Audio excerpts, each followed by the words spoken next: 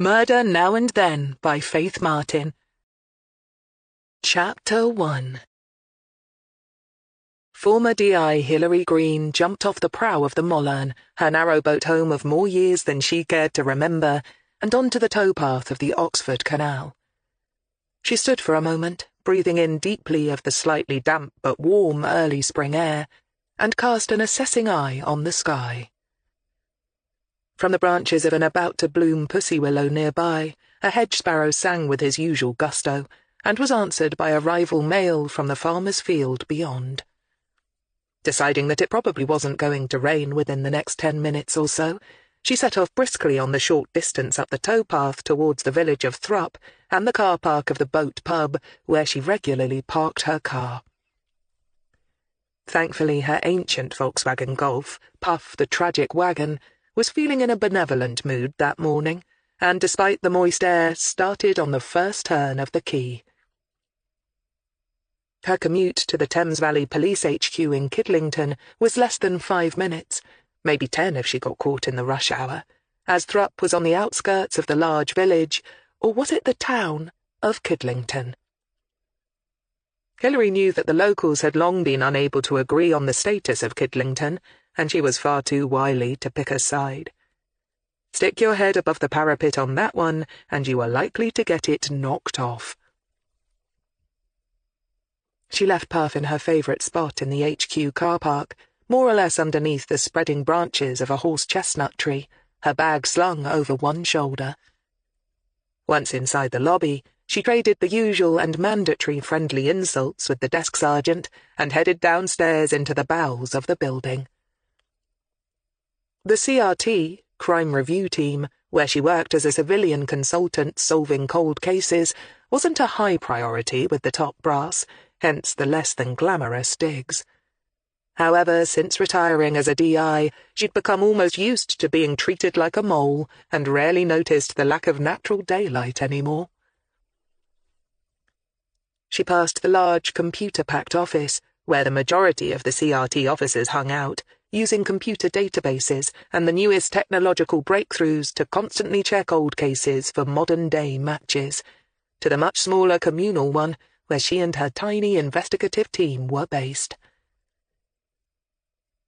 The powers that be had recognized that some cases needed the old-fashioned touch of an experienced detective, and thus had recruited Hilary to lead a small team dedicated to working unsolved murder cases or other serious crimes.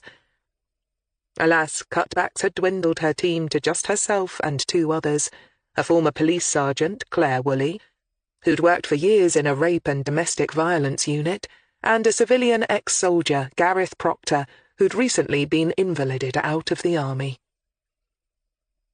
She saw that neither one had come in yet, but that wasn't surprising. She was nearly always early. Unlike her days as a DI, she and her team were supposed to stick strictly to a 9-to-5 regime, as overtime was utterly unheard of. She carried on to her own office, which had, literally, once been a stationery cupboard. She had room to open the door, squeeze past the small desk, pull out a single chair, which hit the back wall almost instantly, giving her just enough room to slither between it and the desk. If she was ever to put on weight, she'd probably have to be reassigned another room. A former toilet stall, maybe. She logged onto her computer, checked her emails, and then impatiently bided her time until Superintendent Roland Rollo Sale, head of the CRT, called her into his office. She'd filed her report on the case they'd successfully been working on and had closed only yesterday, and now she was looking forward to seeing what they'd be working on next. She had to exercise patience, not her strongest point, for another half an hour or so before finally getting the phone call. Once it came, she walked quickly to his lair, one of the few with a window near the ceiling that allowed you a nice view of people's feet as they walked past on the pavement above. She was, as usual, wearing one of her civilian uniforms, which today consisted of a skirt and jacket in dark green, with a plain cream-coloured blouse.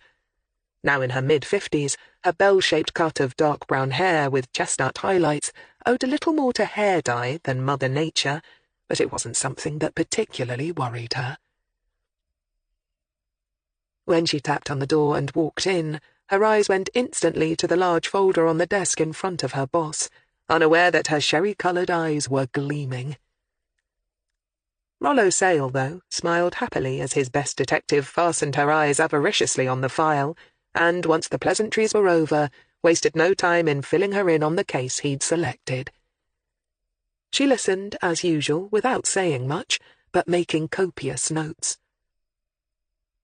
The superintendent was glad to see her back on top form again. The last year and a half had been extremely rocky for her, following the death of her partner, the former head of CRT, Stephen Crail. She had lost weight and still looked rather thin, but he was relieved to see that her old stamina had returned, and that she'd regained her dry sense of humour. Half an hour later, Hilary went to brief her team on their latest assignment, feeling pleased with the case Rollo Sale had selected. Claire Woolley was a hefty woman in her early 50s, with short black hair and brown eyes, and stood 5 feet 10 inches in her stockinged feet. She was a warm, motherly sort of woman by nature, but after years of seeing the worst of humanity, she had a backbone of steel. Although Rollo Sale was technically in charge, he let Hilary do things her way and just get on with it, which was how everyone liked it. This was not surprising, since her solve rate as a full-time DI had been second to none, and that had continued with her move to cold cases. "New case, Gov?" Claire asked hopefully. "Yes, murder this time," Hilary confirmed. Their last case looked set to put away a serial rapist for the rest of his life. Hilary noticed Gareth Proctor sit up a little straighter at the word murder. He was the latest recruit to her team, but she thought, overall, that he was settling in well. Never having trained as a police officer, he'd come through a steep learning curve with flying colours so far. Although his tendency to bark respectful answers at her, as if she were a colonel in the army, could wear thin occasionally, she had no issues with either his work ethic or his discipline.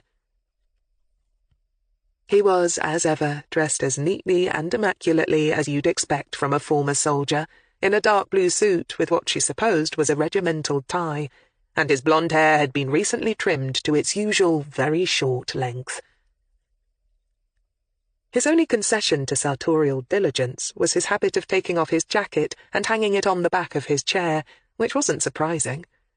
The heating down in the basement levels tended to be fierce, the ancient radiators seeming only to function on 2 levels, blast furnace in the winter, and, thankfully, stone cold in the summer. Intelligent blue eyes watched her thoughtfully. As was his habit, he sat with his left hand in his lap, hiding from view the scars that ran from his hand up the entire length of that limb. When he walked, he used a stick to help support his left leg, which was withered and weakened, a legacy of being too near a bomb when it exploded. At 36, he'd been divorced for a few years now, his marriage being unable to withstand the pressures put on it by his near-year-long hospital stay and his loss of job, friends, and former life. Hilary's team had never been funded as well as anyone would like, and she'd had to work with a variety of people over the years, most of whom came and went quite quickly. Chief among these were students who thought they might like to make the police their career, and then quickly decided that they didn't. But there were also people like Claire, who'd retired from the job, and then found time hanging heavy on their hands and decided to return, albeit in a less stressful role. Hilary was used to training the uninitiated, and working with whatever skill sets they brought, while trying to bear in mind that she was lucky to have staff at all. Naturally, some worked out better than others, but so far the former soldier looked as if he was going to be a good fit, and, with luck, might stick around for some time to come. She understood his reasoning for taking this particular job only too well, for while they might not be the army, he appreciated the chain-of-command mentality of police work, and understood and approved of the gravity of what they did. Nodding at both of them, she walked to the whiteboard, now wiped clean of the specifics of their previous case, and began to fill them in on their latest assignment. All right, this is Michael Beck." She put up a not particularly good photograph of a young man with nondescript brown hair and eyes. Neither good-looking nor ugly, he peered impassively back at them from a photograph that had probably originally been given to them by his family. He was 22 years old when he went out on his bicycle one morning and never returned. His body was discovered that evening in the water meadow not far from where he lived in the village of Wood-Eton. She named a village that was on the outskirts of Oxford, and was unfortunately used as a rat run by commuters who worked in the hospitals that proliferated in the nearby suburb of Headington. This was in early September 2011. He'd not long finished doing a BA in ancient history at Bristol, and had had to move back into the parental home while trying to find a job and a place to live. Claire, mother of 3 grown kids, grunted. Oxford was notoriously difficult when it came to finding affordable housing. Her eldest was still living in rented accommodation that she wouldn't have thought big enough to house a kennel. Hilary's lip twitched at this wry comment. Quite. A local dog walker found him in the late afternoon near Islip, which is more or less the next village down from Wood-Eton, a distance of maybe 2.5 to 3 miles or so. According to the files, there's a weir in the river nearby where the Ray flows into the Cherwell. The water meadows there are a popular spot with villagers in the summertime. "Do courting couples still like to roll in the hay these days?" Claire mused. "The dog walker was a man in his 70s, Hilary said with a grin, and according to the original report, had only his mutt for company. He saw the body and gave the alarm. According to the pathology reports, Michael had been hit over the head with something oddly shaped, vaguely rounded, and it was probably made of some kind of metal rather than wood. Unfortunately, the pathologist wasn't able to match it to any of the usual suspects. She meant things like a cricket or baseball bat, poker, sandbag, or some other handmade kind of bludgeon like a rock in a sock, but she didn't think this needed spelling out to her team. It was a single blow only, but it cracked his skull sufficiently to kill him, with death resulting probably within a few minutes. He certainly didn't drown, as the medical reports later made clear. "He was probably dropped in the river sometime later?" It was Gareth who asked the question, and sounded slightly tentative. He was very much aware that he was still green when it came to police work, but he'd gained enough trust and confidence in both women to feel comfortable asking questions. "I think so," Hilary said cautiously. If he'd been standing by the river and fell in immediately after the blow, he'd probably have some water in his lungs, as his death wasn't instant. When you've copied the files, you can go over the medical reports for yourself and take in the details. You'll see that the doctor thinks the angle of the blow indicates that the victim was hit almost on top of his crown, which means with a distinctly downward stroke. "Meaning, unless the killer was a giant, Beck was either sitting or kneeling," Claire said. "Did he get hit from the front or the back?" "Back, they think," Hilary said. "Well, at least the poor sod didn't see it coming," Claire muttered. "The original senior investigating officer, D.I. Weston, has now retired and is living in Spain," Hilary carried on, "which is nice for some. But it means he's not readily available for us to pick his brains. From what Superintendent Sale told me, he's confident the original team did a good job, but they simply couldn't bring it home to anybody. They did, however, identify 2 strong suspects." She paused to place 2 more photographs on the board. "This," she tapped the photograph of a middle-aged man with reddish-brown hair, which had clearly been taken at an outdoor event of some kind, "is Dr. Timothy Durning." A lean and tall man, with thin but good-looking features, he looked like the academic she already knew him to be. He was wearing a neat bow tie and old-fashioned waistcoat, a look that suited him, but one that not everyone could bring off. One of the victim's tutors at uni, Michael, laid a charge of sexual harassment against him that wasn't upheld, but which nevertheless resulted in Dr. Durning leaving the university under the proverbial cloud. D.I. Weston's notes say that although the university's inquiries couldn't prove Michael's claim, there being no independent witnesses, they were uneasy enough about what they discovered to suggest that the good doctor resign.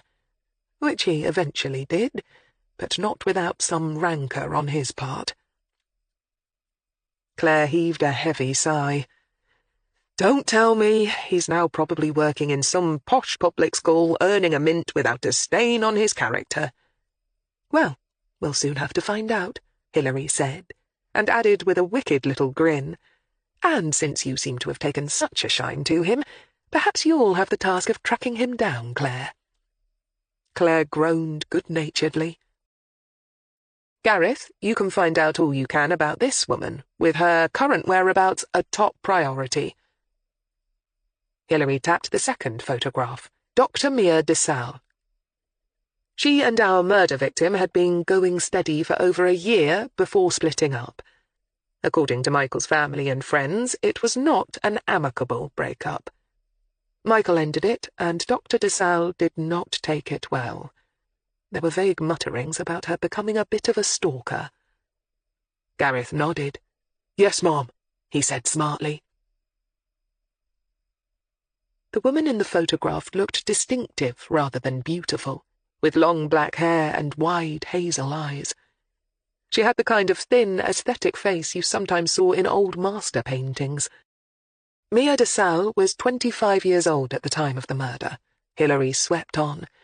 They met at Bristol, where she was doing a PhD in something or other. She knew she'd need to take at least the rest of the day in order to fully absorb the data, but it annoyed her not to have the details already at her fingertips. According to the original reports, Dr. DeSalle had no alibi, but there was no forensic evidence linking her to the crime, and no witnesses placing her in the vicinity either. And although D.I. Weston thought she was squirrely, and that's a direct quote from his notes, she denied any and all knowledge of Michael's recent whereabouts and activities. "Well, she would, wouldn't she?" Claire said dryly, paraphrasing the famous courtroom quote from the Profumo scandal. Hilary's lips twitched again, but she doubted Gareth understood the reference. All of that was old news, wasn't it? And unlikely to interest him. "All right," Hilary said briskly. "You know the routine. Claire, you need to get any paper files from records and make copies for everyone. Gareth, help out with that. It'll be a mammoth task and will probably take a few days. Do it in batches and then go on to something else, or you'll set fire to the old photocopier." The CRT tended to be a repository for old and outdated equipment passed down from above, not quite like manna from heaven. Not that they weren't grateful. "Download digitally whatever you can," she added with a sigh. "I'll start the murder book going and make my own notes. By the end of the day, I should have a list of assignments for you. As usual, most of it will be tracking down up-to-date info on our witnesses and suspects. But let's see if, after a decade, we can't unearth something new that'll help us get justice for Michael." "Gov," Claire said amiably. "Mom," Gareth said crisply. Hilary retreated to her office to devour all the notes she'd been given from the original investigation, and the rest of the day passed quickly. She tried to put herself back in 2011, but when it came to remembering what had been important in her life 10 years ago, she couldn't come up with anything specific. But she assumed that her work had been her priority.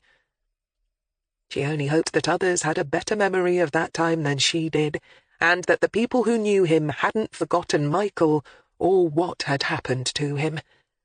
But if they had, they were about to be reminded, and in no uncertain terms.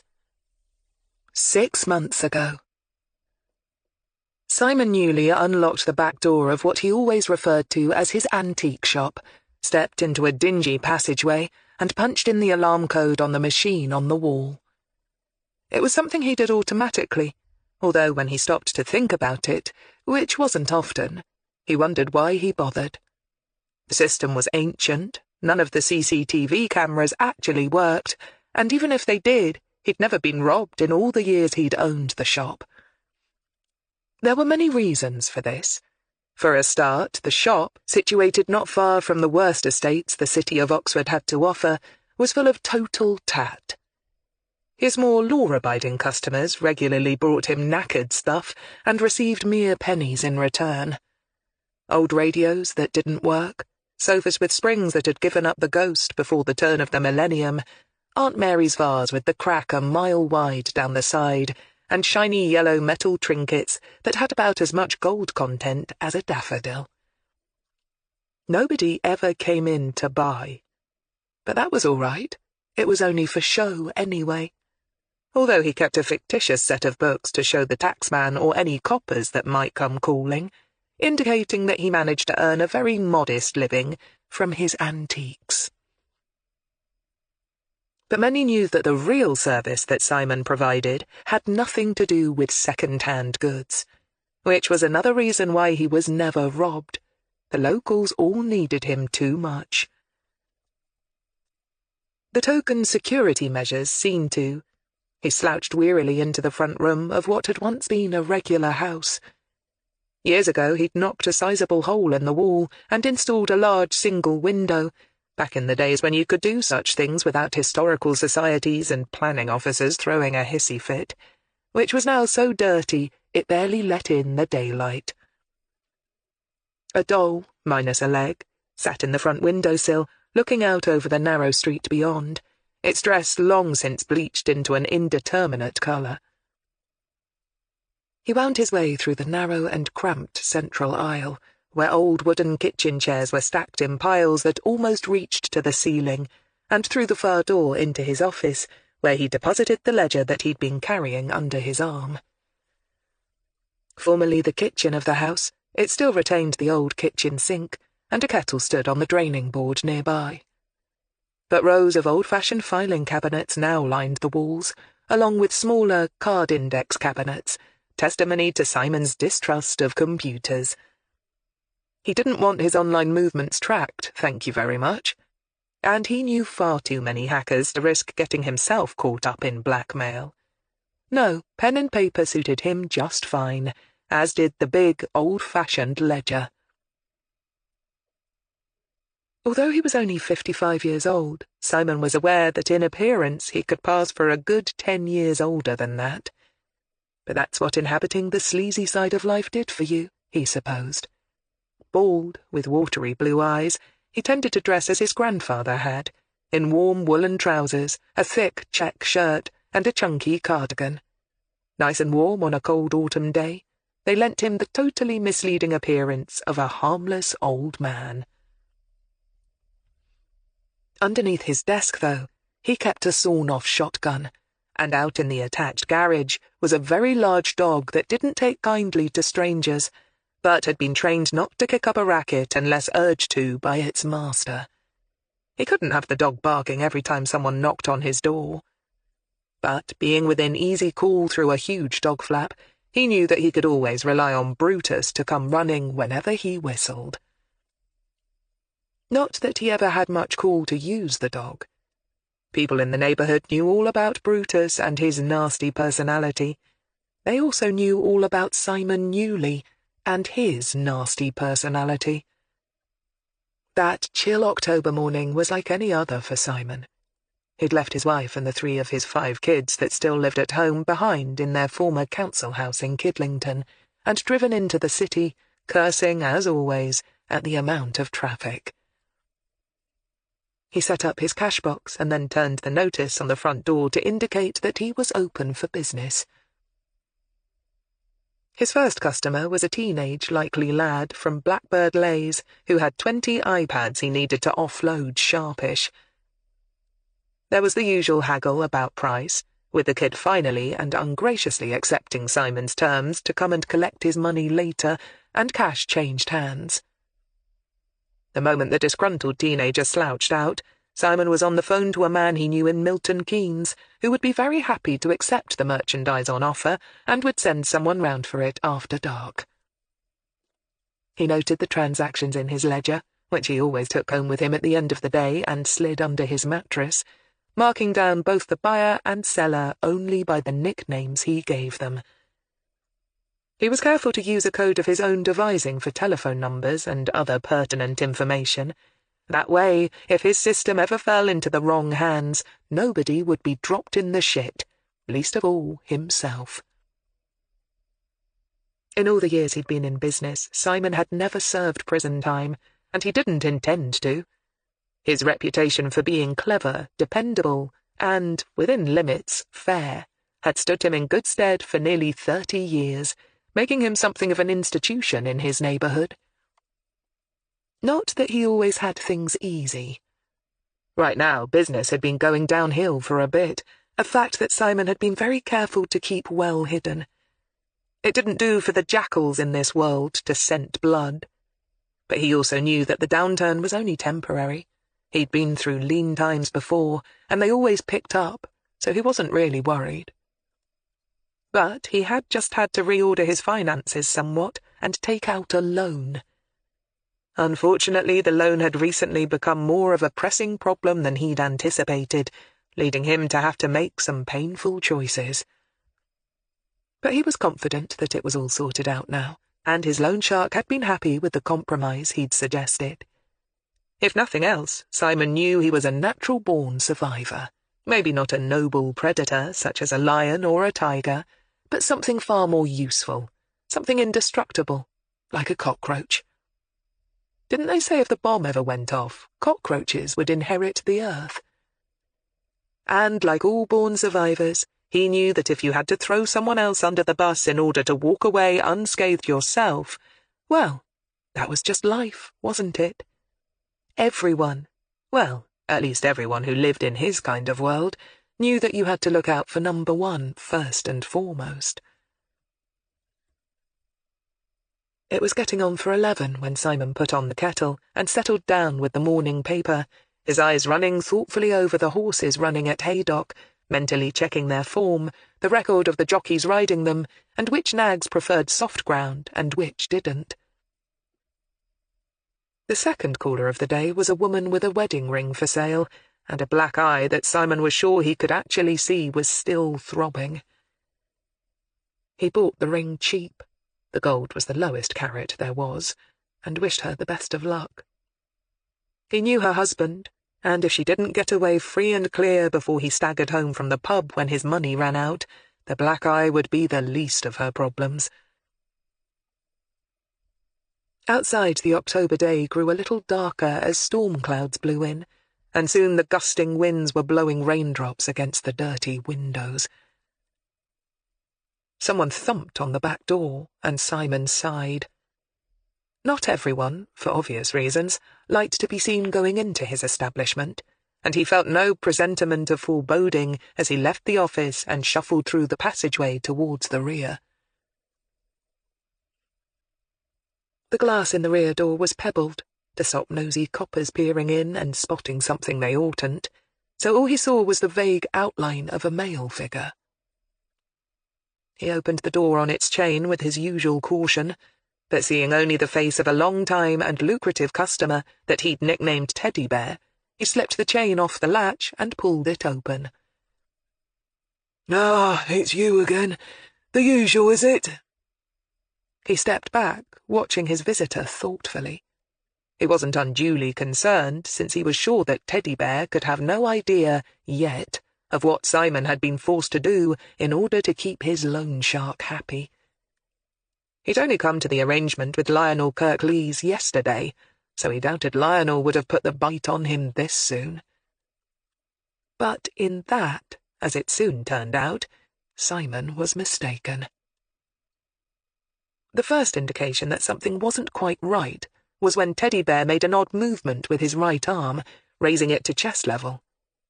The second indication was when Simon heard this strange noise and felt his whole body convulse with pain and a strange, hot, alien sensation racing across and through him like liquid fire.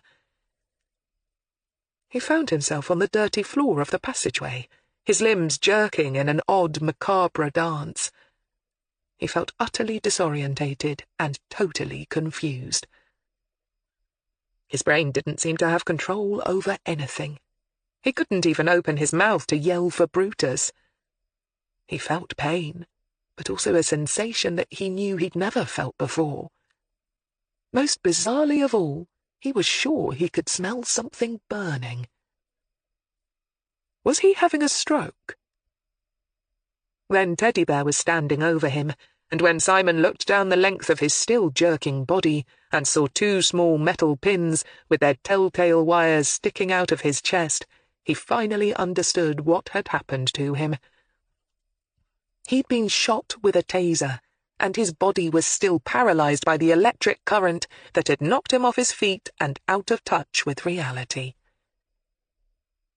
He tried to open his mouth, to plead, to try and make amends, to promise Teddy Bear anything he wanted, anything at all, if only he would let Simon be. But he could produce no sounds other than a kind of silly and his eyes widened in fear and panic as he saw his visitor lean back through the open door and reach behind him for something.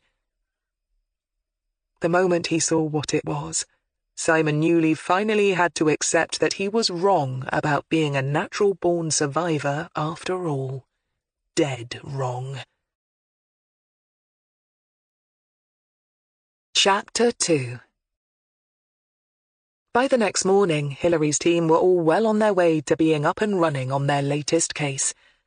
Most of the really important documents had either been photocopied and distributed as hard copy files, or else downloaded onto their digital devices. Better yet, Gareth and Claire had tracked down the latest addresses or contact details for a good percentage of the witnesses and suspects involved in the original investigation. Arriving dead on the dot of 9 o'clock for once, Hillary found both Claire and Gareth already in and raring to go. For a moment she stood in the doorway, regarding them both, and then smiled. "Claire, feel like coming with me to talk to Michael's parents?" She'd telephoned the Becks yesterday afternoon to warn them that their son's case was being looked at again, and had arranged a visit with them for 10 o'clock that morning. Great! Claire instantly accepted. In her view, anything that got her out of the office for a few hours was not to be sniffed at. "On the way there, we can stop off and take a look at where the body was found," Hillary suggested. Although the medical evidence hadn't been able to determine one way or the other if the place Michael Beck's body had been found was the same as where he went into the water, it seemed to her to be unlikely. Given the current in the river, the original team had theorized that the murdered man must have entered the river somewhere upstream. Unfortunately, despite their best efforts, they'd been unable to find the spot. The surrounding fields for some miles around had either contained cows, sheep, or horses, most of which regularly went to the riverbanks to drink, and thus might have obliterated any evidence. It probably won't tell us anything useful all these years later, but it'll at least give us a feel for things and get the lie of the land fixed in our heads. "Good idea, Gov," Claire agreed happily. "A walk in the countryside won't hurt either." Hillary knew how she felt. She gave Gareth an apologetic look. "Gareth, I need you to get in touch with the original SIO and pick his brains. I doubt he'll have anything to add to what's in the files, but we can't overlook it. Who knows? A call out of the blue might jog his memory about something." Claire rolled her eyes at the likelihood of this, but wisely said nothing. In her experience, once retired coppers got the smell of sand and sea in their nostrils, then their old life might just as well have never existed. Gareth accepted his less appealing assignment with no visible expression but a calm nod. Since Hillary didn't like to ask too much of her aging car these days, they set out in Claire's more recent and reliable little runabout, heading out towards the villages of Islip and Wood-Eaton in a brief burst of bright spring sunshine. Early daffodils gave the Kidlington roundabout a daubing of cheerful yellow, and through the clouds, now and then, a blue sky promised better things to come. There was still a chill breeze blowing, however, when, 15 minutes later, Claire pulled the car off onto the side of the road opposite a water meadow and switched off the ignition. Over beyond a stand of trees lay the attractive village of Islip, and as they set off walking towards the riverbank, Hilary could hear a colony of nesting rooks kicking up their usual racket. The fields were bare of wildflowers so early in the season, and the trees were yet to don their mantle of green, but the river still managed to look beautiful as it wound its way towards Oxford.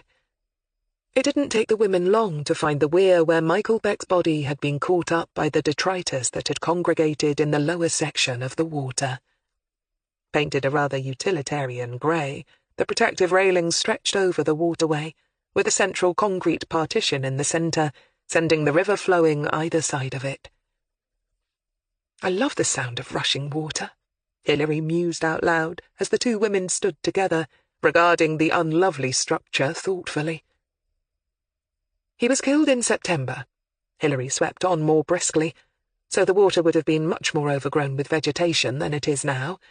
Both river weeds, like water crowfoot, which grow in the actual flowing water itself, and things like river mace or rushes, rosebay willowherb and meadowsweet would all have infringed down from the banks and colonised the outer edges." Claire, also a country girl, nodded. "Yes, it's easy to see why his body would have snagged here. You're thinking he didn't travel that far?" Hilary sighed. "It's impossible to say, because his home is only a short distance away." She turned, getting her bearings, and then pointed vaguely. "Over there. It's tempting to assume that he was killed near to home and then dumped in the river at the closest point to Wood-Eaton, if only because his killer would have been anxious to get away from the proximity of a dead body as soon as possible. But there's no real way of knowing. We mustn't get lured into one-dimensional thinking," she said, warning herself as much as Claire. "For all we know, he could have been killed miles away, and then driven back here in the back of some vehicle and dumped close to his home just to lay a false trail or confuse the issue." Claire nodded. For a moment the two women stood companionably in the field, watching the hypnotic motion of the river flowing over the weir. Somewhere a yellowhammer called, and a chiff-chaff, probably newly arrived from its impressive migration from much warmer climes, was encouraged to join in. With the grazing cattle in the next field, the place looked bucolic, calm, and innocent. "Not the sort of place you expect to find a dead body, is it?" Hilary said quietly. "Not really, no," Claire agreed, then shivered in the chill wind. "Seen enough, Gov?" she asked hopefully. Hilary smiled. "Sure. Let's go and warm up." With a bit of the luck, the Becks would offer them a hot cup of coffee. William and Martina Beck, according to Claire's research, had both retired relatively early from their respective professions and had not moved away from the family home. Hilary didn't read anything into this. Sometimes the relatives and loved ones of murder victims couldn't wait to move away from the place where they'd suffered such a traumatic loss. Others felt the need to stay close by, perhaps because the familiar surroundings helped keep their memories more vivid. William Beck, who'd sold his business providing greenhouses and conservatories to the well-heeled barely 2 years after losing his son, turned out to be a tall, thin man with fine pure white hair and pale brown eyes. Dressed in elegantly tailored black slacks and a warm cream woolen pullover, he answered the door with a strained smile and invited them in the moment they showed their identification. The Beck's house was a large detached cottage situated in a small lane by the church, just off the main street. Much extended and built of the local stone, it was wonderfully warm inside and decorated in muted pastels. He showed them through the small entrance space and straight into a newer kitchen-cum-diner, where a sofa at the far end sat facing a log burner, flickering with flames. The walls were covered not with paintings, but with photographs of local scenes and wildlife. A grey heron, caught on a misty morning on a recognisable bank of the River Cherwell at Oxford, was framed in pride of place above the sofa. A close-up of a wagtail, perched on a stone in the middle of a shallow stream, sat on the wall above the kitchen sink.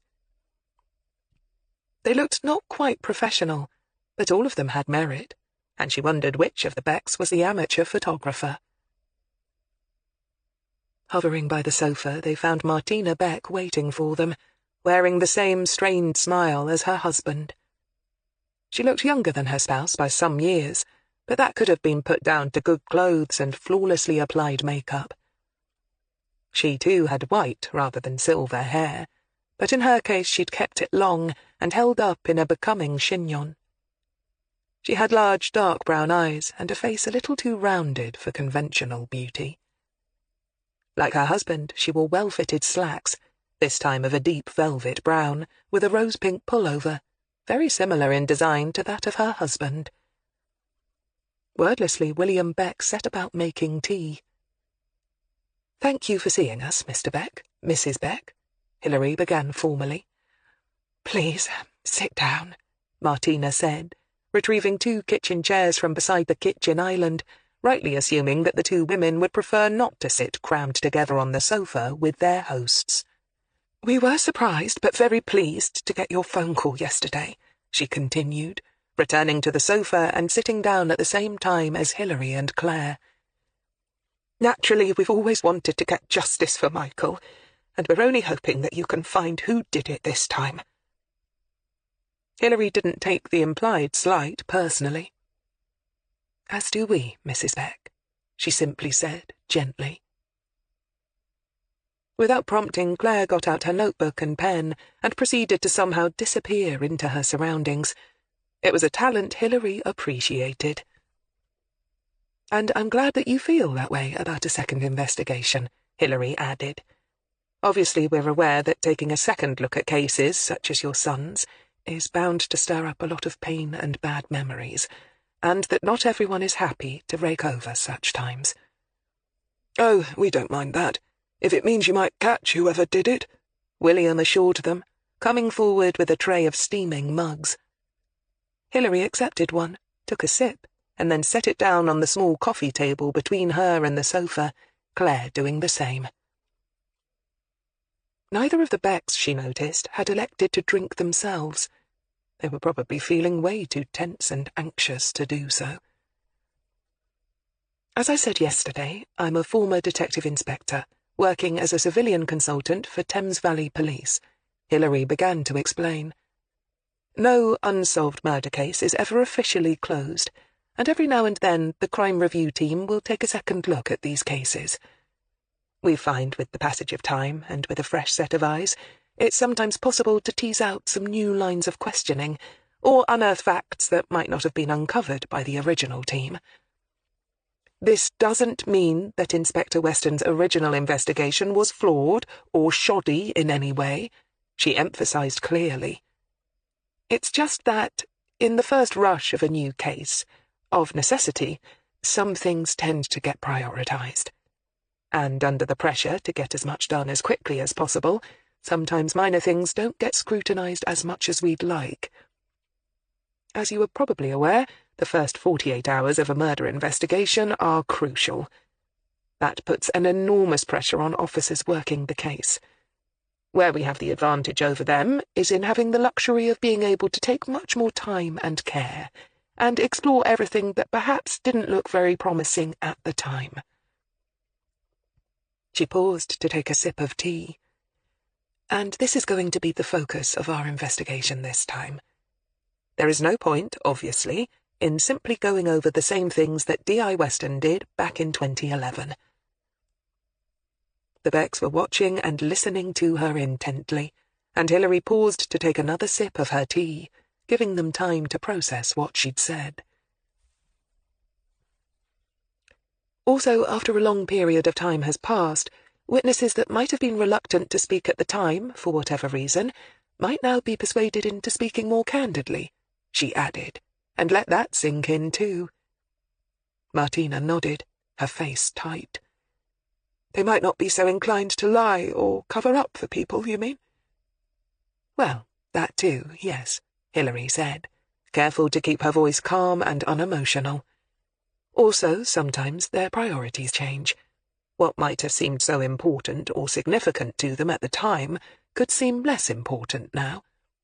For example, witness A might have been having an extramarital affair, and if he or she saw your son on the day he died, he or she might not have said so, for fear of being discovered in their infidelity. Their evidence might or might not be relevant, but until we uncover it, we have no way of knowing. But now, years later, they may have divorced or separated, or be more willing to be helpful. William Beck nodded, but said nothing. His wife merely sighed. You'd also be surprised how much people hold back simply because they don't want to get mixed up in a murder investigation. And again here, the passage of time is a help to us. Things are less raw or frightening, and they find the courage to actually be cooperative. Then there are those people who simply didn't realize that some little snippet of information they had might have been of interest to the police, and so they didn't come forward because they didn't want to waste police time. Again, years later, if we come knocking on their door and actually ask them to talk about the day Michael died, they'll quite happily tell us. Yes, I can see how that could happen, Martina agreed. Hilary, watching her closely, said casually, Then there are those who didn't want to say anything in case it caused trouble for people that they were sure could have had nothing to do with what happened to Michael. And in this they may be right. Or, of course, they may not. But it's still an interesting psychological fact that these people often feel safer to talk about such things when a lot of time has passed than they did when a full-on murder investigation was underway. That's why these second looks into cases are so important. Yes, we can see what you're getting at, William Beck said, a touch impatiently. Do you have any reason to think that your neighbours or Michael's friends, or anyone else for that matter, had been less than honest about what they told D.I. Weston at the time? She asked curiously, watching Martina more closely than her husband. Michael Beck's mother flinched slightly and cast a brief, questioning glance at her husband. We can't be sure. You have to understand, our emotions were all over the place at the time. But I never liked that girl Michael was seeing. Mia DeSalle, Hilary clarified. Yes. She never seemed right for him somehow. I felt they were totally mismatched. I was glad when Michael broke up with her, to be honest. What's more, I don't think she was ever a particularly truthful person. At this, her husband stirred a little uneasily at her side. But that was just an impression we formed, you understand, he added scrupulously. We never caught her telling outright lies. Martina laid a hand across her husband's knee and patted it. My husband is right, of course, but even he will admit that she was rather odd. Can you be a bit more specific? Hilary appealed. I don't know if I can. She just seemed to be not quite... what's the expression? Off with the fairies? At this William sighed, but didn't contradict her. Hilary thought about this statement for a moment, and decided it still needed clarifying. By that, do you think she was, mentally ill? Oh, no, I wouldn't go that far, Martina said at once. She seemed to function perfectly well, and she was very clever, of course, getting a PhD in environmental studies and all that. It's just that... Oh, it's hard to describe. You'd have to have met her yourself to understand what I mean. It was as if she wasn't really living on the same planet as the rest of us, somehow. Did Michael say anything about Dr. DeSalle's, eccentricities? No, not to us, Martina admitted reluctantly. Did they ever argue violently? No, not that we saw. Again the answer came grudgingly. At least not while they were a couple. After they split up, she became... well, the only word I can use is obsessive. Hilary turned her attention to William. Do you agree with that, Mr. Beck? William shrugged. I suppose so. She had a very strong personality, which made her very passionate about things, especially about saving wildlife. I think that's probably what attracted Michael to her in the first place. He indicated the photograph of the heron. Michael's first and enduring love was always ancient history, but he loved animals and nature almost as much. Whenever he took up a new hobby, he always threw himself into it with everything he had. Researched it, read all about it. It was a born scholar, that boy." "Michael took all these," Martina broke in, indicating the photography on the walls. "He was only 12 when he started. They're quite good, aren't they?" "They certainly are," Hilary agreed, but wasn't to be distracted. "Do you know why he broke off their relationship?" she asked bluntly. "Not really. I think she just got too much for him." It was the boy's father who answered. "From what we hear about her now and then, she's made a success of her life, but she could be a bit intense, I think is the best word for her, a bit over the top. I think Michael simply found it a bit overwhelming after a while. Our son was very much a normal sort of chap, and she was, well, not." He shrugged helplessly. "I understand she didn't take the breakup well," Hilary tried next, and Martina all but snorted. "She certainly didn't. For ages afterwards she kept ringing here, asking to speak to him. He'd blocked her calls on his mobile and on social media and all that sort of thing," Martina said. "It got embarrassing in the end, having to pretend he wasn't in when she called." "Might it not have been easier for him to talk to her? Convince her that it was over?" Hilary asked mildly. "Oh, he tried," William said sharply. "But the woman just wouldn't take no for an answer." He sighed wearily. "Or perhaps that's being a bit harsh. I have no doubt that she was deeply hurt by it all.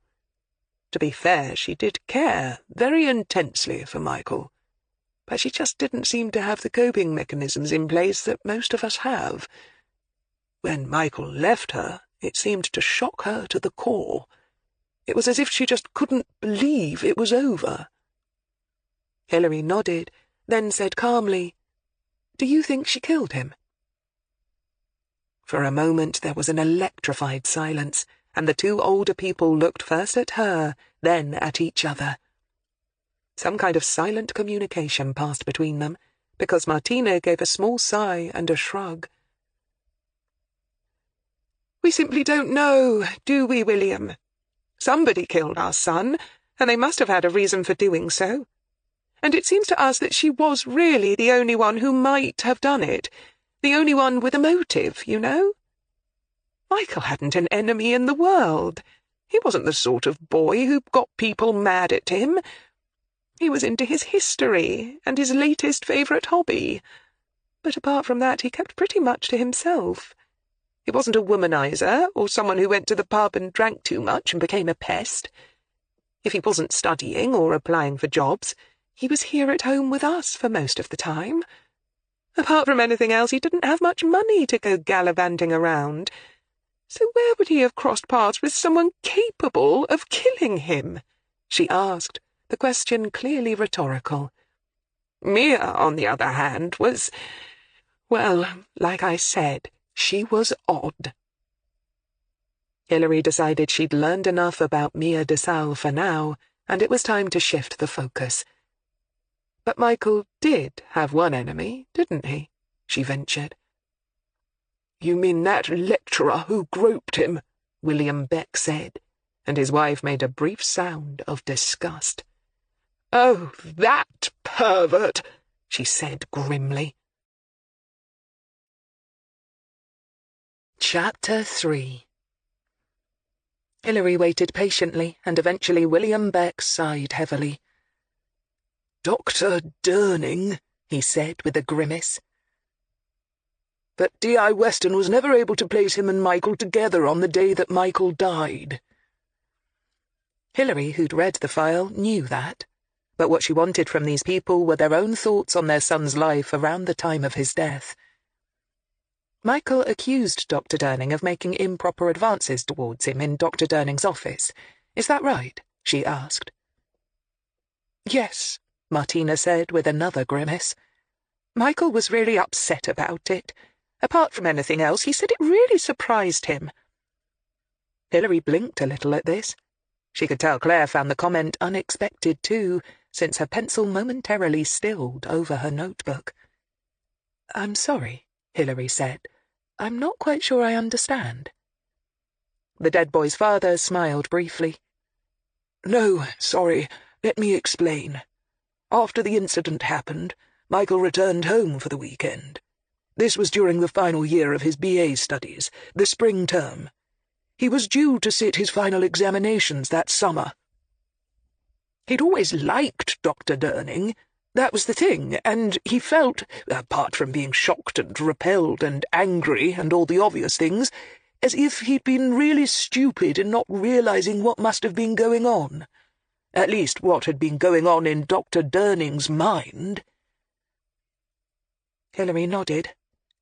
"I think I understand." He felt somehow culpable because he felt that he'd been naive in not realizing that his tutor had a predilection for him. William Beck shifted a little on the sofa and sighed gently. "Michael admired him as a teacher, you see, and Dr. Durning had always been his favourite tutor. Our son was really into ancient history, right from the time he was a little boy. He grew up on the legends of King Arthur and the whole Camelot thing, and from that his interest grew into the realms of proper history and became a real passion of his. And he always said that Dr. Durning felt the same way, that he hadn't allowed himself to become jaded or bored like a lot of his tutors had. Michael was particularly interested in the Saxons and Romans, but also in prehistory. He spent as much time as he could at the Rollright Stones, for instance, and Dr. Durning always encouraged his research." Hilary nodded.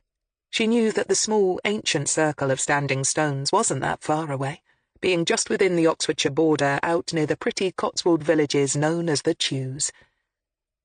Nowhere near as famous or impressive as Stonehenge, of course, or the circle at Avebury, they were nevertheless still fascinating in their own right. Was that because they're close by? "Partly, yes, and also because they're less well-studied. He also loved visiting the White Horses," William said. Again Hilary immediately understood the references. There were ancient depictions of horses that had been carved into the chalk hills by ancient man in several nearby locations in Oxfordshire, such as Uffington, and even more in the nearby county of Wiltshire. "And Michael wanted to make ancient history his career. He wanted to go on to do a PhD and teach it to university standards, maybe even write textbooks," William continued, "which is why he allowed himself to become so close to Dr. Durning. In all innocence, because Durning always encouraged his ambition." "I imagine that's a tough field to break into," Hilary murmured. "So few good appointments, and far too many candidates. Not many people with degrees manage to get university postings, surely?" "No, you're right. So many of them have to settle for jobs in related but lesser fields than pure academia. And Michael knew that. But according to him, Dr. Durning was always very supportive of his chances of achieving his goals, and sponsored him all the way. And Michael, up until that moment in his office, had always thought that his encouragement was genuine. And, well, pure, for want of a better word." "But it seems Dr. Durning had other, less altruistic motives," Hilary supplied. "Yes," William said flatly. "When he asked Michael to come to his office that last time, he used the excuse that he'd found some rare books in a private collection that he thought would interest Michael. But when they were alone, well, according to Michael, he seemed to think, well—" But here the older man seemed to be lost for words. "He asked Michael for sexual favours in return for access to the books?" Hilary encouraged. "No, not in so many words," William said carefully, as if anxious to be seen to be fair. "From the way Michael explained it to us, it was more as if Dr. Durning thought and fully expected that Michael would be interested in starting a relationship with him. It surprised Michael no end, because, well, for a start, he'd been seeing Mia for a while by that time, and he was sure Dr. Durning must have been aware that he wasn't gay. So what happened? Hilary asked. Of course, Michael Beck's version of what had happened next, along with the subsequent investigation by the university, were all included in D.I. Weston's files, but Hilary wanted to see if the Beck's memories of that time contained anything new. Well, Michael said at first that he was just stunned. He couldn't think what to do or say. He said he just stood there, speechless and embarrassed. Perhaps, Martina injected. That might have given the wretched man the wrong impression. Maybe he mistook Michael's silence for acquiescence. Anyway, he tried to seduce Michael. Physically, I mean, she finished disdainfully. He tried to kiss him? Hilary asked more bluntly. Yes, William said, and he pushed him against the wall, touching him inappropriately. It was said in a quick, flat tone, as if the older man had had to say the words before, but didn't really want to hear them. Hilary could understand why. I understand this is all very distasteful and upsetting, she said gently. I take it Michael fought him off.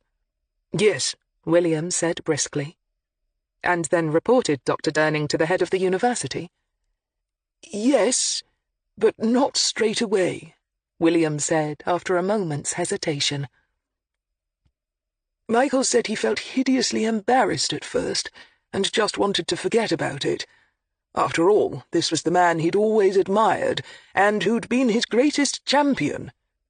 Then he began to wonder if, somehow, it was his own fault that it had happened. You know, had he somehow given his tutor reason to believe that there was something between them? Yes, that often happens with victims of sexual harassment, Hilary agreed quietly, with a quick glance at Claire. She, having dealt with abused women for most of her career, knew all about this sort of thing. She saw her companion grimace, but knew that Claire wouldn't give a lecture on it right now. She wouldn't want to interrupt the flow of the interview. They start to second-guess themselves, Hilary explained matter-of-factly. They start to look back on things and wonder if some innocent remark they'd made could have sounded like a come-on, or whether a purely innocent gesture could have been interpreted as an invitation. Although, as both she and Claire well knew, it was far more often women who had this type of experience, she knew that men were not immune from this sort of false reasoning. Exactly. It took him a while, I think, to come to terms with it all, to see that he'd actually done nothing wrong, nothing at all, and that his tutor had no right to put him in such an invidious position, that he'd used his position of power in order to try and, well, persuade him into doing something that he wasn't comfortable with. And when he finally reasoned all that out, William shrugged, he finally became angry. You say he finally became angry, Hilary slipped in smoothly. Was Michael usually slow to anger, would you say? Oh, yes, the boy's mother said at once. It sometimes worried me. He was such a placid child, and even when he grew older he had such an even, amiable nature. It took a lot to make him angry, didn't it, darling? She looked over at her husband. Yes. Hilary nodded. So it was unlikely that their murder victim had been killed because his hot head had got the wrong person riled up, unless... But when he did lose his temper, did he lose it violently? Hilary asked. Some people who were slow to anger could really blow their top when they finally did. And if that was the case here, then it was possible that Michael, unused to being angry, had really lost it on the final day of his life, and whoever he'd taken his frustrations out on had returned the favour in kind, and then some. No, not really, Martina said thoughtfully, again looking at her husband. When Michael was upset about something, he tended to become quieter, if anything, and very stubborn, he said. Yes, that's true. Normally he would just go along to please people, you know. But if he was seriously riled, he'd dig his heels in and be very mulish. Martina smiled. I remember him once as a boy refusing to do something or other I'd asked of him, and nothing could move him." Keeping her voice carefully neutral, Hilary continued her questioning. "Do you think that's what happened with his tutor? Was he just being stubborn in going through with the complaint?" It was not that she didn't applaud the dead man for the courage of his actions, but she needed to get a feel for the victim. Was he a vindictive sort? Was he quick to be offended? Did he always retaliate? It didn't seem so, based on what she'd learned about him thus far, but if he was, it was far more likely that Michael had more enemies than his parents seemed to think. And that was something she needed to be aware of. "No, it wasn't that so much," Martina explained wearily. "Michael never wanted Dr. Durning to get the sack, for instance, did he?" She turned to her husband, who was already shaking his head. "In fact, we had to stop him writing a letter to the university about it. He just didn't want another student to go through the same thing, you see," William Beck said with a small, sad smile. "I think, in his own mind, he'd convinced himself that Dr. Durning had been guilty of nothing more than a bad lapse of judgment, that he had misunderstood their relationship, and Michael just wanted him to be more careful in the future, so that he didn't do it again and upset another student, or be drummed out of teaching altogether. In spite of it all, I think he still credited the man with being a good teacher." "So he felt guilty when Dr. Durning had to leave the university?" "Yes, in a way. I told him it was silly to feel that way," Martina said, anger creeping back into her voice now. "The man got exactly what he deserved." "But Michael wanted to retract his accusation," Hilary persisted, still not sure that she fully understood the dynamics of what had happened between her murder victim and his tutor. "No, no!" Both the Becks spoke forcefully and at the same time. After another quick, silent glance passed between them, it was Martina who carried on.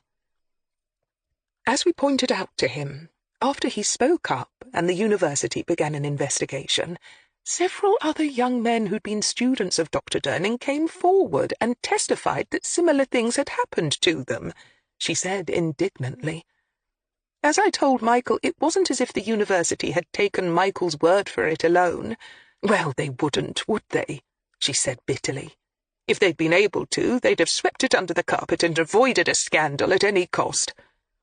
"Now, I'm not sure that's altogether true, Marty," her husband put in, but his wife, for once, ignored him. "But with others backing Michael up, they couldn't," she added with evident satisfaction. Hilary nodded. "Did Dr. Durning make any threats against Michael after he left the university? And would Michael have confided in you if he had?" "No, I'm sure he didn't," Martina said, clearly confident of her answer. "Michael had proper support from the university when it became clear that Dr. Durning was a serial offender. I'll give them that, at least. He was appointed a proper counsellor that he could always talk to, as well as a member of the student union to keep an eye on him. I'm sure if anything more had happened, one or the other of them would have known about it. I felt so helpless being here while Michael was finishing his final term, but it did help to know that he had someone he could go to at Bristol." "Would Michael have told them things, do you think?" Hilary mused. "Would he have been happy to talk about such private matters with strangers?" Again, she was not judging, only trying to understand Michael's personality. "Yes, I think so," the dead boy's mother said, beginning to sound tired now. "He was never a secretive sort of boy, never the kind to keep things locked up. He was an only child, so we were always a bit worried that he might not be very sociable, but we needn't have been concerned on that front." Martina smiled. "He made friends easily, and his best friend, Kevin, was almost like a brother to him. They'd known each other since they were 11. He was always enthusiastic, and shared his toys, even as a toddler." Hilary nodded and decided that it was time to leave it there. Both of her witnesses were beginning to look as if they'd been put through the ringer, which was not surprising. She could always come back for a second interview once the case inevitably started throwing up more things that she'd need to ask. "All right, Mr. Beck, Mrs. Beck. I think that's all we need for now," she said, beginning to gather her things around her and rising from her chair. "I might like to come back some other time to talk some more, if that's all right with you." "That's more than all right with us," William said, also rising. His wife, still looking weary, stayed on the sofa. William walked them out in silence, but on the doorstep he looked Hilary in the eye and said, "Please find whoever killed him." Hilary swallowed back a hard lump that had risen in her throat and promised simply, "I'll do everything I can, Mr. Beck." 6 months ago. D.I. Robin Farrell peered through the back door of the dingy shop, but made no move to step inside. The police photographer and the scene of crime people were still working around the pathetic figure of the dead shop owner, and he was not adverse to waiting until they'd finished. He glanced curiously around the neighbourhood, feeling a little depressed by the rows of tiny back gardens, most of them overrun with weeds, nettles, and rusting objects. The run-down garages all but falling apart, and used more for storage than shelters for cars, and the ubiquitous rain-soaked, overflowing gutters. "At least finding a witness who saw our man come and go should be easy enough, Gov." The young and Greene constables standing beside him said, looking hopefully at the many rows of windows in the surrounding drab council houses and the back ends of a few other shops. "Someone must have seen Mr. Newley's visitor." Robin gave a brief grunt of laughter, which held nothing of amusement in it. "I doubt it, Constable," he predicted tiredly. "Most of the homeowners will prove to have been out at work or spending their universal credit at the pub, and even those who were home won't have been looking this way, mark my words. And as for the commercial premises—" He glanced at the grubby rear windows of the betting shop next door, which had its blinds firmly drawn. "I think you'll find that they were all too busy with their own customers to take notice of Mr. Newley's business." It never ceased to amaze the D.I. how good people were at managing not to see things going on right under their noses, especially in districts like this. The constable glanced again at the houses, hoping that the senior investigating officer was just being pessimistic.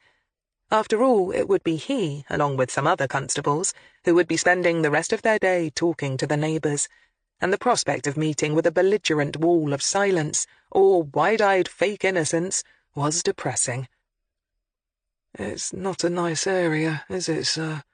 he finally muttered in forlorn agreement, and massive understatement. Robin Farrell didn't bother to answer, but moved back out of the way as one of the white-suited lab technicians stepped past him with a box of bagged evidence. His absence from the narrow rear passageway revealed the doctor, who was kneeling beside the fallen body and examining it closely. Once the medical man had finished and was packing up his case, Robin sent the constable about his unenviable task and prepared to have a brief word with the expert. The doctor wasn't someone Robin knew, but he greeted the SIO with a smile and a brief handshake. "Dr. Coltrane, and don't ask for miracles," were his opening, rather discouraging words. "But I'm prepared to say that he's probably been dead not more than 2 hours, and it looks, from just my preliminary inspection, as if cause of death is likely to be the blow to the head, made by an oddly shaped weapon, probably made of some kind of metal.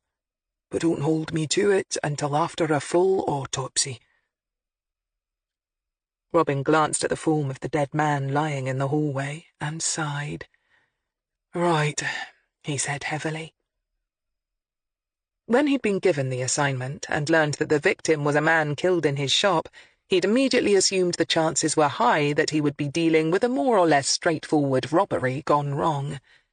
Now he was beginning to wonder. Most thieves who killed did so because their victims confronted them in the shop in the act of actually stealing, or in the office, caught trying to steal the petty cash. But the old man here had been killed at the back door, and according to those who were first on the scene, the cash box had been found intact further inside. "One thing of interest," the doctor said, making the inspector's ears prick up. "I found 2 unusual marks on his chest. I was first alerted to them by a slight brownish stain on the front of his shirt." "Knife wounds?" Robin asked. The medical man looked at the SIO with interest, seeing a man somewhere in his mid to late 40s, not quite 6 feet tall, with thinning fair hair and wide grey eyes. "No, I think it far more likely that they were made by 2 points of electricity coming into contact with his skin, having penetrated the thin material of his clothing." It took the inspector only a moment of quick thought to come up with the answer. "You think he was hit by a taser first?" "I think that's the most likely explanation," the doctor confirmed cautiously. "I'll be able to see for sure once I've got him on the table." Robin frowned. This was looking less and less like an opportunist robbery the more he learned about it. "I see. Anything else you think I should know about?" "Not at this stage, Inspector," the doctor said with a wry smile. "I think I've stuck my neck out far enough as it is." He cast the dead man a brief look and sighed. "Good luck. I'll be off now." The inspector nodded and thanked him, then set off around the side of the building to the front of the shop, where the first officer on the scene, an old hand from the local station, was guarding the front door. Not that it needed much guarding, as the street was conspicuously empty. It wouldn't have taken long for word to get around that the police were out in force, and not even nosy kids had been allowed out to see what it was all about. "Constable Wrighton, isn't it?" he said briefly to the man standing stolidly in front of the door. "Yes, sir." "Know the victim, do you?" "Yes, sir. He's pretty well known to us. Simon Newley. He's had these premises for going on 30 years now." Robin nodded, not surprised by the news that his victim had come to the attention of the locals. It had taken him but one glance at the premises to guess that the owner of such a place was hardly likely to be a paragon of virtue. Shops such as this one were shops in name only. He glanced through the almost impenetrable grime and peered into the interior. "What a load of tat," he commented. "He never earned his daily crust from selling that lot." He nodded his head to include the items within. The constable's lips twisted. "That he didn't, sir." He regarded the SIO with the calm patience that a lot of long-serving, lower-rank officers usually reserved for the high flyers. He knew vaguely of D.I. Robin Farrell's reputation. Decent enough bloke, recently divorced, who wasn't, with grown kids. Too good-looking for his own good, so the rumour mill had it, and his missus had found him playing away. Worked out of Thames Valley HQ in Kidlington. Played golf, hoping to catch some bigwig's eye, no doubt. Had ambitions, so it was said. Well, the constable had no problem with that. Although he doubted he himself would ever even make sergeant, he was happy to have a steady job and a steady wage.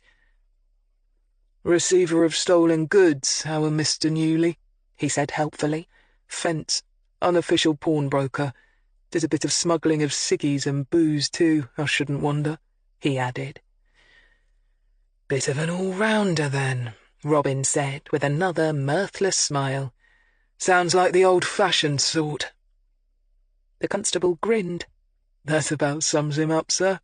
Made a living, kept to himself." "Form?" "No, sir," the constable surprised him by admitting. "Our Simon was too canny and too timid to really stick his neck out. We nearly had him a couple of times over the years, but nothing stuck. You know how it is. Nobody around here would grass him up. They needed his services too often. And he was a known quantity, too. You could trust him, well, within limits, like. And he'd been here so long he was almost an institution. A local mascot, so to speak." Robin nodded and sighed. "I get the picture." The constable regarded the SIO for a moment, then sniffed. Funny thing is, he jerked his head back towards the shop. Can't really understand it. Old Simon never struck me as the sort to go and get his head bashed in. Oh, I'd have thought a man in his line would have made plenty of enemies, Robin countered mildly. Some junkie who didn't think he gave him enough for his mother's best wristwatch or wedding ring, maybe. Nah, I can't see it myself, the constable said helpfully. Like I said, he was careful. He knew who to do business with and who to avoid. He knew every petty villain and third-rate crook for miles. As I said, he just wasn't the sort to stick his neck out. Could be straightforward robbery. Robin floated the idea without much hope. Never kept that much cash here, he didn't, and everyone knew it. And as for finding something worth lifting in there— He eyed the interior of the shop and laughed out loud. A stranger to the area? Robin Farrell hazarded next. The constable shrugged without enthusiasm. Possible, I suppose, he said doubtfully, looking around the narrow backwater ostentatiously. And Robin took his point. The place was hardly on a main thoroughfare. You'd have to know it was here to find it. Personal woes? He asked next. Nah, married for over 30 years to the same long-suffering woman, the constable said. Lives in a nice little place in your neck of the woods in Kidlington. Sensible woman, had a brood of kids by him, and was fond of him in her own way, so rumour has it. I can't see her bashing him over the head with a rolling pin. But you never know. And he wasn't what you'd exactly call a ladies' man, our Simon. He grinned openly at the thought. No jealous husbands had it in for him, I reckon. No, it won't have been personal, he predicted confidently. Robin nodded. That all rang true enough. Besides, the inspector believed that he already had a pretty good idea who was behind all this, and why, and he suspected the helpful local did too. But whether or not Robin and his subsequent investigation would be able to prove it remained to be seen. But he'd give it a damned good go. Chapter 4. Hilary and Claire returned to the office from Wood-Eaton around 11 o'clock. Claire immediately put the kettle on and brought out the communal biscuit tin. Happily dunking a custard cream into her mug of steaming tea, she sighed in bliss as she munched and began to type up her notes, somehow managing not to spill a drop of liquid or scatter a crumb on her keyboard. It was her boss's habit to keep a running murder book, which everyone contributed to as and when they'd completed a task, thus keeping it regularly updated with anything they came across. This ensured that everyone could refer to it and know what was what, and there was less chance of repetition of tasks or any snippet of information falling through the cracks. Hilary made a point to always read it through last thing at night before leaving, and she was now glancing through it now as she sipped from her own mug of coffee. As Claire typed, Hilary gave Gareth a verbal account of what they'd learned at the Beck's house, then asked him if he'd managed to track down the original investigator in Spain, as she'd asked. I did, Mum, Gareth said smartly. He was actually at home, and we had a long telephone conversation. I've almost finished typing up the report. Give us the highlights, then, Hilary instructed, sitting down on the edge of his desk. It was always kept so clear and tidy that she was in no danger of dislodging anything with her backside, which in the past had tended to be broader than she'd have liked. She wouldn't dare try this manoeuvre on Claire's end of the desk, though. Mom, D.I. Weston remembered the case after a little prompting, he began, rifling through his notebook for reference, though Hilary suspected he didn't really need it. At first he concentrated on a possible drugs angle, he said, frowning slightly, although I couldn't see from reading the case file so far that drugs were ever really an issue. Hilary nodded. No, but it was a logical starting point for him, she explained. It was part of her job to teach Gareth as much as she could, and give him training as they worked. Any officer, on being confronted with the death of someone young, especially if they've recently been, or still are, a student, is to look at the drugs angle, simply because more often than not, they turn out to be at the root of it. Claire sighed over her third custard cream. Either dying of it because they took too much, or it was a bad dose, or they just had a bad reaction to it, or because they sold it on somebody else's patch and pissed off the local pusher, she chipped in. Exactly, Hilary agreed. But there were no signs of drug abuse in Michael Beck's autopsy, Gareth pointed out. He was not arguing, Hilary knew, just trying to learn. And his parents were adamant that he was not a user and had no need to be a dealer. And he did come from a fairly affluent family.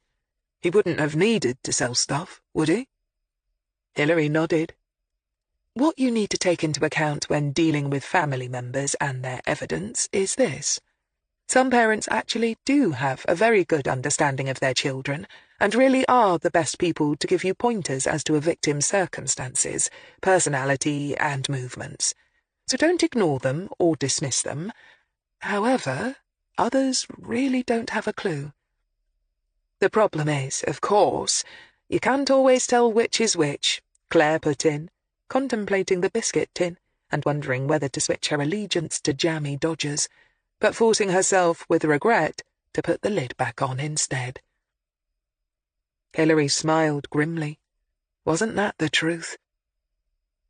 D.I. Weston wouldn't have been able to take the Beck's word for it that their son wasn't involved in the drug culture. Yes, the autopsy suggested he likely wasn't a user, but dealing them was still very much a possibility. Gareth absorbed this, then nodded thoughtfully. Now you've met them, Mom, what do you think of them? Hilary cast a quick look at Claire, who shrugged, and carried on typing. They seemed a nice couple, genuine and honest as far as I could tell, Hilary began cautiously. I think from what they said they probably were close to their son. I certainly didn't get the vibe that there were any tensions between them, and the fact that Michael was back home and living harmoniously among the family seems to bear that out. But he was an only child, and it's always possible that his parents might have been the clinging type, and that he was desperate to get away. He was actively seeking work, but that's only to be expected. He couldn't afford a car, which suggests that even though his parents didn't exactly lack money, they didn't overindulge him either. They paid his university fees, though. Claire, listening to this recital, was impressed with how much Hilary always got out of her interviews with witnesses. She hoped young Gareth was taking it all in. Could be they didn't buy him a car because they liked to keep him close to home, she chipped in. But Hilary sensed that she spoke more as devil's advocate than because she had sensed possessiveness in the Becks. Hilary shrugged. But all this is speculation. Carry on with D.I. Weston's take on things. She nodded at Gareth to continue. Yes, Mom. He turned a page of his notebook and nodded. When his team couldn't find any evidence of his involvement with drugs, he turned to the victim's personal life. He told me right from the start that Dr. DeSalle, quote, pinged my radar, unquote. Says he thought the young lady might be, quote, a bunny boiler, unquote. Claire snorted over her nearly empty mug of tea, but otherwise didn't comment. I take it D.I. Weston hadn't attended many seminars on sensitive policing, Hilary put in dryly, making Claire snort even louder. Gareth looked uncertain how to respond. No doubt in the army one didn't tend to disrespect officers within the hearing of other officers. Hilary spared him having to make a comment on the ex-DI, and said briskly, but he confirmed he wasn't able to find any evidence linking her to the victim that day. That's right, Mom. As you know, according to the Beck's original statement, their son was in the habit of leaving the house more or less every day on his bicycle, either to cycle to Oxford to look for work, or to indulge in his hobbies. Hilary recognised this as an almost verbatim quote from the original case files, and she wasn't surprised that her latest team member was already well on his way to memorising much of the paperwork. The more she got to know him, the more impressed she became with him, and she could only hope that he'd stay in the job long term. They were rather hampered by the fact that, right from the start, They didn't know what the victim intended to do that day. Gareth swept on. His best friend, Kevin Philpott, didn't know either, and Mia DeSalle also pleaded ignorance. For all D.I. Weston knew, he could have gone to the city, left his bike somewhere, and met up with someone who had a car, Hilary mused. In which case the bike was probably stolen from Oxford, or he might have been off in the local area taking his wildlife photos. In which case, whoever killed him must have come across him out and about, and, after murdering him, disposed of the bike somehow. Yes, Ma'am. D.I. Weston said they searched everywhere in the local countryside for the bicycle, but it never showed up. Not surprising, Claire said gloomily. All the killer had to do was leave it propped against a lamp-post somewhere in town, and it would be gone and repainted before you could spit. Hilary nodded. Oxford had a massive bicycle theft problem. Well, we know the only sighting of Michael on that day was right after he left his parents' house and was seen cycling through the village, heading towards Oxford, Hilary said, which isn't exactly helpful. Did the DI say if he ever came up with a favourite theory? Something too nebulous to put in writing, maybe? Sometimes, she knew from being a DI herself, you often got a feel for something that you just knew your superiors would never wear, and thus never officially recorded it anywhere. Nevertheless, that didn't stop you forming your own theories. No, Ma'am, not really. He didn't have total recall of the case or details, only his vague memories. He didn't take any of his notebooks with him to Spain, so he couldn't help out much. But he did say that he remembered feeling as if the victim was not the sort to get himself killed, and he couldn't find anyone with a bad word to say about him, apart from the jilted girlfriend and his former tutor, of course. A waste of a phone call, then, Claire opined gloomily, still eyeing the biscuit tin wistfully. Hilary shrugged. Well, that's the way it... She was interrupted by the straightforward ringtone of Gareth's mobile. Not for the ex-soldier a jaunty theme tune. He answered it with a quick, guilty look at Hilary. He rarely received personal calls when he was at work, and he was surprised that he had now. But the moment he recognized the voice on the other end of the line, he felt a small jolt of worry pass through him. "Hello, Jace, what's up?" he said quietly. "Can you get away from work for a bit? I need to see you, mate." Gareth cast another quick, worried look at Hilary, who raised an eyebrow. "Is it urgent, mate?" Gareth asked. "Oh, don't bother," his friend snapped. "I wouldn't want to get you in shit with the big boss lady." "No, don't hang up," he said urgently. He'd heard his friend in this kind of mood before, and he knew it didn't bode well. "Hold on." Gareth closed his eyes briefly. His friend sounded as if he'd been drinking. Never a good idea if you also suffered from severe depression. "Problems," Hilary said quietly, and saw his eyes snap open again. In truth, it wasn't much of a leap on her part. She could read his indecision and unhappiness clearly on his face. "Yes, Ma'am. Would it be possible for me to take a few hours off? I can make it up by working late," he promised hopefully. Immediately Hilary nodded. "Sure, go ahead." "Thank you, Ma'am. Jace, where are you? Are you at home?" "Where else would I be?" his friend asked bitterly, and abruptly hung up. Gareth rose, pulled his jacket from the back of his chair, and reached for his car keys. His car, adapted so that he could drive it with his limited mobility, had been one of the many things that he had at first resented, but had now come to cherish. "Thanks again, Mum," he muttered awkwardly, and left as quickly as his limp would let him. Both Claire and Hilary watched him go in silence. Once the sound of his footsteps had faded along the subterranean corridor, Claire sighed. "Do you think that was his friend, the chap he was in the army with? Suffering from PTSD, isn't he?" Hilary shook her head. "I don't know. I just hope it's nothing bad," she said, but her eyes were watchful as well as concerned. This wasn't the first time she'd had cause to speculate about Gareth Proctor and his links with his former pals, or enemies, in the army. Gareth drove within the speed limit and with his usual customary care, even though his heart was thudding uneasily in his chest. It wasn't often that Jason Morley phoned him, and the fact that he had now worried him. Although Jason hadn't been able to settle down to a job for any length of time after leaving the army, he'd always seemed genuinely pleased that Gareth had found a new career for himself, and one that Gareth thought might finally give him some sort of focus in life. Of course, Jason had always ragged him about being a police lackey with no real power to call his own, but underneath his friend's cheesy grin, Gareth had often sensed some deeper, hidden feeling. Contempt, maybe, a touch of envy, or maybe just sardonic amusement, or a combination of all three. When he arrived at his friend's tiny flat, he knocked on the door, still unsure what sort of state Jason might be in. He had to knock a second time, wait, and then knock yet again before the door was finally opened. By that time he'd begun to run through worst-case scenarios, so he breathed a sigh of relief when he met his friend's baleful and slightly bloodshot eyes.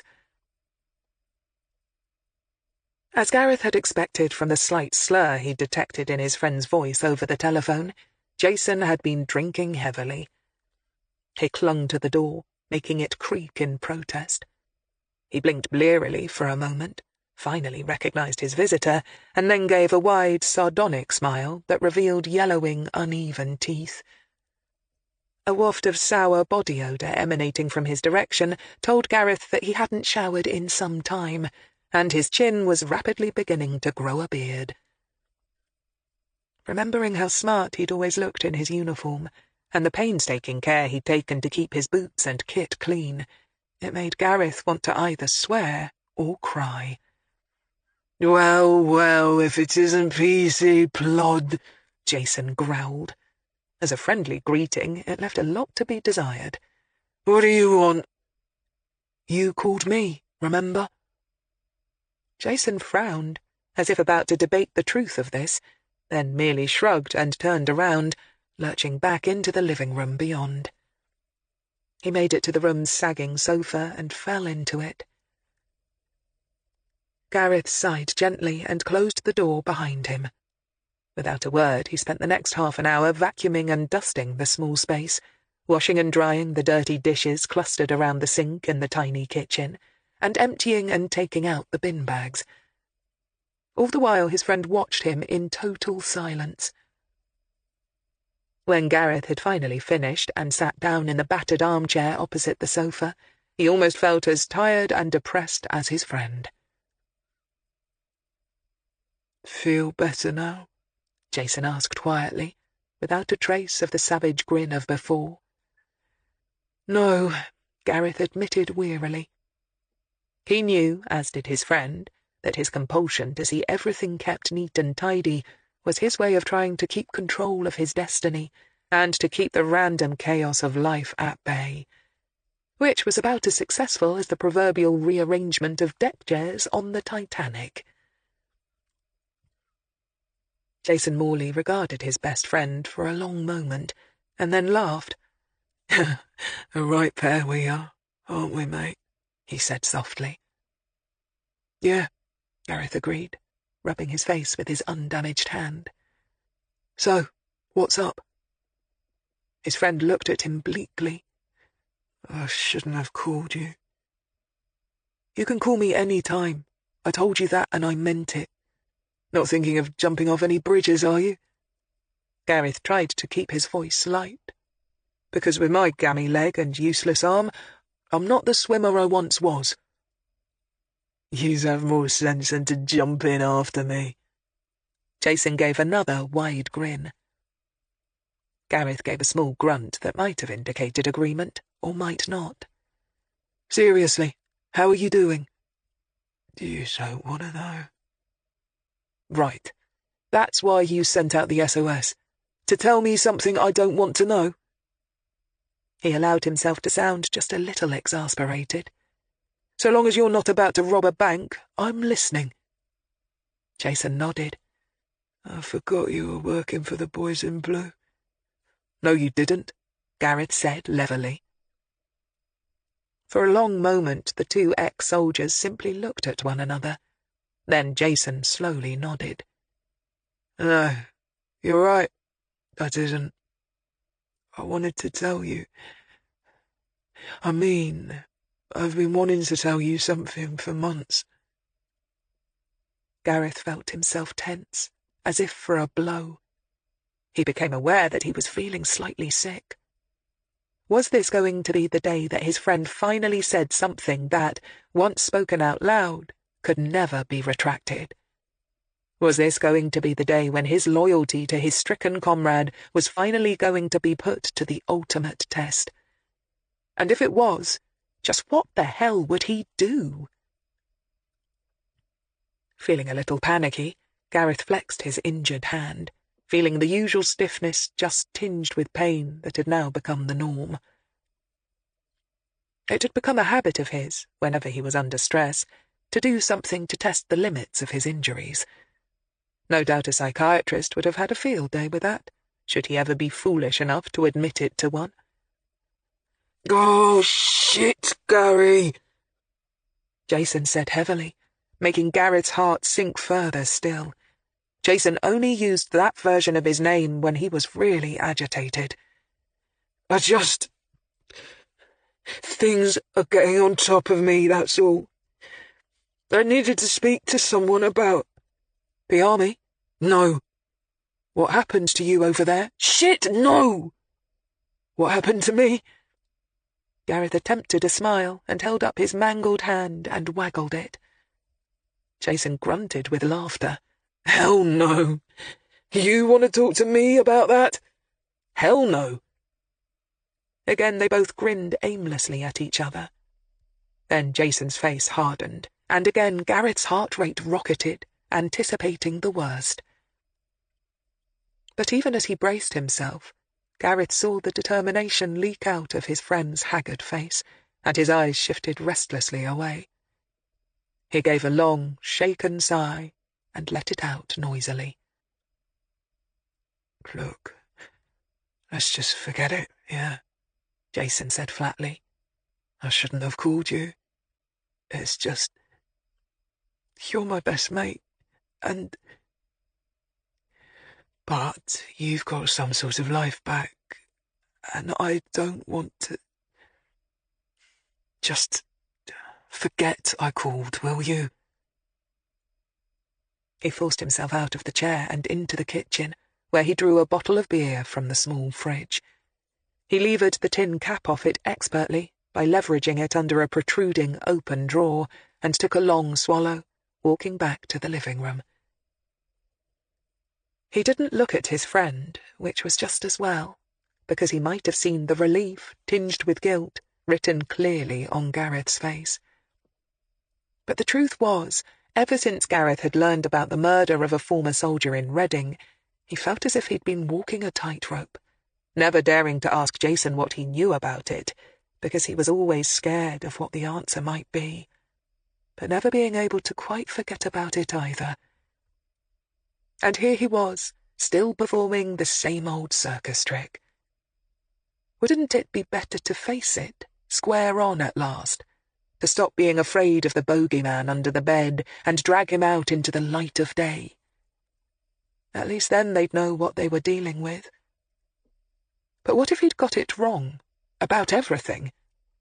After all, there was no proof, none at all, that Jason had done something unthinkable. There were only his suspicions and fears. And he might be way off beam. Wasn't it that possibility that had kept him silent all these months? To let his best mate realize that he suspected him of doing something utterly awful, when in fact he hadn't, would kill their friendship stone dead. Feeling even more nauseous, he swallowed hard. You know I'll do whatever needs doing if you're really in a fix, mate, Gareth said, watching his friend's back. He could clearly see Jason's shoulder blades sticking out underneath the dirty t-shirt. No matter what, I'll stick by you, Jace, he added. There. He couldn't say more than that, could he? The offer was there. It had been made. All his friend had to do was take it and...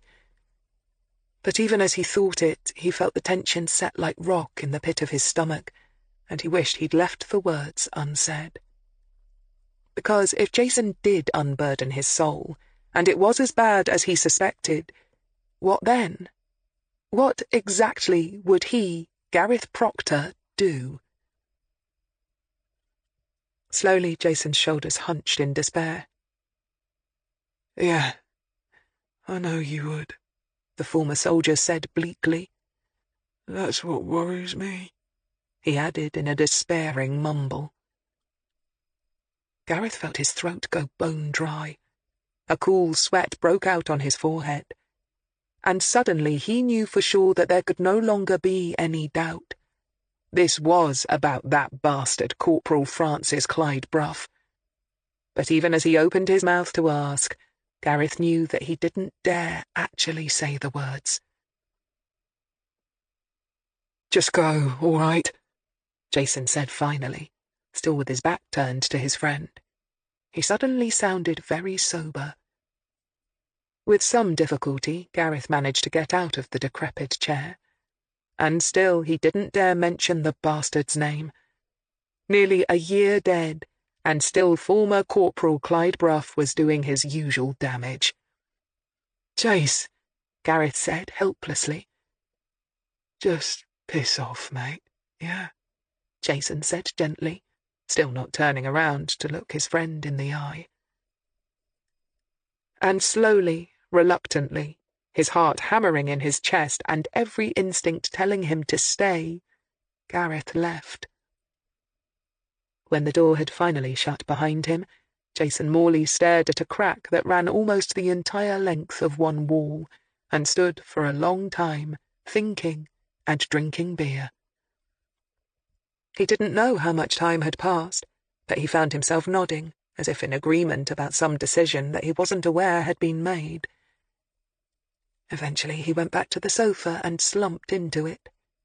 He needed to do some proper thinking. One thing was clear, Gareth knew. He might not be able to bring himself to say it out loud, but he knew what he, Jason Morley, had done, all those months ago, on that dark, dreary night in Reading. Gareth, his good old mate Gareth, his comrade in arms Gareth, upstanding, law-abiding Gareth Proctor, knew. Good old Gareth, who was now a policeman in all but name, knew that he'd committed murder. Jason closed his eyes for a moment, and then nodded some more. Yes, it was finally time to do something about all this. He could put it off no longer. He was getting too tired, and really, what was the point in prolonging things? It had to be sorted out, one way or another, once and for all. Chapter 5. 6 months ago. The killer of Simon Newley sat behind the wheel of their parked car and waited, nervously but patiently, feeling glad that the afternoon light was now fading and that soon it would be dark. Although it had been many hours now since Newley had died, and the killer wanted nothing more than to go home and have a strong, fortifying drink, it simply was not possible. The horrors of the day were not yet over, and what had to be done now had to be done quickly, before the next victim heard about Newley's death and was alerted. The killer patted their most prized gadget, which was now fully recharged and ready again for action. It hadn't been easy to acquire, of course, but there were always ways and means for someone who was determined and willing to pay. Around the unremarkable-looking car, the street lamps started to come on. Since it was autumn, the lights reflected glorious hues of reds, oranges, and golds, giving the leafy city side street an almost storybook atmosphere, but the driver barely noticed. The next victim was due home any time soon, and if he wasn't on his own, well, then things might not be so easy. The moment would have to be postponed, and who knew, by then, what protection Lionel Kirklees might have put in place. He would certainly make himself a far harder target once he knew the danger he was in, and would be bound to keep bodyguards close. The uncertainty of not knowing if the moneylender to most of Oxford's less-than-upstanding citizenry would be vulnerable or not was giving the car's occupant the heebie-jeebies. The killer patted the little gizmo again and regarded it anxiously. If Kirklees was alone, then nerves would have to be fortified once more, and a sick stomach firmly ignored. Killing someone seemed easy when you read about it in crime novels or watched it on the cinema screen. But there was nothing easy about it in real life. It was frightening, dangerous, scary, and ugly, and it didn't feel right, or good, or normal. But when you had no choice... The killer swallowed hard and hoped their next victim would come soon and be alone. The waiting was almost too much. Again, the restless and agitated hand reached out and stroked the taser's small form. It had better not malfunction. It had already been used once today, and although it was recharged, the killer was no technical expert, and supposed that any equipment could fail at any time, and for any number of reasons. And if it did, well, things could go catastrophically wrong. The figure in the car felt the skin on their body become cold and clammy at the mere thought. Newley had been an older and overweight man, and even if the taser had failed with him, the so-called antique shop owner could probably still have been dealt with without too much trouble. But Kirklees was a different matter altogether. Younger, fitter, and much, much nastier, Kirklees was in another class of criminal altogether from the pathetic Newley. If, for some reason, he wasn't sufficiently incapacitated first, well, the killer was under no illusions about their chances of winning in a straight physical fight. Trying to settle already fraught nerves, the occupant of the car recalled all the research they'd done on the handy little gadget waiting so patiently to be used for the second time that day, in an effort to reassure. Tasers fired 2 small barbed darts, intended to puncture the skin and remain attached. They should also penetrate clothing up to 2 inches thick, so really there was nothing to worry about. Was there? A woman passed by, carrying shopping bags and giving the car, parked in a respectable residential street in leafy North Oxford, not so much as a second glance. The killer watched her go, and then glanced in the rearview mirror for what felt like the 100th time, and for the 100th time saw no signs of Kirklees's car. The clock on the dashboard said it was gone 6 o'clock now, though, so the crook's return home from a hard day of loan sharking, extortion, and who knew what else was imminent. Not for the first time, the killer roundly and silently cursed Newley. If it hadn't been for him, this nerve-wracking day would never have been necessary. The watcher in the car settled down to wait for as long as it took, and returned to contemplating the taser. The barbed darts were connected to the unit by thin, insulated copper wires, and delivered a modulated electric current designed to disrupt voluntary control of muscles. The resulting neuromuscular incapacitation, according to the literature on the subject, apparently fooled many witnesses into thinking the victim was unconscious. Had Newley looked unconscious? Suddenly, headlights coming up close behind had the occupant of the car instinctively ducking down, and a few moments later, Lionel Kirklees's sleek slate-grey Jaguar turned into the driveway, just in front of the parked car. Of course, there were all sorts of cars parked in this side street of desirable residences, and the killer felt confident that Kirklees would have had no reason to be interested in one car out of the many.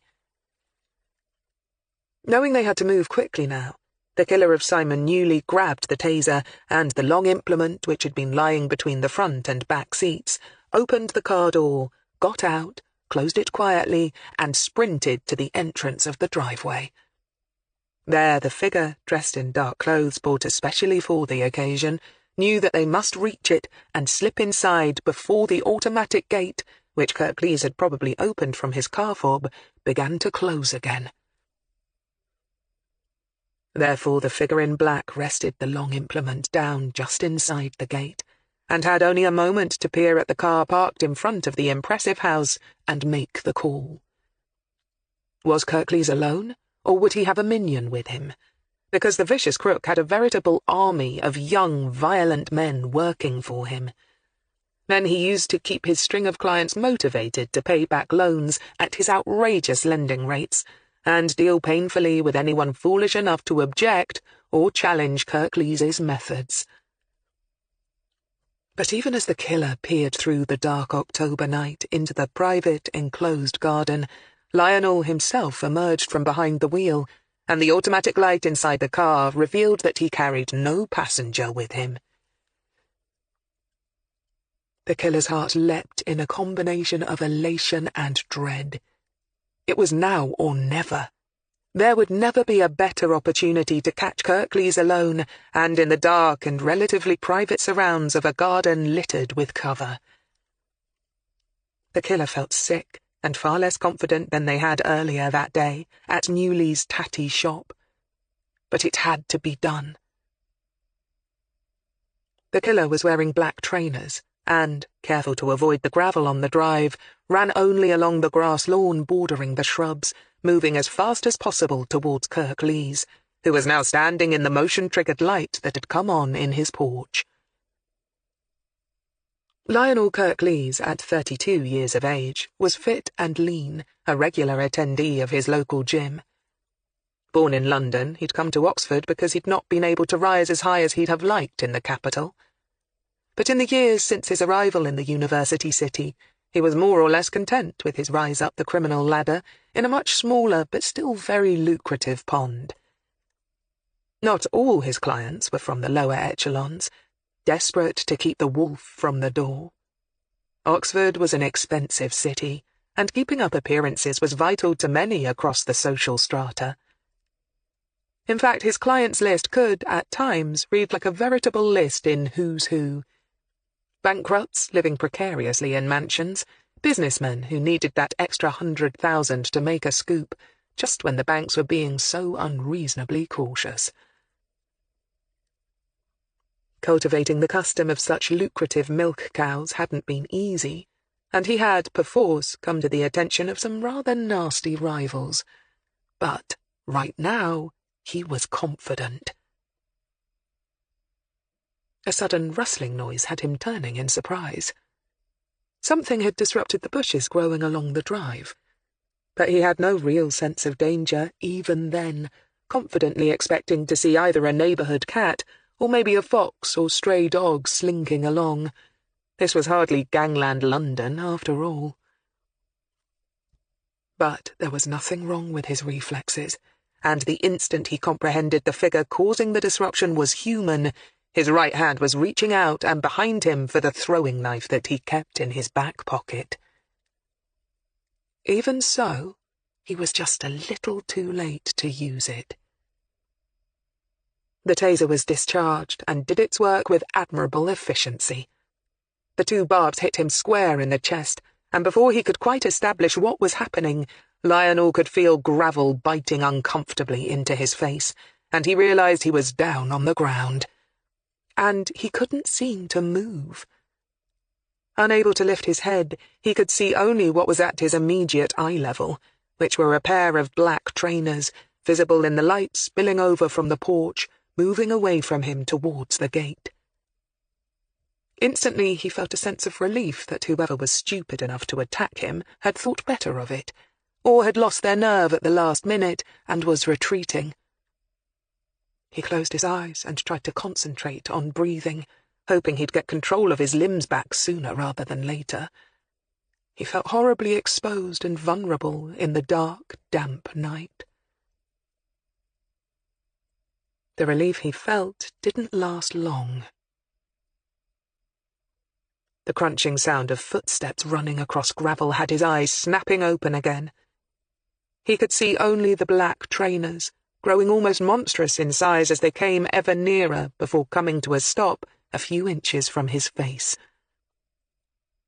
He tried to speak, but, as Simon Newley would have been able to tell him had he still lived, Speech wasn't possible in the circumstances.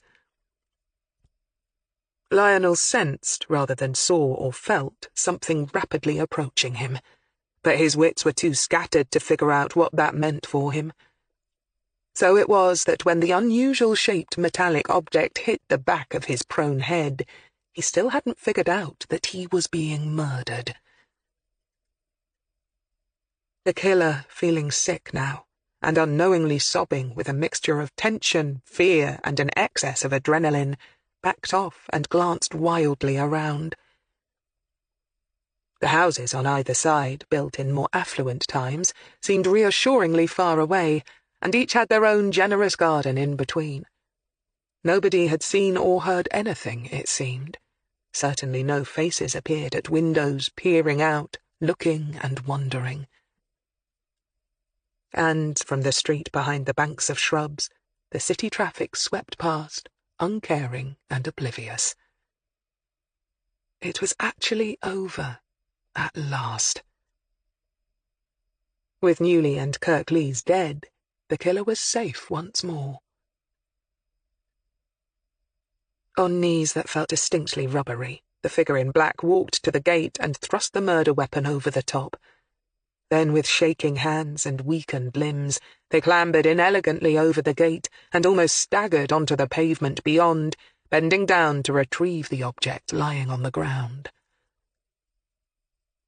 Luckily, it was only a few yards to go to the car.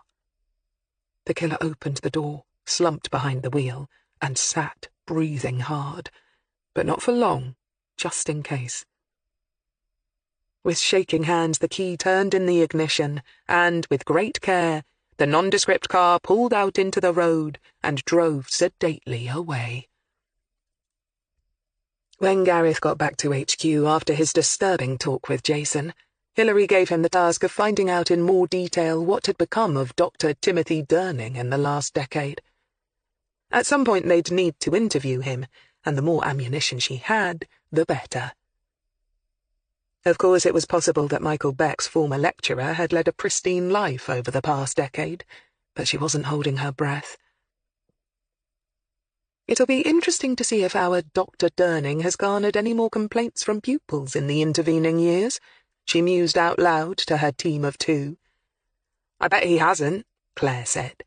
The near miss with our victim will have made him far more careful, she added cynically, when Hilary raised a surprised eyebrow at her. Possibly, Hilary said, but she wasn't so sure. People with compulsive personalities, she'd found, were the least able to change their habits, even if it were necessary for self-survival. Tomorrow, Gareth, we'll go and talk to Michael's best friend, and see what he has to say about the murder victim, especially about how he was behaving and what he thought was going on with him in the last few weeks of his life. While parents might not know everything that goes on in a young adult's life, it's far more likely that their best friend will.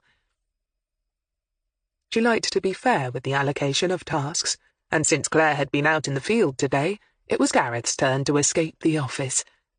Besides, he needed more opportunities to learn how the job was done than Claire, who was an old hand at such interviews. Yes, Mom, Gareth said, his voice and face both carefully neutral, but both women could tell that he was pleased with the assignment. Paperwork, no matter how vital, always palled after a day or two without a break from it. And thinking of admin, Hilary gave a general mumble of farewell and returned to her own stationery cupboard in order to catch up with her fair share of the boring tasks that never seemed to come to an end. When she left promptly at 5 o'clock, she wasn't surprised to see that Gareth was still at his desk, fully intending to work the extra time that he'd taken off earlier that day. She was tempted to tell him that he needn't bother, but knew that the former soldier would feel happier if he was allowed to keep his word, so she simply nodded at him on her way past the open office door. She climbed up the wide cement stairs, crossed the foyer, and emerged out into the chilly car park, walking towards her ancient Volkswagen Golf with a thoughtful frown. Gareth had looked a little pale when he'd returned to the office. She slid behind Puff, the tragic wagon's steering wheel, telling herself firmly that the private life and woes of her co-workers were no longer her concern. That she was no longer an active DI, and if anyone would be needed to sort things out, it should be Superintendent Rollo Sale. Puff started on the first turn of the key, as if in agreement with her. But as she drove back the short distance to her narrowboat's mooring at Thrupp, she couldn't shake off the feeling that she wasn't going to be let off so lightly. Leaving Puff in his favourite place, parked close up against a large, sheltering, overhanging hawthorn hedge, she stepped onto the Oxford Canal towpath and headed towards her boat. Since it was still early spring, the approaching evening felt distinctly chilly, but she didn't bother doing up her coat for such a short walk. Soon the bare hedges lining the farmers' fields on one side would begin to bud, making them look like a lacy green ribbon. Already the noisy mallard ducks were mating with their usual violence, and before too long the violets would come out, and ducklings would begin to hatch, and winter would become nothing more than a distant memory. She climbed onto the back of her boat, and using a small key to open the padlock that held the hasps on the two metal doors covering the hatchway together, she walked down the steps, short wooden stairs, and into her home, automatically ducking her head as she did so. She tossed her coat and bag into the tiny bedroom that was the first of the Mollerns' limited rooms, then walked on down through the corridor, no wider than those on a bus, into the small galley at the front of the boat. She tried not to think of her partner, Stephen, who had died a while ago. Missing him still hurt. She went instead to the radio and turned it onto a station that played cheerful 1960s pop, and to the accompaniment of the tremolos, sang along about how even bad times are good, as she opened a can of meatballs and set them to warm on the stove. Cooking had always been more of a chore than a pleasure for her, and leaving the saucepan heating up, she went back to the bedroom to change. Sitting at the tiny fold-down table 10 minutes later and eating her nominal supper, her mind kept straying stubbornly back to Gareth Proctor. She liked him and admired him, but not long after he'd first started working on her team, she'd discovered him carefully teasing information out of some officers about the murder of a former soldier in Reading, a man called Clyde Bruff. And it had rung immediate alarm bells with her, not least because Gareth's predecessor had joined the group with a hidden agenda of his own. Luckily that had all worked out well, but it left her understandably wary. And as much as she'd tried to convince herself that lightning didn't strike twice, she'd nevertheless called in a favour from someone working the case and got him to nose around. Specifically to see if anyone answering Gareth's distinctive description had crossed their radar during their investigations. She'd been relieved to learn that he hadn't, and that there was no apparent connection between her new boy and the dead soldier, and that had been that. Or so she'd thought at the time. But now Hilary couldn't help but wonder if she should have dug a little bit deeper, and not ignored that niggle of instinct that warned her that there was more to the still unsolved murder of Clyde Bruff and her latest team member that needed her attention. After all, you were only paranoid if somebody wasn't out to get you. Although she had no proof that the phone call to Gareth today had been from one of his former army mates, as opposed to a family member or someone else from Civvy Street, she would have bet a fair amount of her yearly salary that it had been. There had been something about the way his face had tightened on hearing the identity of the speaker, something that spoke of wariness along with concern. On the other hand, so what if he had been speaking to someone from his former life in the army? Why was she assuming that it meant trouble of some sort, for her or for him? She finished her uninspiring supper with a sigh and carried the tomato sauce-smeared plate to the tiny sink. There she stared out of the small window at the khaki-coloured water of the canal so close and all around her, and ran the hot water tap, using the bare minimum of water needed to do the job. She did so purely out of habit, the same way that she turned off lights as she moved from room to conserve the battery. Living on a narrowboat taught you to be frugal, if nothing else. A sooty-coloured moorhen chose that moment to swim past her boat, its distinctive V-shaped white rump cutting a course along the canal, but she barely noticed it. Was she seeing problems with Gareth Proctor that simply weren't there? Or was she just reluctant to dig deeper because she was worried about what she might find? She not only had high hopes that the former soldier would make a good long-term fit for her team, but she knew that Gareth needed a steady job. One that gave him a feeling of accomplishment and self-worth was vital if he was going to make a life for himself outside the army. The last thing she wanted to do was scupper it for him. And yet the murder of Clyde Bruff was still unsolved.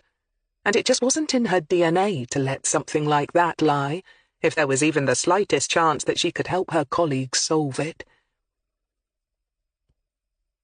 "Oh, damn and bloody blast it!" she suddenly yelled, angry at herself for prevaricating like an uncertain novice. The moorhen, rather sensibly, took to its long-toed feet at this unwarranted outburst, and, wings flapping, headed for the reed bed on the opposite side of the bank, calling in alarm as it did so. Hilary watched it and apologized ruefully. Chapter 6. The next day dawned frosty but bright. Hilary had been going to ask Gareth to do the driving to Headington, where Kevin Philpott still lived, though not any longer with his parents. But after getting to the office and dealing with her emails, she noticed that Gareth's limp was particularly bad that day, and changed her mind. Although he had a fully adapted car and liked to use it, when they crossed the car park at shortly after 10 o'clock that morning, she walked determinedly towards Puff, but not quite at her usual speed. Gareth, using his tubular metal walking stick with grim-faced competence, appeared not to notice that she was matching her speed to his, and for this she was grateful. She unlocked the car doors and then pretended to fiddle with something in her bag, giving him plenty of time to stow his stick alongside the passenger seat and get settled. Since he had to use both hands to lift and swing his leg up from the ground, this took a little longer than usual, but she waited until he was doing up his seatbelt, before settling behind the wheel herself.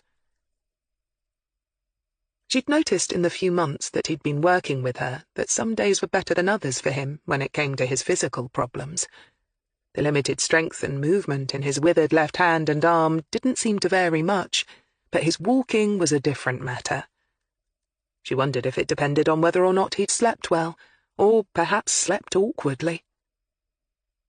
She knew from personal experience what it was like when you woke up with a numb arm or cramp in your leg because you'd spent hours in the same position, and could only suppose that you'd have to multiply that feeling by 10 if you'd suffered the injuries he had. "You have his address?" Hilary asked briskly, nothing of her sympathetic thoughts showing in her tone as she turned the ignition. Puff, it seemed, was not in a particularly tragic mood that morning, since he started first time. "Yes, ma'am. Flat 1A, 106 Brighton Terrace Gardens. Not far from the Nuffield Hospital, according to the map. He's lived there since 2013. "Does he own it?" "No, ma'am. Rented. His family aren't anywhere near as well off as the Becks," Gareth informed her. "His father worked for the council in the parks department, and his mother still helps out at a local newsagent's part-time." Hilary was glad she'd asked him to bone up on all they knew about the witness before arranging to talk to him today, and she planned to take full advantage of it as she drove. "He married?" "No, no marriage." Hilary nodded. "You say his family is working class? The boys first met at secondary school, right?" "Yes, ma'am. They were put in the same form at the age of 11. A large but well-regarded former comprehensive, now renamed as a college, apparently." Hilary nodded thoughtfully. "Which means the Becks didn't send their son to a private school. Interesting. Perhaps they aren't as well off as we'd assumed. The house in Wood-Eaton could have been inherited from one or the other's own parents, and maybe William's business wasn't as lucrative as all that." "Or maybe they have socialist views," Gareth pointed out, pleasing Hilary that he now felt confident enough to speak freely. When he'd first joined the team, he'd been practically silent until he'd begun to learn that she, Claire, and he needed to bounce ideas off each other, and that he was expected to air his thoughts and opinions. Yes, that's certainly a possibility, she agreed. I certainly didn't get the feeling when talking to them that they were social snobs, and maybe that liberal attitude wore off on their son, too. It didn't stop him from making friends with Kevin, did it? It was another fact she added to her mental list of what she knew about the dead man, and the more she learned about him, the more she liked him. On the other hand, what she was learning was bringing her no closer to finding out why someone might have wanted him dead. Michael Beck seemed, on the face of it, to have been a normal, well-adjusted young man, maybe a little on the quiet side, who'd been doing nothing more controversial with his life than trying to find a job while indulging his favourite hobby. As that thought flashed through her mind, Hilary jerked a little in her seat and felt a wave of self-recrimination hit her. "Damn it," she muttered. "Mom?" Hilary shook her head, annoyed at herself. "I'm slipping. When we talked to his parents, they mentioned Michael had been a keen photographer, and especially keen on wildlife and rural landscapes. And we know that one of the possibilities is that he may have been killed somewhere close to where he was found." "So he might have been out in the fields taking pictures," Gareth said, nodding, following her reasoning. "The river would have been a favourite spot, Mom, if he was into wildlife. Kingfishers and things." "Yes, but there were no reports in the original investigation about his camera equipment, was there?" she said tersely. "The fields all around the area were searched. They never found his camera, right?" While she was sure she'd have remembered reading about it in the files if they had, she still had a moment of doubt. She'd already missed an obvious line of inquiry once. Who was to say she wasn't slipping again? "No, Mom, there was no mention of his camera being found. He might not have even taken it with him that day," Gareth pointed out. "No, it's pure speculation," Hilary agreed grimly. But it was something that should have occurred to her the moment Martina Beck pointed out her son's photographs with such pride. "When we get back to HQ, I want you to phone the Becks and ask them if they noticed whether any of his cameras were missing, will you? A keen photographer must have had more than one." "Yes, Mom. Turn left here," Gareth said, pointing ahead and giving her plenty of time to make the turn. "I think the place we're looking for must be somewhere up here." Hilary forced her anger at her lapse to one side and concentrated on finding the right address. "I've only got odd numbers my side of the street," she said, craning her neck for a better view. "Yes, we're up to number 84, Gareth informed her. Once they'd found the right number, there was no parking nearby, naturally, and Hilary had to tour around for a while, turning down various pleasant little cul-de-sacs and other narrow but attractive streets until she eventually found somewhere not too far away. Again she climbed out of the car and took her time looking around to give her companion ample time to get himself out of the car and standing. "It's up that way, right?" she said, pointing back up the road. "Yes, Mom. First right, then second left." Hilary's lips twitched. "Better than a compass, aren't you?" she said dryly. Gareth Proctor flashed her first an astonished glance, then grinned, then wiped it smartly off his face, and quietly agreed. "Yes, Mom."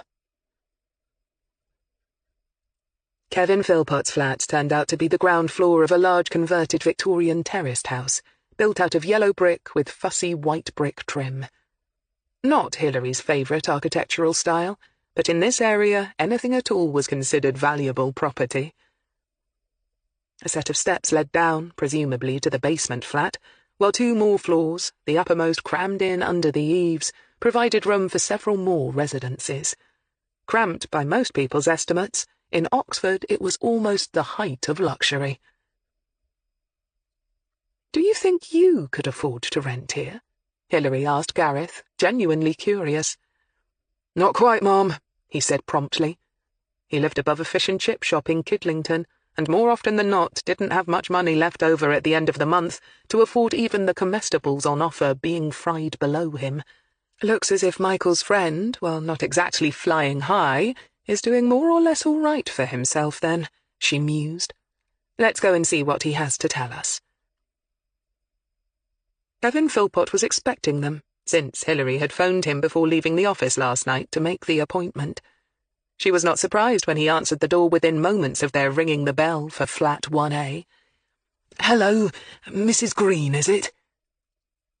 Hilary knew that Philpott had been the same age as their victim 10 years ago, so he must now be around 32 or so. The man standing in the doorway, however, looked much younger, probably because he was quite fleshy and had the baby-faced look that went with weight. Not tall, around 5'9" or so, she was looking almost directly into his deep-set brown eyes. He had the colour of hair that was not quite blonde, but not quite brown either, and was dressed in faded jeans that did little to disguise his pleasantly rounded pot-belly and a plain white shirt. Like his dead friend, he was neither handsome nor plain, but when he smiled tentatively at her, it made her want to smile back at him. "Yes, this is my colleague, Gareth Proctor," Hilary informed him. Kevin's eyes went over her shoulder, and he nodded and stepped back, allowing them to pass into the small communal hall, his gaze skittering a little nervously over Gareth's walking stick. He stalwartly pretended not to notice the other man's awkward, lurching gait as he pointed them to the only door showing. The staircase, right in front of them, was uncarpeted and not very clean, but at least it had a handrail. "Just push on the door. I left it open," he called. The space was too small for him to try and push past them, so Hilary, in the lead, obligingly pushed open the door and stepped inside. The flat wasn't huge, but it impressed Hilary in a way that she hadn't expected it to, and that made her feel slightly discomforted. She must have subconsciously been expecting the overweight man to live in a sloppy or less than impressive home, and that was bias, pure and simple. She gave herself a mental ticking off and looked around with pleasure. The walls had been painted a silvery mint green, and one two-seater sofa and a matching armchair in black leather didn't crowd or overwhelm the small space. A black-leaded Victorian fireplace, either original to the building or bought to add ambience, provided a pleasant focal point. Above it, Hilary instantly recognized Michael Beck's work, a large photograph of a spider's web, hanging with dewdrops against a misty autumn background of rust-coloured dock stems gone to seed. Everywhere was spotlessly clean. Through the open door in one wall, she could see a small area of the kitchen, which was decorated in tones of primrose, lemon, and apple green, with sparkling white tops and painted cupboards. Even the chrome taps shone. On the floor beneath her, an old Turkish carpet covered bare, pale floorboards, which had been lovingly sanded back and varnished.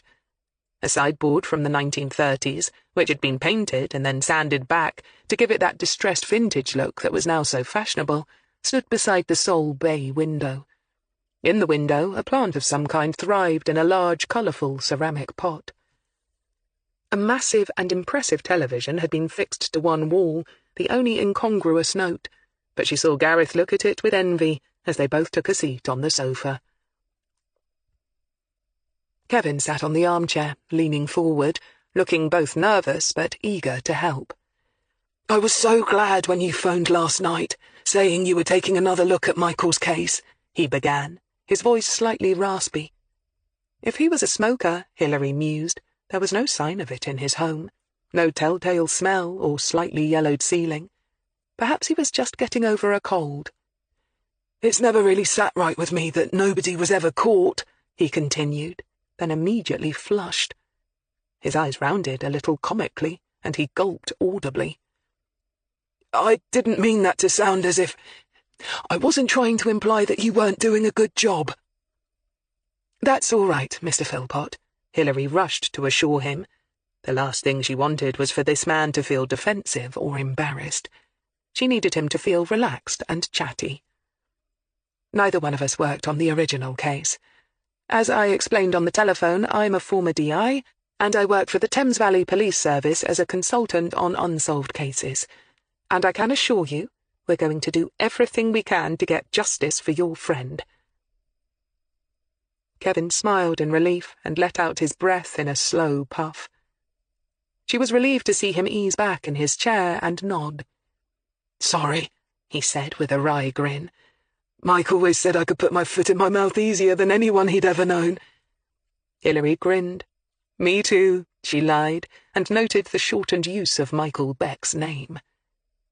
It was a timely reminder that this witness probably knew the murder victim as well as anyone. "So you were, 11 when you first met Mike?" "That's right. I was no good at school." Kevin shrugged. "Too much of a dreamer, my dad and teachers always said. Couldn't concentrate for long enough to get anything done. But Mike was different. A real natural at all that learning stuff. He sailed through his exams. Well, as you know, he went on to get a degree. I could never understand why he took up with a bit of a dunce like me, to be honest." Hilary thought that she could understand it very well. Michael, an only child, studious and perhaps shy, would have been nervous and unsure of himself in a new school. It didn't surprise her at all that he would have instantly been drawn to a much more outgoing, open and comfortable lad, such as Kevin must have been, even back then. And Michael, coming from a small village school, would have found the larger comprehensive one hell of a culture shock, whereas Kevin, who'd always lived in the area, would have been more at ease. She wouldn't be surprised if Kevin's larger size had also appealed to Michael Beck, assuming the lad had also been big back then. It was far less easy to be bullied if you had a hefty friend to stand up for you, and wondered if the help went both ways. "Did he help you with your studies?" she asked, happy to ease him gently into the interview, while at the same time learning more about the personality of the dead man. Her old sergeant in training college had always drummed it into her that people were murdered for a reason, and the more you knew about the victim, the more chance you had of finding out what that reason was, and from that, who had the motive. "He tried, poor sod," Kevin laughed, glancing at the photograph on his wall with a smile. "But even he eventually had to give it up as a bad job. Oh, it wasn't that I was totally thick or anything. I was okay at some things. Reading, loved to read about pirates and adventures and stuff like that. And art, loved painting and drawing. In fact, it was me that got him into photography," he tacked on proudly. "But proper academic stuff." Kevin shook his head ruefully. "Not in me, I'm afraid. I was always thinking outside the box too much to be a teacher's pet." "Was Michael a teacher's pet?" Hilary asked, thinking of Dr. Durning. "Oh, sure. But not in a smarmy way, you know," he added hastily. "He didn't go around trying to butter them up or anything. Mike wasn't like that. There was no side to him at all. Not like some. No, with him, what you saw was what you got. And he was straight with you too. None of this backbiting or constant hustling like you get with some people, you know. But he was quick and interested in his lessons, which is bound to make any teacher happy, right?" He leaned back in the chair, making it creak a little in protest. "I mean, I never thought about it at the time. Well, you don't when you're just a sprat, do you? But now, looking back, poor buggers, teaching hundreds of know-it-all little brats. What a life! I'm surprised they ever bothered turning up in the mornings." Gareth, who was inconspicuously taking notes, realized that they weren't going to have any trouble getting this garrulous man to open up. He only hoped his pencil was up to the challenge. "So it's not surprising kids like Mike made their day," he concluded, finally running out of steam. Hilary nodded. "He was especially interested in history, though, yes?" "Wasn't he just?" Kevin let out a burst of laughter. "I can remember that program, you know, the one where they dug up ancient sites and stuff. Oh, with that bloke from Blackadder in it." "Time Team?" Hilary recalled the television show that featured archaeological digs in sites around the country, which had been popular several years ago. "Yes, that's the one." Kevin nodded enthusiastically, making his double chin wobble a little. "I can remember Mike watching it religiously. And this is when we'd have been about, 16 or so. It was the sort of show you expected your granny to like. Me, I couldn't see the attraction of digging in the dirt for bits of pottery or hidden walls or what have you, but Mike loved it. He loved all that kind of stuff. Mind you, he could get fads, you know? Hobbies that he'd really be into for a year or so, then slowly lose interest. Like that. He nodded at the photograph on the wall. For a couple of years he drove me mad, dragging me around places so that he could snap away at rabbits and whatnot. But he was bloody good at it, wasn't he? He added wistfully. Yes, you're lucky to have something of his. Oh, his mum and dad let me pick one, Kevin said, and swallowed hard. For a moment his eyes shone with unshed tears, and for a moment Hilary wondered if he was going to hold it together. But then he shrugged and forced a smile. That was Mike for you. Whatever he was into it 100%, and was always good at it. Me, I'd sort of go into things like collecting comic books, say, but only for fun. You know, more to read and enjoy than to actually work at it. Kevin gave another engaging grin. Bone idle me, that's what my mum always said. Now, Mike, if he'd done the same, he would have researched the subject to death, hunted down rare copies, and wouldn't have let up until he got what he wanted. Not that he was into comics, mind. His hobbies were always more highbrow. But history was always the one keeper for him. He never lost interest in that. Hilary nodded. So you weren't at all surprised when he chose ancient history to study at uni? Hell no. I probably know more about history than any other subject just from being around him. But not dates. He held his hands up. Never could remember dates. Me neither, Hilary lied again with a grin. You never went to uni yourself? Hell no, he repeated and laughed. I couldn't wait to leave school, set up my own business and earn a bit of cash. And the first thing I bought when I made a bit of lolly was an old transit van. Got it cheap, since it was a bit of a rust bucket, but at least it was transport, and I felt about 10 feet tall riding around in it, which made me one up on Michael, ironically, who still had to make do with his push bike. He laughed reminiscently. You've always been self-employed? She asked. Yup, always preferred not having a boss, Kevin explained with another snort of laughter. They can be so unreasonable, expecting you to be on time and what have you. No, seriously, I have ideas, that's all, and like to see if I can make 'em work. Some do, some don't, he added ruefully. Some earn me a fair bit of money, then I can suddenly crash and burn. But on the whole, I do okay for myself.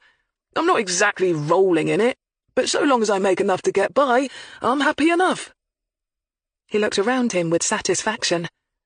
Mike would never have been able to live like I do, though. Oh, not because his family is well off, don't misunderstand me. Mike never cared that he had more stuff than I did. He was no snob, he said in earnest, looking at Hilary anxiously. I just meant that he was always a planner, you know? He liked to look before he leapt, know where things were going and weigh up the odds and stuff. He'd have been constantly worrying about making enough to pay the bills and all that. No, he had his whole life mapped out. Get an education, get a job, meet a nice girl, have a family, all nice and steady. There was an appalled moment of silence as everyone in the room realized just how much good Michael Beck making a life plan had done him. But uni didn't work out well for Michael in all respects, did it? Hilary said mildly, and saw the other man's rounded, once cheerful face fall even further. That thing with his tutor, you mean? No, that was a bit of a sod, wasn't it? Kevin drew in a deep breath. Oh, man, that was ugly. I just don't get it, really. Mike was never gay. Never even gave off that vibe, you know? Kevin shook his head. I can't understand why that other guy thought. But it really upset Mike, that whole thing, I can tell you. He actually felt guilty about shopping him. Did you know that? I told him he'd done the right thing. I mean, what else could he have done? But I'm not sure Mike was ever convinced. He blamed himself for not realizing what was happening sooner, before it had the chance to get out of hand, like. You still saw him often, then? Hilary mused, and when Kevin gave her a puzzled look, added, Sometimes when school friends leave school, they can drift apart. Oh, right, got you. No, we were always meeting up whenever we could, in the holidays like summer, Easter, Christmas, all that. Kevin nodded. I mean, we were close, you know? He was my main friend and I was his. Even though he made other friends at Bristol and I made friends I met through my various enterprises, we still kept tight. And after he'd got his BA and had to come home, I tried to help him find a place to rent. I know this area like the back of my hand, and we spent quite a bit of time slogging around. You can't always rely on ads in the paper or online to find a place, can you? They're gone in a flash. We'd go to the newsagents, pubs, places like that, putting the word out. You'd be surprised how often you could get a nibble that way. But not on that particular day, the day he died. You weren't flat hunting that day? Hilary asked gently, and saw Kevin's smile instantly vanish. No, worse luck, he agreed quietly. Not on that day. You told D.I. Weston at the time that you didn't know what Michael had been doing that day. No, that's right. We'd arranged to meet up that evening to have a drink in the pub in Islip, the one halfway up the hill. Not opposite the river, but... He shook his head. Hilary wondered if Kevin had heard about his friend's death in good time, or if he hadn't, and had gone to the pub to wait for him, a friend who had consequently never shown up. She hoped that hadn't been the case. Do you have any ideas at all about who might have wanted to hurt him? She asked gently. Kevin sighed heavily. Not really. Not unless it was that weird girlfriend that he'd just broken up with. Mia DeSalle? Yeah, her. Kevin shifted his bulk a little uncomfortably on the sofa. Funny, I still see her quite a bit. You'd see her? Hilary, caught off guard, couldn't keep the surprise from her voice. Instantly, Kevin coloured. No, hell no, but yes, I mean. He paused and laughed unsteadily. I don't mean see her, as in we're dating or anything. Oh man, that would be just weird. Seriously weird. I never even fancied her. She was always sort of odd-looking to my mind anyway. I never quite understood why Mike was so taken with her. No, I just meant every now and then I'll see her around. You know, walking down the street, coming out of a shop, that kind of thing. I know Oxford isn't exactly London, but it's not that small a place either. I suppose it's just one of those weird things that sometimes happen in life, you know? Like when you see a strange word that you'd never seen before, and then in the next week you see it everywhere. A bit like that. Hilary nodded. Coincidences happen. Yeah, I suppose. It's just that it always makes me feel a bit uneasy afterwards. I mean, I didn't really know her all that well, considering she was my best mate's girlfriend and all that. Why was that, do you think? Hilary asked, genuinely curious. Kevin shrugged his well-padded shoulders and sighed. I don't know, really.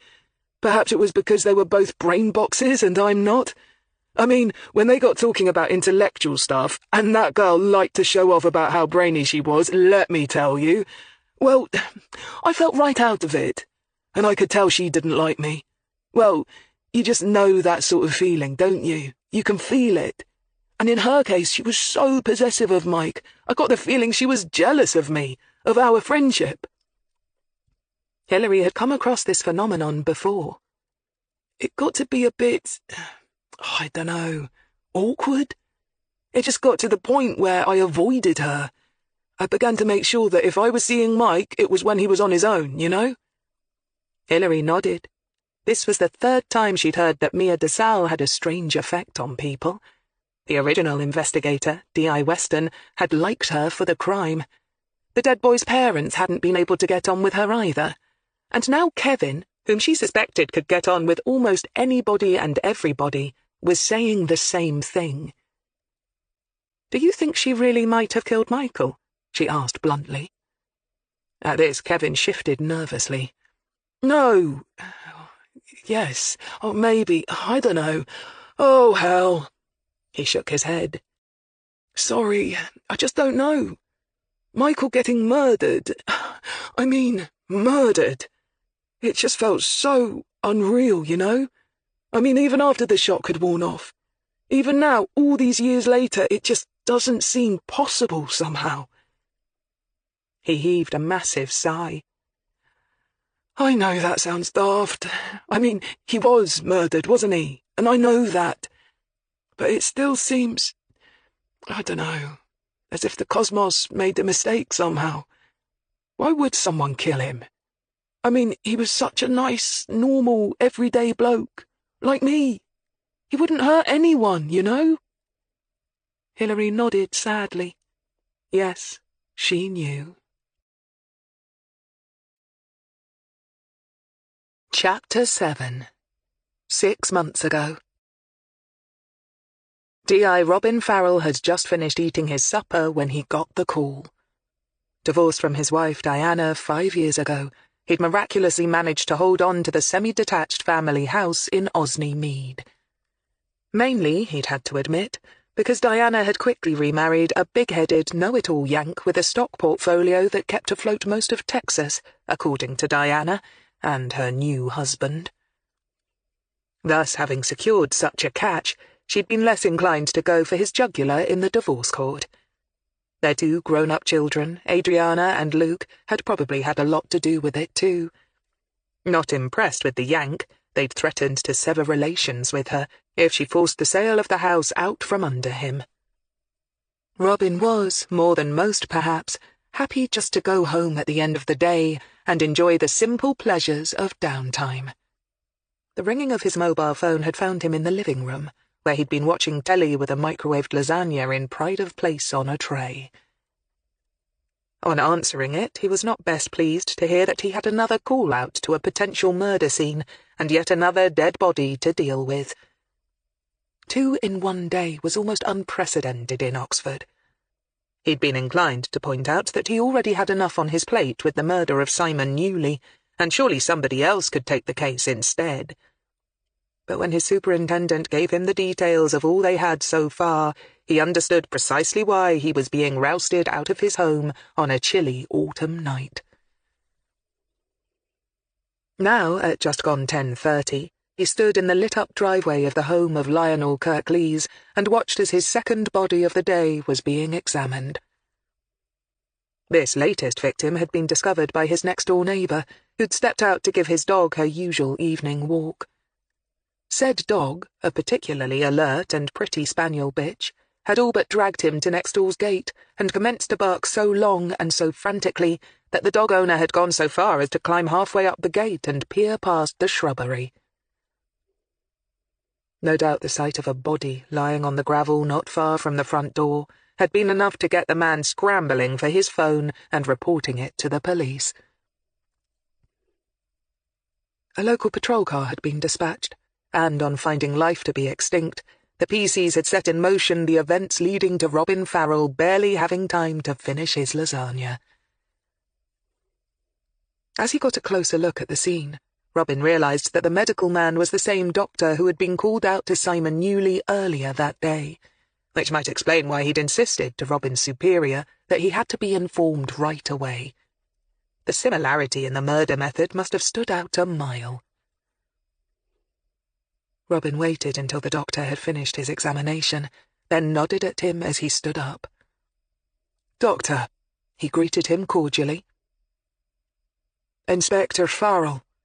Well, somebody besides us has been kept busy today," the other man said laconically, glancing over his shoulder at the prone body. "The MO is identical to your other chap. He was hit with a taser, then hit over the head with something rounded, probably metallic. The curvature of the wound is too narrow for something like a baseball bat, but too compact for something like a frying pan or shovel." "Have you had a chance to take a closer look at Newley yet?" Robin asked curiously. "No." The shortness of the answer warned Robin not to push it. "Well, when you've done the autopsies, let me know," he said equably. "I take it we can at least assume he was hit with the taser first, then bashed over the head." Again this drew a rather weary smile from the other man. "Well, technically I can't say, but I'm damned if I can see why someone would bop him over the head and then fire a taser at him. Can you?" Robin grunted. "Stranger things have been known to happen.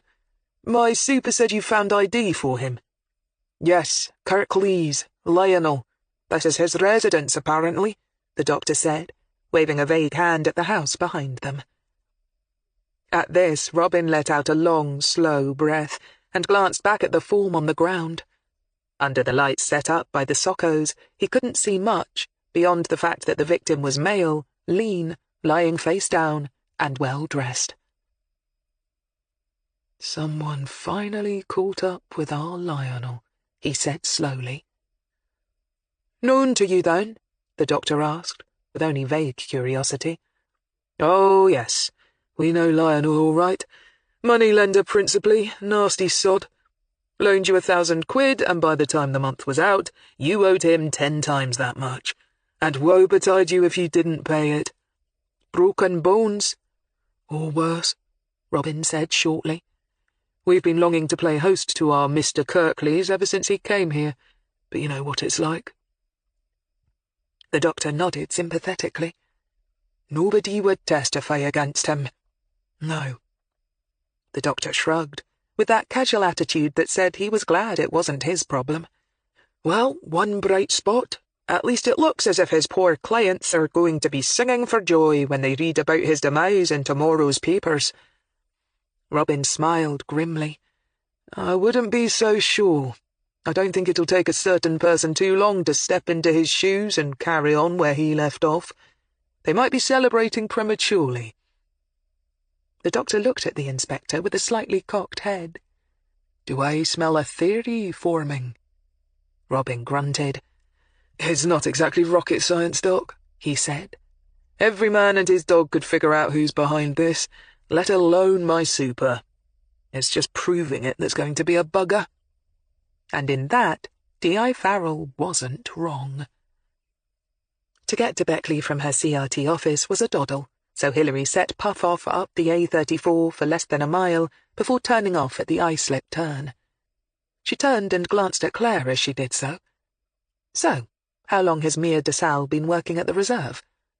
"Not long, Gov. Less than a year." Hilary nodded. When she'd rung Dr. de Salle requesting an interview, the woman had been reluctant to talk to her at her home, instead arranging and agreeing to a meeting at her place of work instead. Which had turned out to be the Otmore Wildlife Reserve. It specialised in butterflies and certain birds, Hilary knew, but she didn't think it was a particularly large reserve.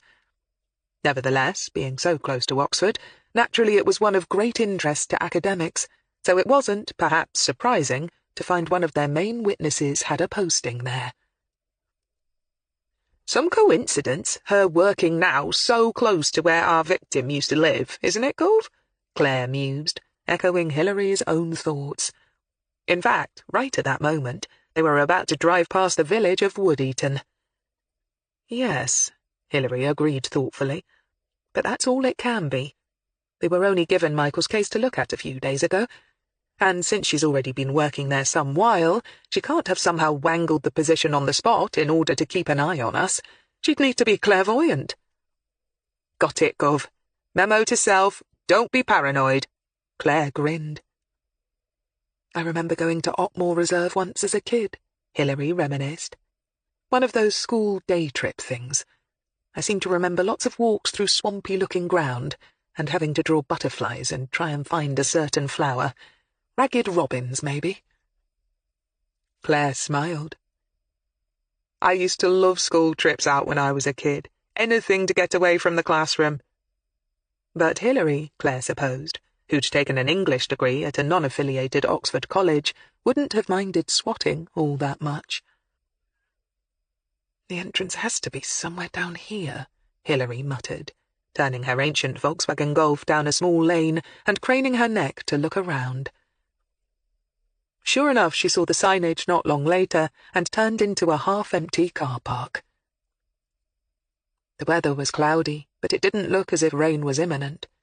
In the hedges, pussy willow was beginning to flower, exchanging their velvet, pearly, white-grey buds for lemon, pollen-laden flowers. At least there were still some places for the remaining wild bees to feed, Hilary mused grimly. As a kid, she seemed to remember all her summers playing out to the heavy, pleasant backdrop of the continuous drone of bees. Last year she'd actually had to make the effort to notice them, and had been relieved whenever she spotted one hovering over the celandines and daisies. "Do you think these places are going to be enough?" she asked, making Claire, who was walking beside her towards the small shack that guarded the entrance, cast her a puzzled look.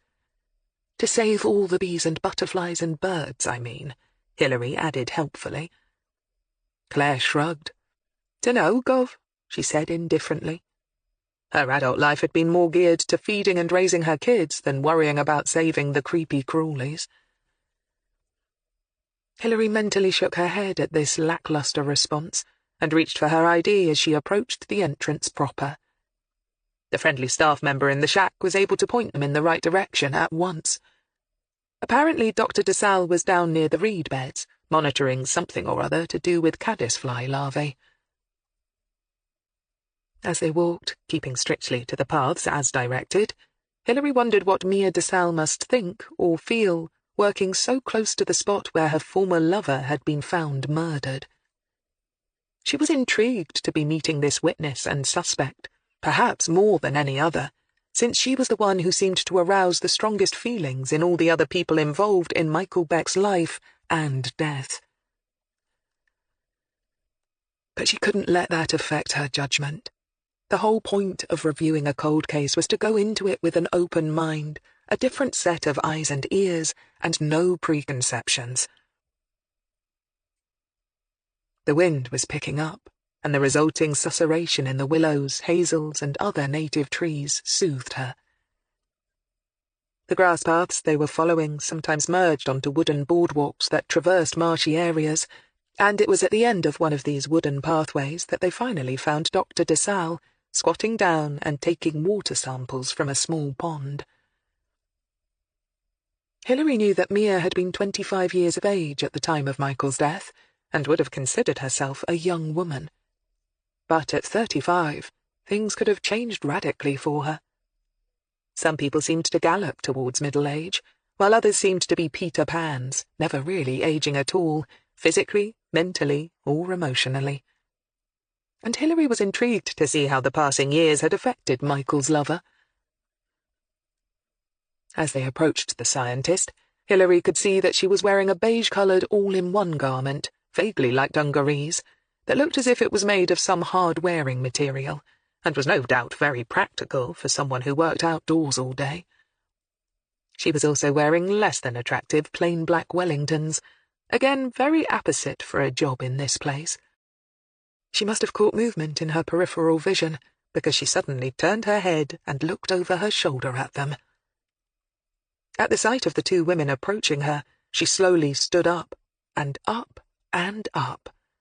She had to be at least 6 feet in height, Hilary thought, and in spite of the baggy and ill-fitting outfit, Hilary could also tell that she was whippet thin. As they got closer, Hilary began to make out more detail. She really was going to have to get her eyes tested soon. Dr. DeSalle's head looked disproportionately large compared to the rest of her body, but Hilary could now see that this was caused by the immense weight of black hair that she had piled on top of her cranium. Plaited and twisted around and around in a coronet, it must, when it was unwound, reach at least to her waist, if not further.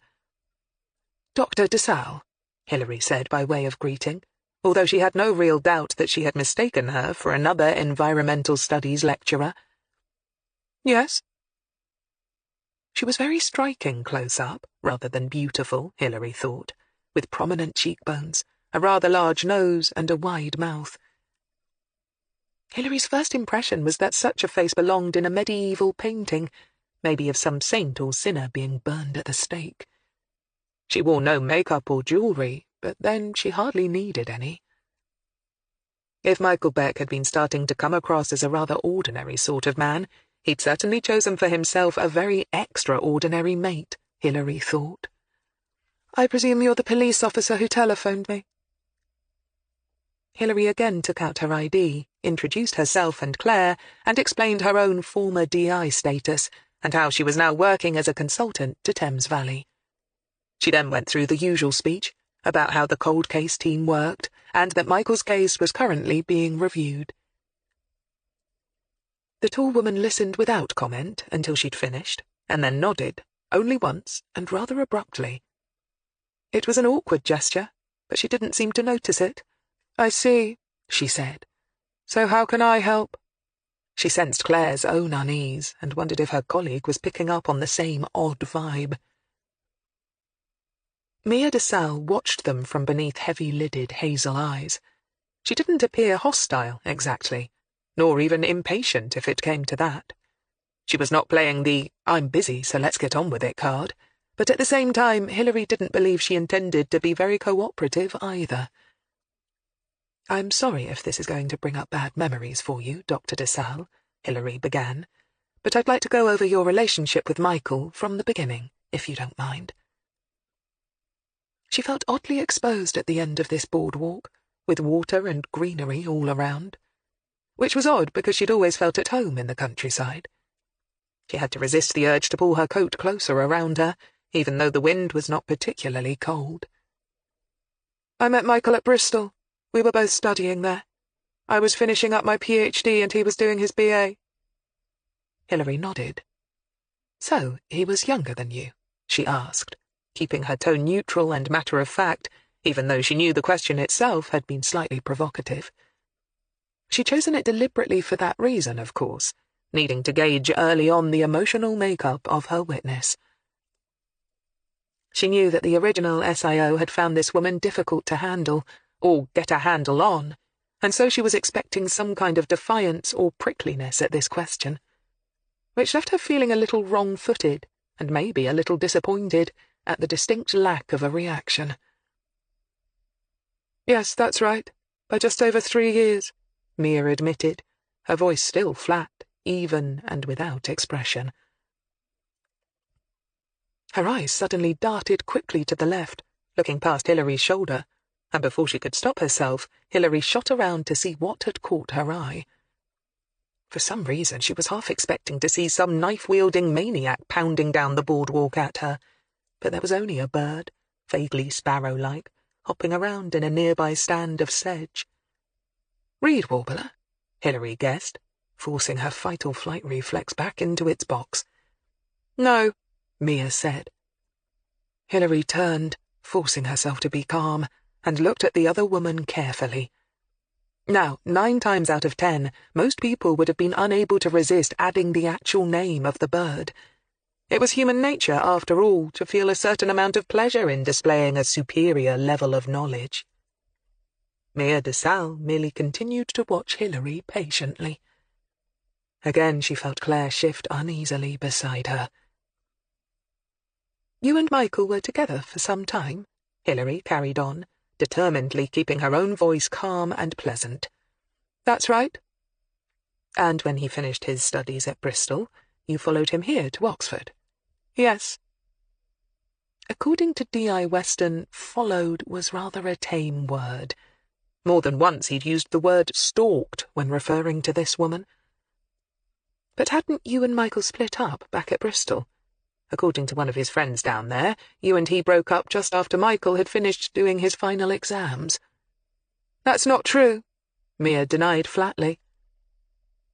Hilary felt her shoulders becoming more and more tense, and forced herself to relax. She had reread D.I. Weston's notes thoroughly, and according to one Brian Ormwood, who'd also been studying ancient history, Michael had told him he'd broken up with his steady girlfriend and would be returning to Oxfordshire alone, and be relieved to do so. Nor was it only Ormwood who had been left with this impression. A number of his fellow classmates and friends had confirmed that the murdered man had made it clear their relationship was over.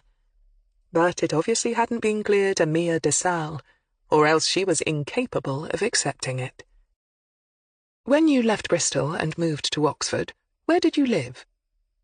Hilary patiently tried a different tack. "In a small flat not far from Little Clarendon Street." "Not with Michael," she said, making it sound like a fact, not a question.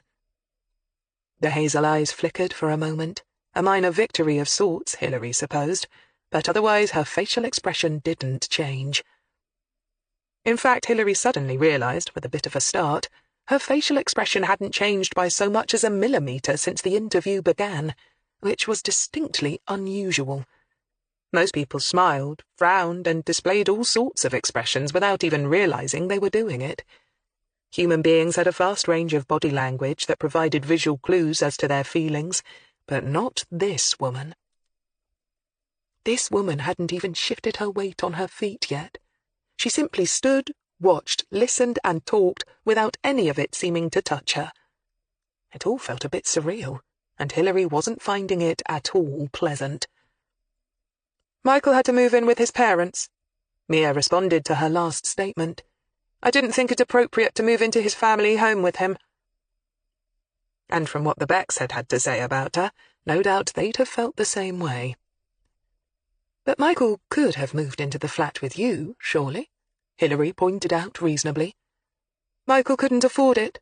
He was looking for a job." The unspoken caveat being, presumably, that once he'd found a job, he'd be moving right in with her. "Did you have a flatmate at the time?" Hilary asked. "No." "And you were paying the rent by yourself?" "Yes." "Michael didn't have any need to pay half the rent, then? Not if you could afford to pay for the flat all on your own," Hilary pointed out, wondering how Mia was going to explain that one away. "Michael wouldn't have wanted to feel as if he was living off me. He had his pride." Hilary nodded, mentally giving her that one. But she was not about to concede defeat. "Michael told his parents that he'd broken up with you," Hilary said, careful to keep her tone non-judgmental or argumentative. "That's not true," Mia said steadily.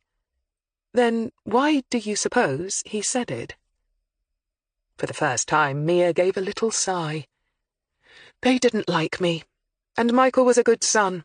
He didn't like to upset them, but he was my boyfriend." Hilary was beginning to get a sense of her opponent now.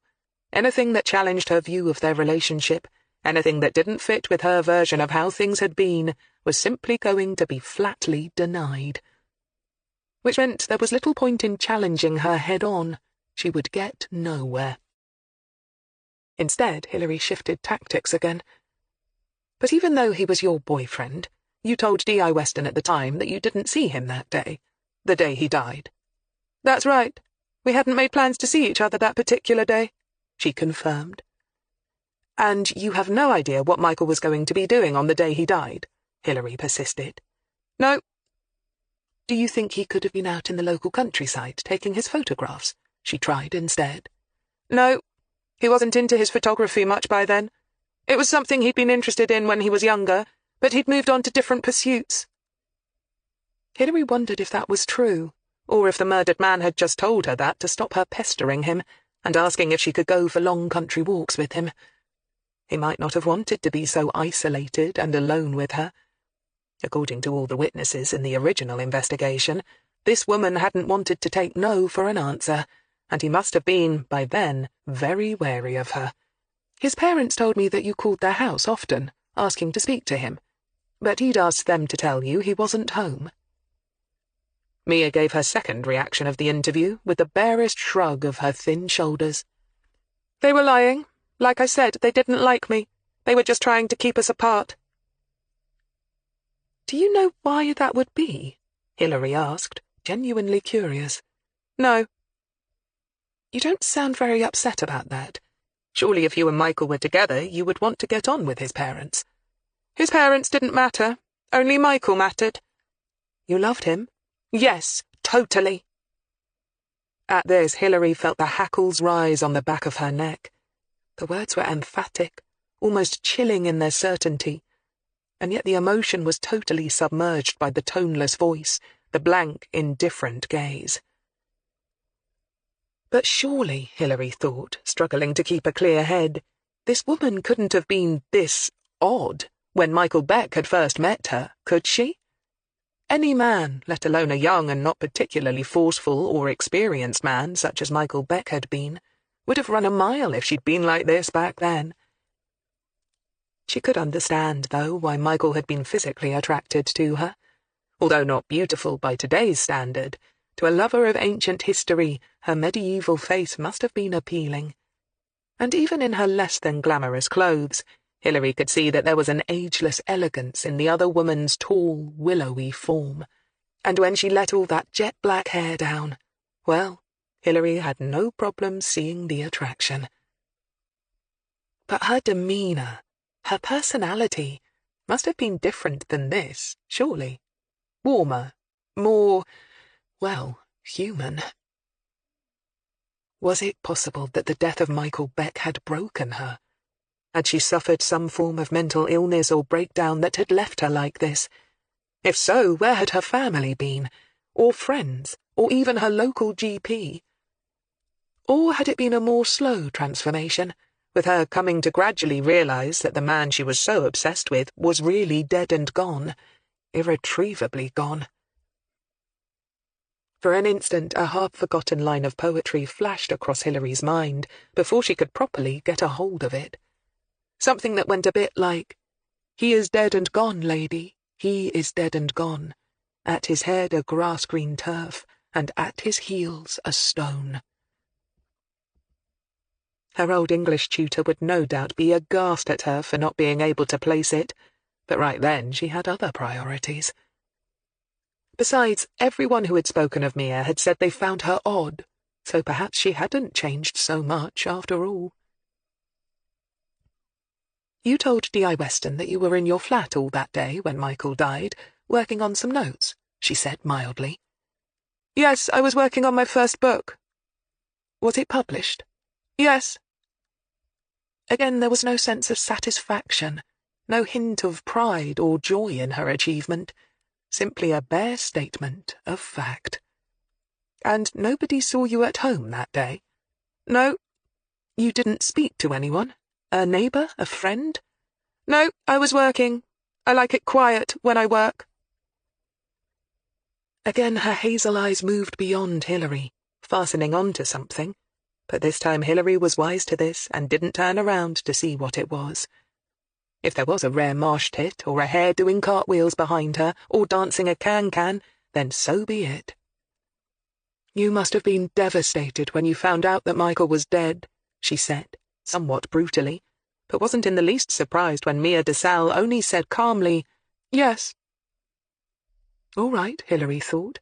Time to change the direction of attack. "It's been 10 years now. Do you have a current partner?" At this, Mia turned her hazel gaze back to Hilary. And did she hesitate, just a fraction, before answering? Hilary wasn't sure.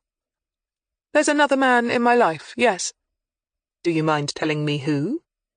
"I can't see how that can have anything to do with Michael's case," she said, not unreasonably, but for the first time actually challenging her and showing at least some spark of animation.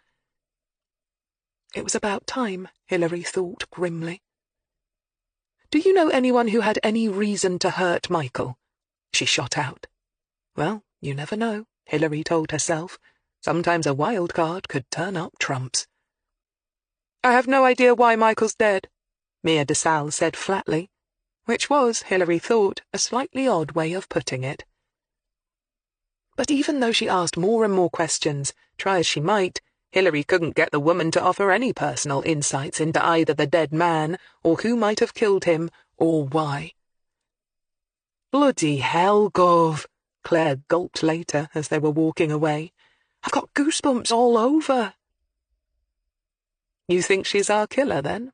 Hilary asked, lips twitching slightly. "I think she's definitely got enough bats in her belfry," Claire said vehemently. "A whole bloody colony of them, in fact." Privately, Hilary agreed with her, but all she said, mildly, was, "Since she's a zoologist, do you suppose they're a rare and endangered species?" At this, Claire couldn't help but burst out laughing. Chapter 8. Early the next morning, Jason Morley looked about him cautiously before slipping around the corner and walking down a short alleyway. He wasn't often in this part of the city, and although a friend of a friend had given him good directions, even so, he felt unsure and a little uneasy. He'd be glad when he'd done what he needed to do and got back to his place. It was odd, for although he'd been in foreign parts, where men with guns and booby traps had definitely been trying to kill him, he felt more alone and vulnerable now than he had then. Perhaps that was because in the army he'd never been alone, but had his mates to watch his back. Or perhaps because in the army his actions had been sanctioned. Right or wrong, he felt happy about what he was doing. Whereas now he was uncomfortably aware that he was about to break the law. And if he was caught, he, and more importantly his family, would suffer the shame of him being branded a criminal. For a moment Jason had to bite back a grim but genuine guffaw of laughter. Wouldn't it be a laugh if it was his old mate Gareth who arrested him? Of course he knew it couldn't possibly work out that way. Gareth wasn't a proper copper, but only a civilian working for them. Still, Jason found the thought of it rather amusing. After a few moments the good humour left him as abruptly as it had come, and the usual pool of dull despair seeped back. He straightened up, looked around, and, as his instructions had assured him, saw the pea-green paint of a back door. It was, he'd been told, the back door to a betting shop. He gave a mental nod of recognition, then glanced at his watch and waited patiently until it was exactly 7:15. He then tapped on the back door 3 times, waited, and, feeling a bit foolish and rather like some character from a cheesy spy film, tapped 3 times again. The door opened at once, and a surprisingly short man, barely 5 feet tall, looked him up and down from the doorway. He was perhaps Jason's own age, with short brown hair and eyes of almost exactly the same colour, set in a surprisingly nondescript but friendly face. It wasn't what Jason had been expecting somehow. "Yeah?" he asked casually. He was wearing denim jeans and a grey sweatshirt bearing a logo of some long-ago pop band, now faded into obscurity. "I'm Jimbo's mate," Jason said. "Huh. And how is Jimbo?" "As annoying as ever," Jason said with a slight twist to his lips. "Still whinging, and still always on the cadge." The man in the doorway gave a brief smile, acknowledging the truth of this assessment, then glanced quickly up and down the deserted alleyway before stepping back. "Come on in, then." Jason, with just a slightly elevated heart rate, stepped into a small, somewhat smelly kitchen. With lime green linoleum on the floor, standalone stoves and units, and tiny lemon formica worktops, it looked as if it belonged in a 1970s sitcom. "So, what you after?" the other man said cagily. "Handgun." Jason saw the other man's eyes narrow slightly, and felt the brown eyes quickly run over him. Was he afraid he was wearing a wire? What was he supposed to do, Jason wondered? Strip off? Again Jason felt slightly ridiculous, and although his heart rate was still operating a little above normal, after all, he was in unknown territory. He wasn't feeling particularly scared. Apart from anything else, he knew he could take on this pipsqueak with no trouble if he started to cut up rough. He'd also been careful to keep the door behind him, so if sudden reinforcements appeared, he had his exit ready and could always just leg it. Besides, he had a knife up his sleeve. He wasn't that stupid. He was carrying a nice tidy sum of cash on him, and although he trusted the friend of a friend, in this day and age you never knew what scammers were out and about. "Seen enough?" Jason asked sourly. "You got something for me, or what?" The other man seemed to suddenly make his mind up that he was okay, and grunted. He then walked over to the sink and opened the cutlery drawer. From it he brought out a small, old black revolver. Jason automatically tensed, but the man was already opening it, to reveal that it wasn't loaded. "That thing belongs in a museum," Jason grumbled in disgust. The other man shrugged. "It still works, that's the point, and it's clean." Jason's lips twisted. By clean, he supposed that his companion meant that it hadn't been used on any job, and so wasn't of interest to the police, because it was certainly in dire need of some maintenance, and actual cleaning. "You were told the price, yeah?" Jason nodded and patted his back pocket reassuringly. "Bullets are extra, I take it." The other man smiled. "Naturally. You want some brushes and gun oil?" Jason sighed heavily. "Extra, no doubt. Don't grow on trees, do they?" Jason suspected he was probably being ripped off, but what did it really matter in the circumstances? Fine. With mutual caution on both sides, money and gun were exchanged, and a few minutes later Jason was walking quickly back down the alley, carefully checking that nobody followed him from the shop. Nobody did. The business had been simple and easy after all, with no complications, just as he liked it. The right-hand pocket of his windbreaker now weighed down more heavily than his left. But who was there to see or care? He caught the next bus back to Bicester and sat morosely watching the morning rush-hour traffic streaming past him. At least going from the city and back into the suburbs, the bus was going against the flow. He was feeling just slightly guilty and ashamed of himself, but not enough to change his course. It was a pity about Gareth, though, Jason thought wearily.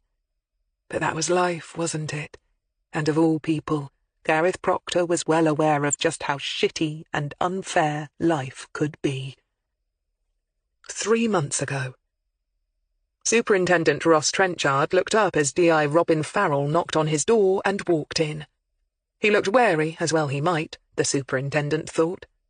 But what he had to say surely wouldn't come as much of a surprise to the DI. "All right, Robin?" "Sir," Farrell said smartly. "Sit down, then. You're making the place look untidy," the superintendent said tersely. Since he didn't have either the time or the inclination to soft-soap things for his officers, he got straight to the point. "The Newley and Kirk Lees cases," he began, checking the paperwork in front of them. "We're going to have to power them down, Robin." He saw the younger man flush resentfully and immediately open his mouth to argue his case. The superintendent expected nothing less, of course, since nobody liked to fail in any murder case, let alone a double murder. For a start, it didn't look good on the CV. But, to be fair, most officers cared more about getting results for friends and family than in boosting their own status. And he'd think much less of his DI if he simply shrugged and let it slide without fighting his corner. Nevertheless, before the younger man could say a word, he lifted a hand and cut him short. "You can't really be surprised, Robin. It's been 3 months, and let's face it, you have very little to go on, and during the last week hardly any progress has been made. Sir, I'm not taking a swipe at you. I know how bloody difficult this case has been. I also know that nobody's talking. You've got no witnesses to either crime, or, at least, none that are willing to come forward. Forensics at either site have very little to go on, just a footprint cast of a size 10 sneaker of a brand that sells by the millions in the front garden at the Kirklees crime scene. But no DNA, no fingerprints, no fibres worth their salt. You've been hitting dead ends everywhere you turn. Sometimes you just don't get the breaks. We've all been there, so don't take it personally. Sir, we know no CCTV footage worth a damn, only a list as long as the M1 of cars that were seen in the area of either murder site. And you've not managed to link any of the car owners to either victim," he swept on, giving his junior officer no chance to rally. "But we know it's Spence, sir." Robin finally managed to cut in his superintendent's catalogue of woes, his voice tight with frustration and indignation. "It has to be." At this his superior officer smiled grimly. "I know how you feel, Robin," he said, sitting back a little in his chair and regarding his DI with a not unkindly eye. "And you may well be right at that," he conceded.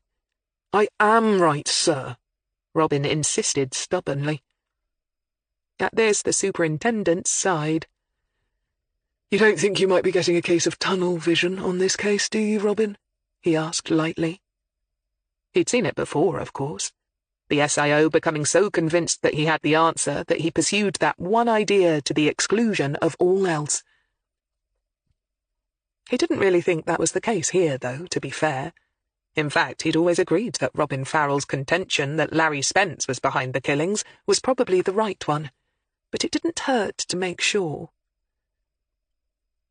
"No, sir," Robin said through slightly gritted teeth.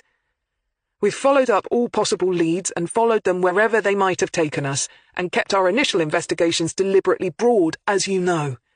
But we couldn't find any personal reasons for either attack. Newley's family were all genuinely cut up about his death. His wife was in pieces. Even his neighbours, who all thought he ran a genuine antique shop, had nothing but good words to say about the little scrote. We could find no whiff of anyone with a private or personal grudge against him anywhere, and he had no form for violence, so it was unlikely that he got rough with some customer with attitude. And as for Kirklees, we had almost the exact opposite problem with him. He was an only child, and both his parents are deceased. No wife, no kids. He's a loner with no real friends who came here from the smoke and didn't exactly surround himself with buddies. The cautious sod never got close enough to anyone to give them a personal motive to kill him. He didn't even have a regular girlfriend, since he preferred the company of prostitutes, so there's not even the chance of a woman scorned in the picture anywhere. Only Spence makes sense in both cases. He paused for breath, giving his superintendent the opportunity to hold up his hands again. "Okay, Robin, okay. I'm not saying I disagree with the direction you've taken, but it's not producing any results, is it?" At this mild but damnably true criticism, Robin sighed heavily. "That's no big surprise, though, sir, is it, with all due respect?" he said bitterly. "No one's going to grass on Spence, are they? They know they'd end up floating face down in the Cherwell if they did." Trenchard snorted in agreement. This was true enough. Over a year ago now, the city's main criminal kingpin had been put away due to the late Chief Superintendent Stephen Crail's diligent investigation, creating a vacuum at the top. A vacuum that Larry Spence had been only too happy and quick to fill. Born and bred on home turf, Spence had begun by taking over the pitiful remnants of the old empire and sucking them into the burgeoning bosom of his own.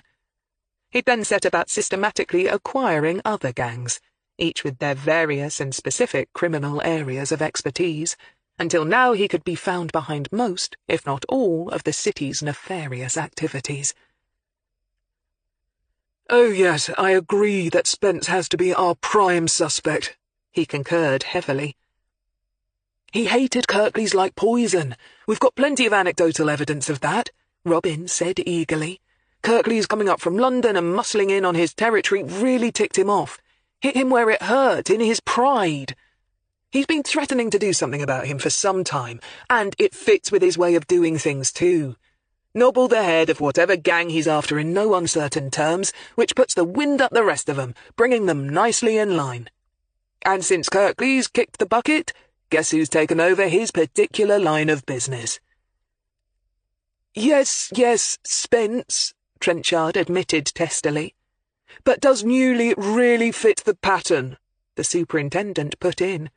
"Newley was strictly a one-man band with a poxy shop doing some small-time fencing. Hardly a jewel in anyone's crown, was he?" "True enough, but Spence has taken over Newley's shop too. We got confirmation of that a couple of weeks ago," Robin said stubbornly. "His widow was persuaded to sell to one of his lieutenants at a very reasonable price, poor cow." "Even so, why didn't Spence simply lean on him?" the superintendent pointed out. "Newley was an old man and a realist. If Spence really had been interested in hoovering up even the smallest of small fry, he knew that all he had to do was make it clear which way the wind was blowing, and Newley would have been scared stiff. He'd have had enough sense to sell out low and take up an allotment in his retirement. He'd never have had the balls to stand up to someone like Spence, and Spence knew it. Why do something so drastic as killing him? It was bound to bring unwanted attention on him, and not even Spence goes around willy-nilly knocking off people unnecessarily." Even though he knew his superior officer had a point, and it wasn't one that he hadn't also considered himself, Robin was still convinced he'd called this one right. "Perhaps Spence told one of his goons to lean on the old man, and it got out of hand," he proffered sullenly. The superintendent still wasn't convinced. "But the MO for both Newley and Kirklees doesn't exactly shout enforcer, does it? Why the taser, for instance? That smacks of someone who needed it to incapacitate his victim first. But Spence could have sent in half a dozen heavies at a time, and they could have overwhelmed their victim in a flash, especially an old guy like Newley. And let's not forget, blows to the head with an as-yet unidentified object killed both men. Hasn't Spence's known preference for dispatch always been a long, sharp knife, administered either in the back or straight through the heart from the front? Robin shifted in his chair. Perhaps that's just the point, sir. Spence wanted to mix it up a bit this time in order to divert suspicion, he argued stubbornly. Or maybe he's just got a new man in his heavy squad who likes to bash people over the head. All these thugs have their own favourite ways of going about things. Perhaps, perhaps not. We can discuss the ins and outs all day, Robin, but it doesn't change the facts, Trenchard said firmly. It's been 3 months now, and I'm afraid the investigation is getting bogged down. You've got no new leads, and the case is in a rut. I'm sorry, but as you know, we simply can't afford to keep it running at the level it is. We don't have the officers, and we sure as hell don't have the budget. Oh, I'm not saying shelve it altogether, he added, as once more the DI looked about to argue. Just put it on the back burner. I've been getting pressure from above for a while now to cut back on it. You know what it's like. He felt guilty having to pull the rug from under his junior officer, but Farrell would just have to learn to live with it, as did they all. Yes, sir, Robin finally muttered resentfully. All right, you've been given that domestic in Banbury, right? Yes, sir. Well, prioritise that then. It was an order, and Robin Farrell heard it loud and clear. He got up stiffly from the chair. Yes, sir. Is that all? Yes, Superintendent Trenchard said, and he watched the younger man stalk stiffly from the room. He sighed heavily when the door shut, not too quietly, behind him, and glanced out of the window. He knew how Farrell felt, of course. He could remember only too well how much he had hated it when, as a young DI himself, he hadn't been able to pursue a case as much as he'd wanted to. Running a weary hand over his face, Trenchard turned to the latest budget figures, silently cursing all bean counters everywhere. Within a few minutes, the deaths of Newley and Kirklees slipped from his mind. Fuming and back at his desk, DI Robin Farrell had to give his team the news that the double murder investigation was being powered down. He'd built up a good team in the last 3 months, and though, like him, they'd seen the writing on the wall, they too were bitterly disappointed. But even as Robin began to pack away files, he knew he wasn't going to let this one go. After all, the super had said he didn't have to shelve it altogether, right? So he'd continue to work it whenever he had a spare moment. Hell, he'd even do unpaid overtime and work on it whenever he had a free weekend, if he had to. The truth was, Larry Spence had got under his skin. Whenever questioned, he'd stuck to no comment and forced Robin to deal with his smart-ass, super-polite solicitor.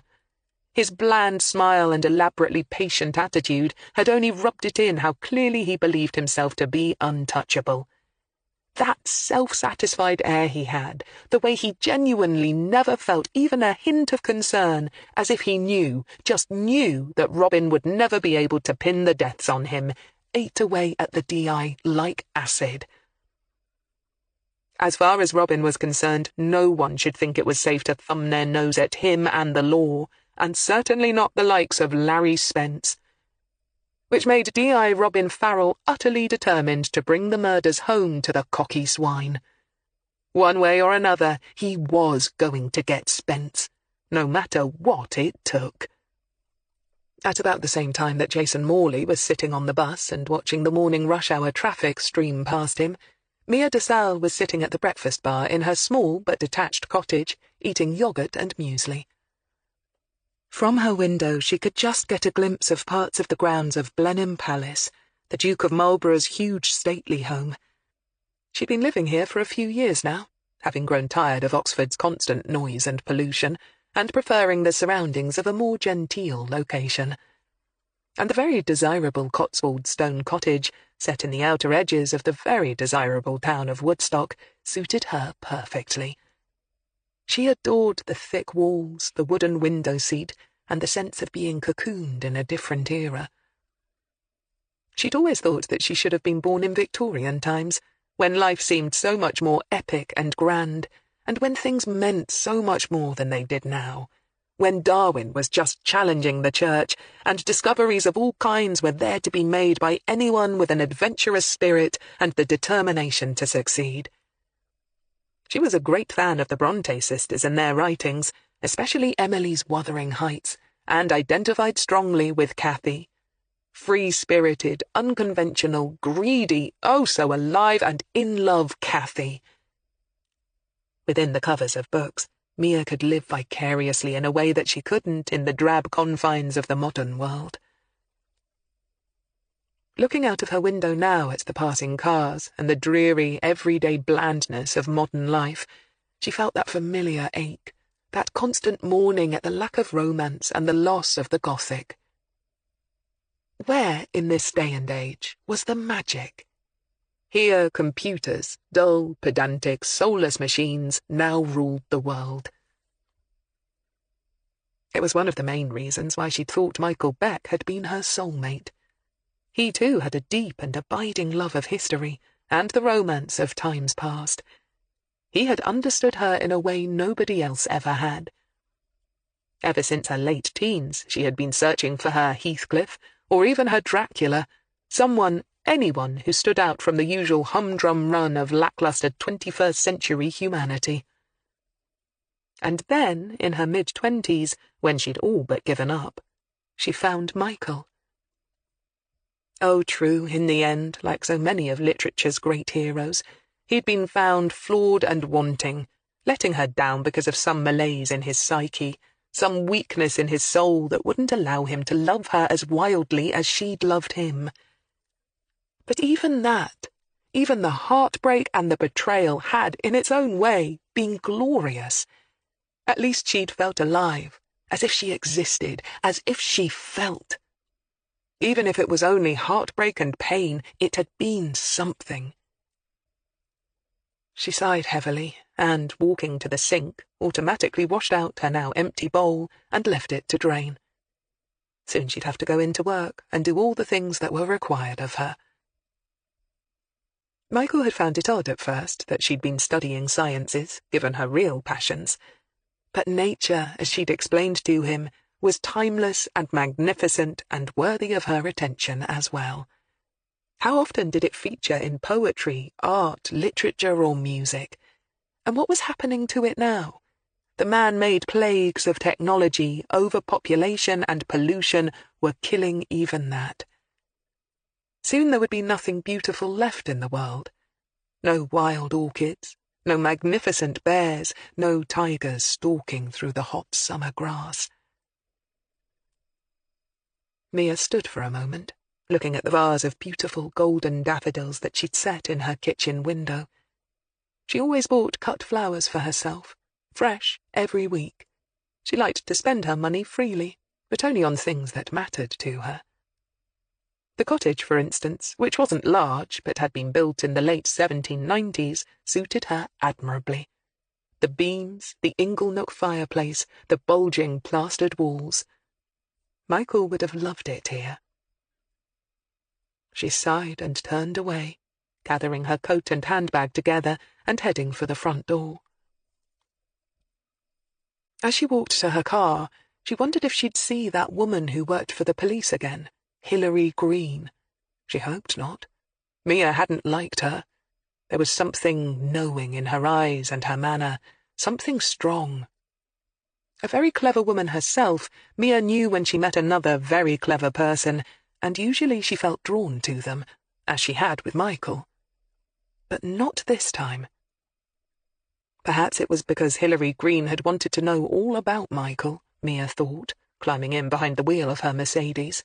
And Michael belonged to her, still, always, only to her, even though she now had a new love. For a minute or so, Mia sat in her car, staring blankly ahead. Of course, even the Victorians had had to acknowledge the dominion of death. If only she was Catherine Earnshaw, Mia thought sadly. If only she could conquer death. Only, of course, it would have to be the other way around, wouldn't it? This time Michael's ghost should have come back to seek her out. How many nights had she sat in the dark, hoping that he would do just that, listening, straining her eyes and her ears for any sign, but nothing. And eventually even she had had to accept her loss and to look for another. Mia smiled gently to herself now, thinking of that other. Who would have expected that the answer to her prayers could possibly lay with him? Him of all people. He was not a classic Bronte hero, was he? No, Mr. Rochester, certainly. But he had loved Michael too, in his way. More importantly, he had been privileged to spend such precious and momentous moments with Michael, such final, intimate moments, moments that she would have given her soul to have been able to share. But she had not understood what had been happening until it was too late. And now she must continue to be patient and pragmatic, like one of the characters in one of Jane Austen's works. But Mia knew that she was beginning to lose patience recently. How long would it take before he too succumbed to the inevitable and accepted their joint destiny? He was resisting it so far, but that would have to change soon. Mia de Salle gave a small, grim little shrug and started her car. She had done her duty. She had pined faithfully for her lost love, and she had waited patiently and for so many years for his replacement to make the first move, as the man should. But not even her patience was infinite. The police opening Michael's case again had to be a sign of some kind, didn't it? That things were moving once again. A sign that it was time for her to become the catalyst once more in her own love story. With a serene smile, she sent her sleek car out into the road, feeling more content now that she knew what she must do. Chapter 9. As Mia de Salle set off for work, Hilary Greene sat beside Claire as she drove them south towards Hampshire and a small market town about 10 miles from the coast. It was to this rather nice spot that Dr. Timothy Durning had finally settled, working as a private tutor to Oxbridge wannabes. The sun was shining on and off, and Claire was feeling happy to be out of the office for most of the day. She chatted about her children, her better half, the cost of living, and the state of her current diet. Hilary, used to her pleasant chatter, let it all flow over her with just the occasional murmur here and there to show willing, and mostly mused on her case so far. Or rather, the lack of a case so far. As far as she could see, they had unearthed nothing new, let alone earth-shattering, in Michael Beck's case. Gareth had informed her before she set off from the office that the Becks had confirmed that none of their son's cameras had been missing, which seemed to rule out the idea that he might have been taking some of his wildlife photographs on the day of his death, and had been surprised by his killer out in the fields somewhere. It was looking less and less like an opportunist killing. That, coupled with the fact that his means of transport, his bicycle, had never been recovered, seemed to bolster the theory that he had gone missing either in Oxford or on his way to or from Oxford. Had he met up with someone somewhere on the road? If so, the original investigation had never found CCTV footage of it, and nobody had come forward to say they'd seen anything odd, like two people struggling on the side of the road. Mind you, Hilary reminded herself, the first part of his journey, from Wood-Eaton towards Headington, did take him down a fairly lonely stretch of isolated rural road, apart from the rat run during rush hours, which saw plenty of traffic on that stretch then. Which didn't mean much either way, since Michael had set off from his parents' house a good hour after the morning rush would have passed. It was possible he'd been snatched, she supposed. Had someone forced him off the road and bundled him and his bicycle into their car? The post-mortem had not shown any signs that he'd been hit by a motor car, but he might have been forced to run off the road onto the grass, which wouldn't necessarily have left any bruises. But then what? Surely he would have put up a fight. He was a young, relatively fit man. He wouldn't have been forced into a car easily. Unless there was more than one killer involved. One to hold him, one to hit him over the head with whatever the instrument used had been, and 2 of them to sling him and his bike into a capacious boot. And just what was that blunt instrument? Forensics had tried many comparisons with all sorts of things, but nothing had quite seemed to fit. Could it have been a specialist tool of some kind? Something fairly unique? Something the killer needed for their trade, say, or something the killer might habitually carry with him? The trouble with that scenario was, of course, that until they found out who the killer was, they might not find out what he or she had used to hit Michael Beck over the head. But speculation of that sort was useless, especially since the killer had, in all likelihood, long disposed of the murder weapon anyway. Only an idiot would keep the murder weapon on their own premises. Hilary sighed. Claire, realizing that she'd lost her audience, fiddled with the radio until she found a station playing mainly 80s tunes. Hilary hastily blanked the noise out.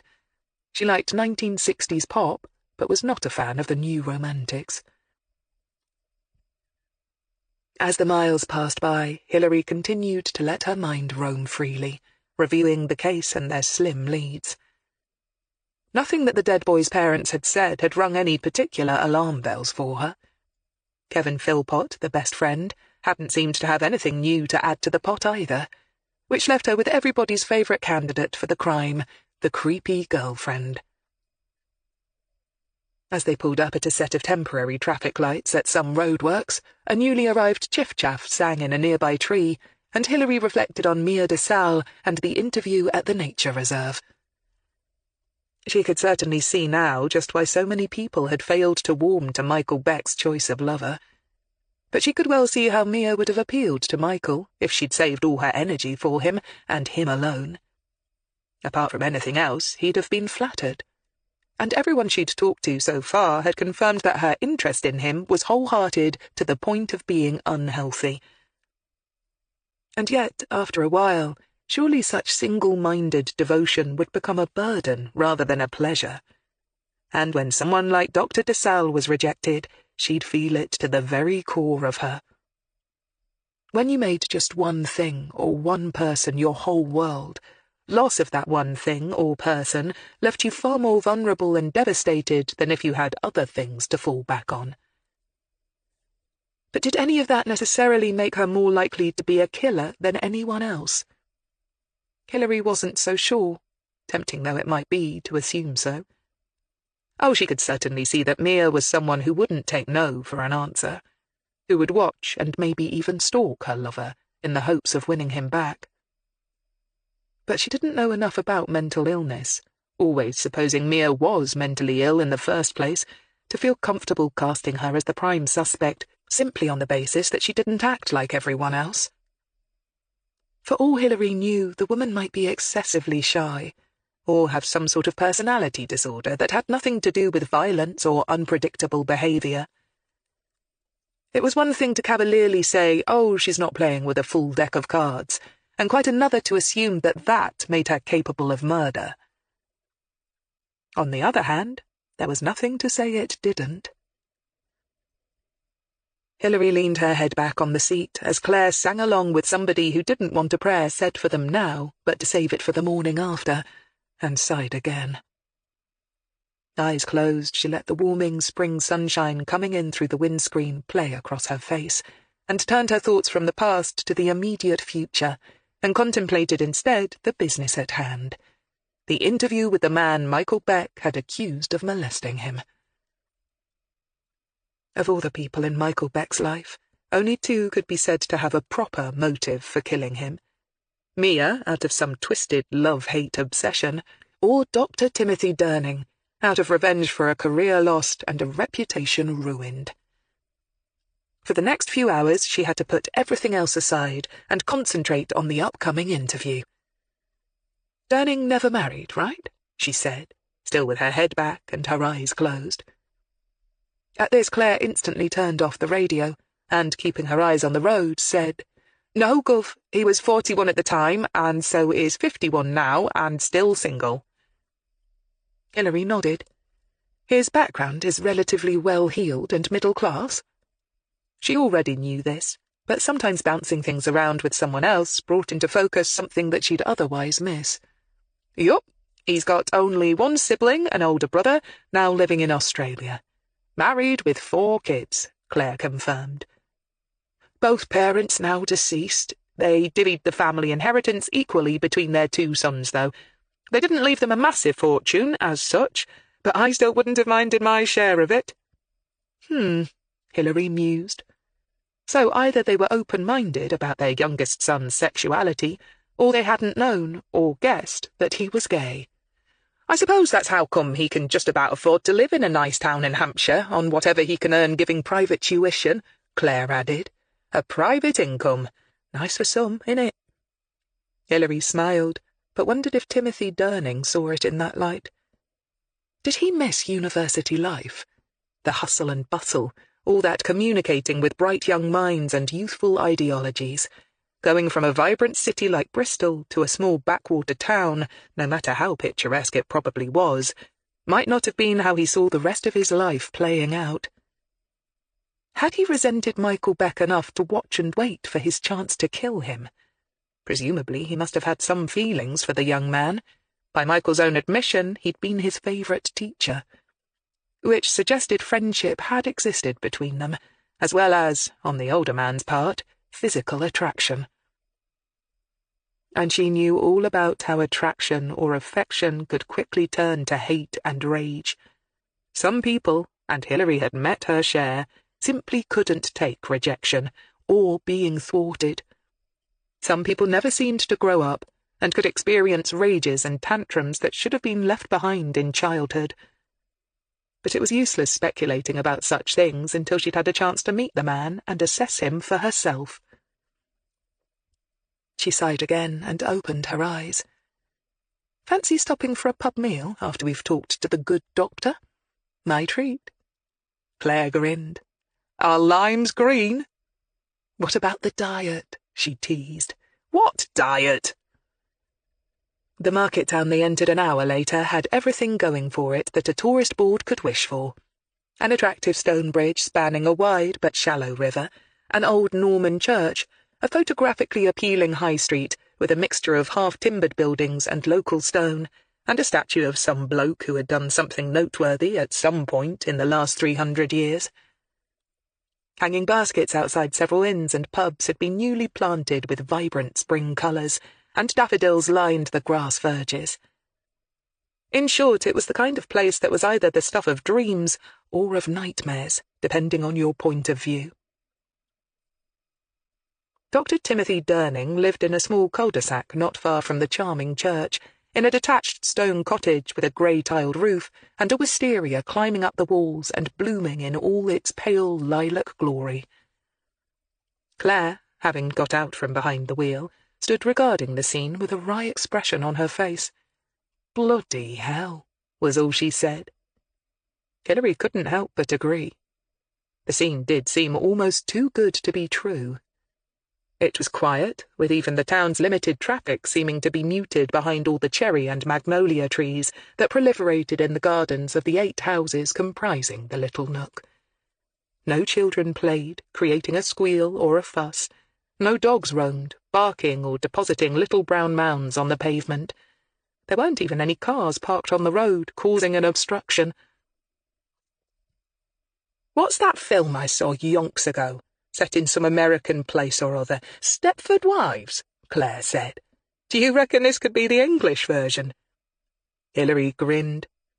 Wasn't that the one where all the perfect housewives and mothers turned out to be androids or something? Come on. Let's see what Dr. Durning has to say for himself.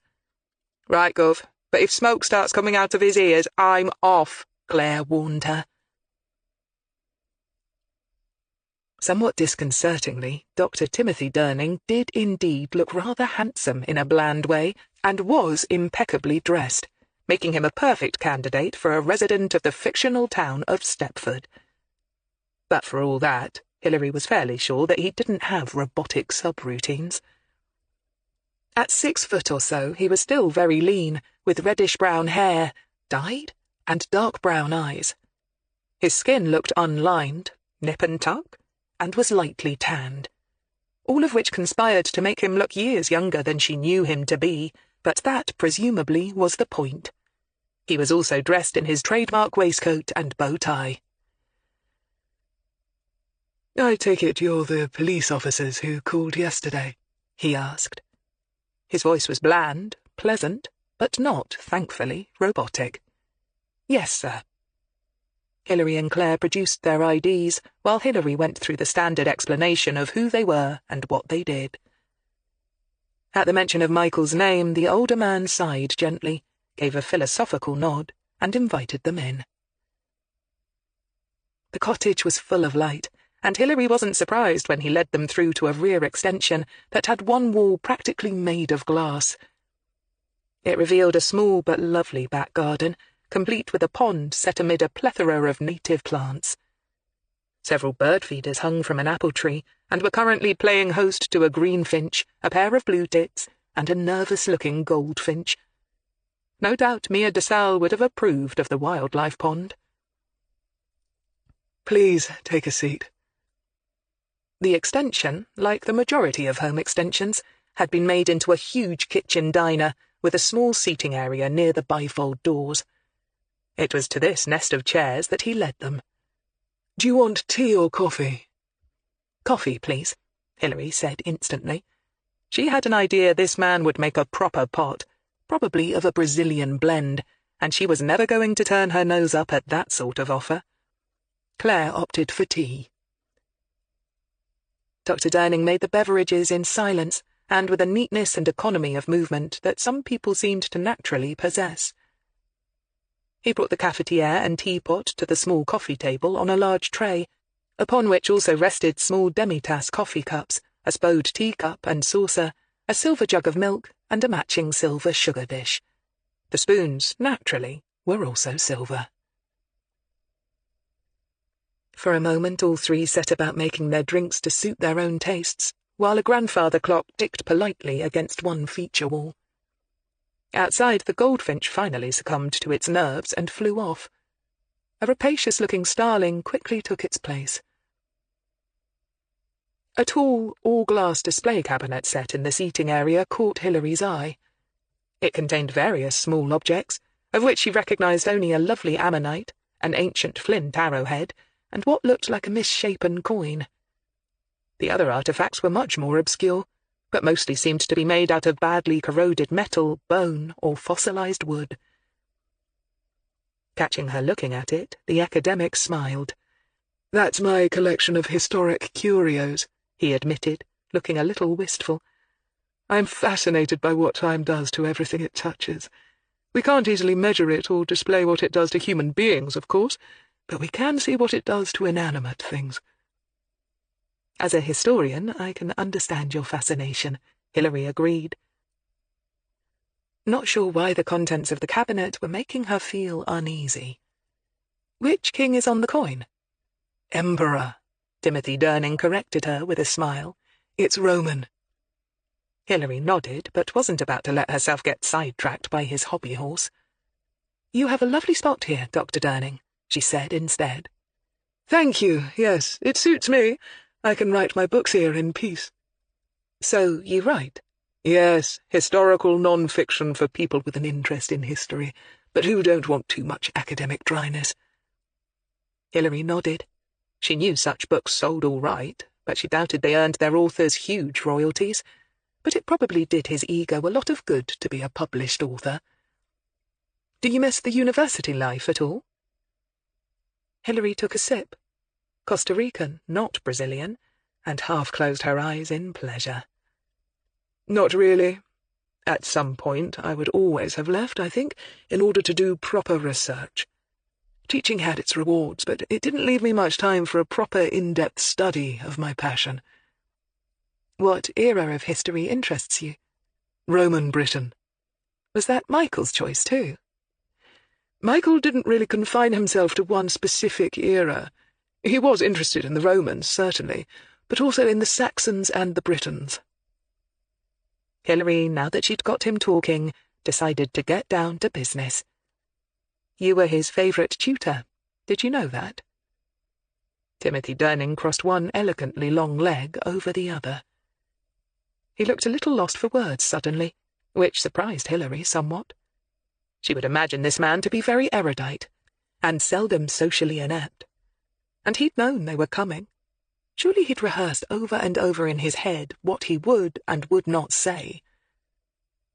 Catching her eye, he must have read something of her thoughts, for he smiled wryly.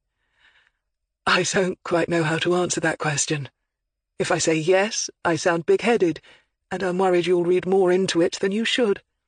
If I say no, I run the risk of sounding disingenuous, and you'd probably suspect me of lying. You can see my dilemma." Hilary nodded. She could, actually.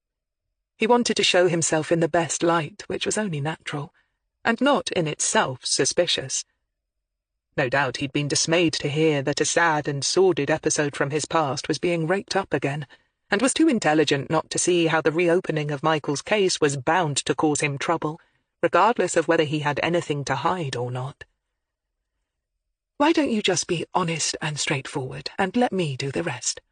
Hilary advised him with a slight smile and a level look. For a moment the academic considered this, and then smiled again. "Now who's being disingenuous?" he murmured, then gave a weary shrug.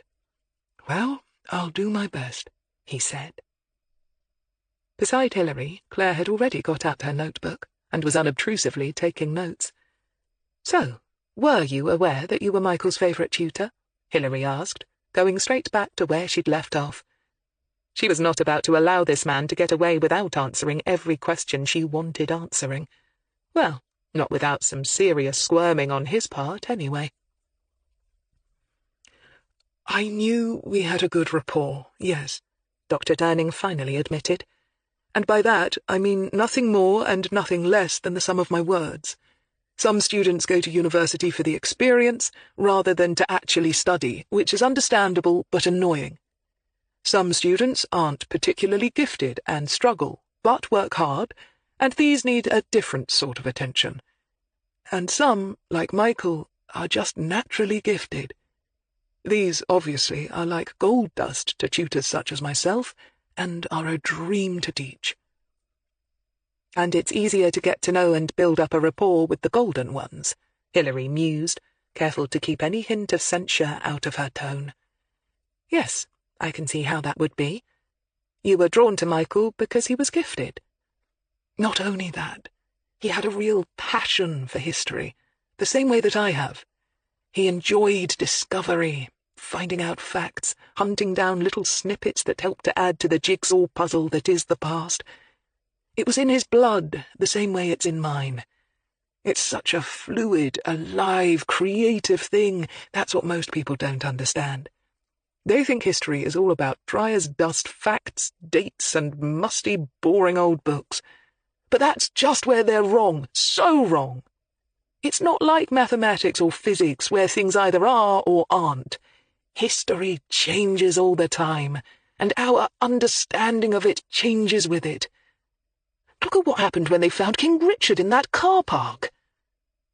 He was sitting a little forward on his chair now, his face and voice animated. "All the debate there'd been for decades about whether he really was a hunchback or whether it was the result of bad press by his enemies. And then they found his skeleton really did have a curvature of the spine.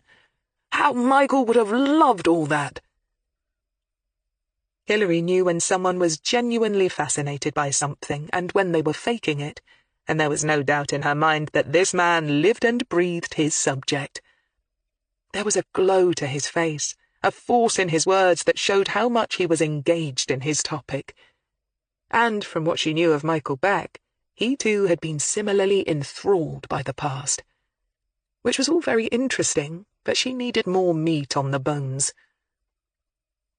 "But he didn't live to see it, did he?" She slipped in quietly, and saw all the animation drain out of the older man. "No." Timothy Durning swallowed hard. "No, he didn't." His hand, when he raised his tiny coffee cup, was shaking slightly. "You must have been very shocked when you heard about his murder," Hilary said quietly. "Yes, I was. Utterly shocked. I couldn't believe it." "By then you'd left Bristol, am I right?" Yes. Because of Michael's allegations against you? Yes, but those allegations were never substantiated, he put in quickly, but without any impetus, as if he merely said the words out of force of habit. Hilary knew that other pupils of this man had come forward to back up Michael's claims, but didn't see the point, yet, of pushing Timothy Durning on the issue. She contented herself by asking, "You agreed to resign, though?" "Of course. My position was untenable by then, and I didn't want the university to suffer." His voice wavered slightly, and he abruptly put down his cup on the coffee table. "I'm sorry, but this is very difficult for me. It's a time of my life that I prefer not to dwell on." "I can understand that. You must have blamed Michael for what happened to you." Hilary was careful to make this a statement rather than a question. "Not so much as I blamed myself," Timothy Durning said with a half-laugh. "Care to enlarge on that?" Hilary tempted. The older man heaved a sigh. "Look, I'm not saying I never made a pass at Michael, because I did. But it was a genuine mistake, a genuine misunderstanding. I accept that I made a bad error of judgment. I thought... but I was wrong." "You thought that Michael would welcome an overture from you?" Hilary helped him out. "Yes, exactly. But instead he looked shocked and totally surprised.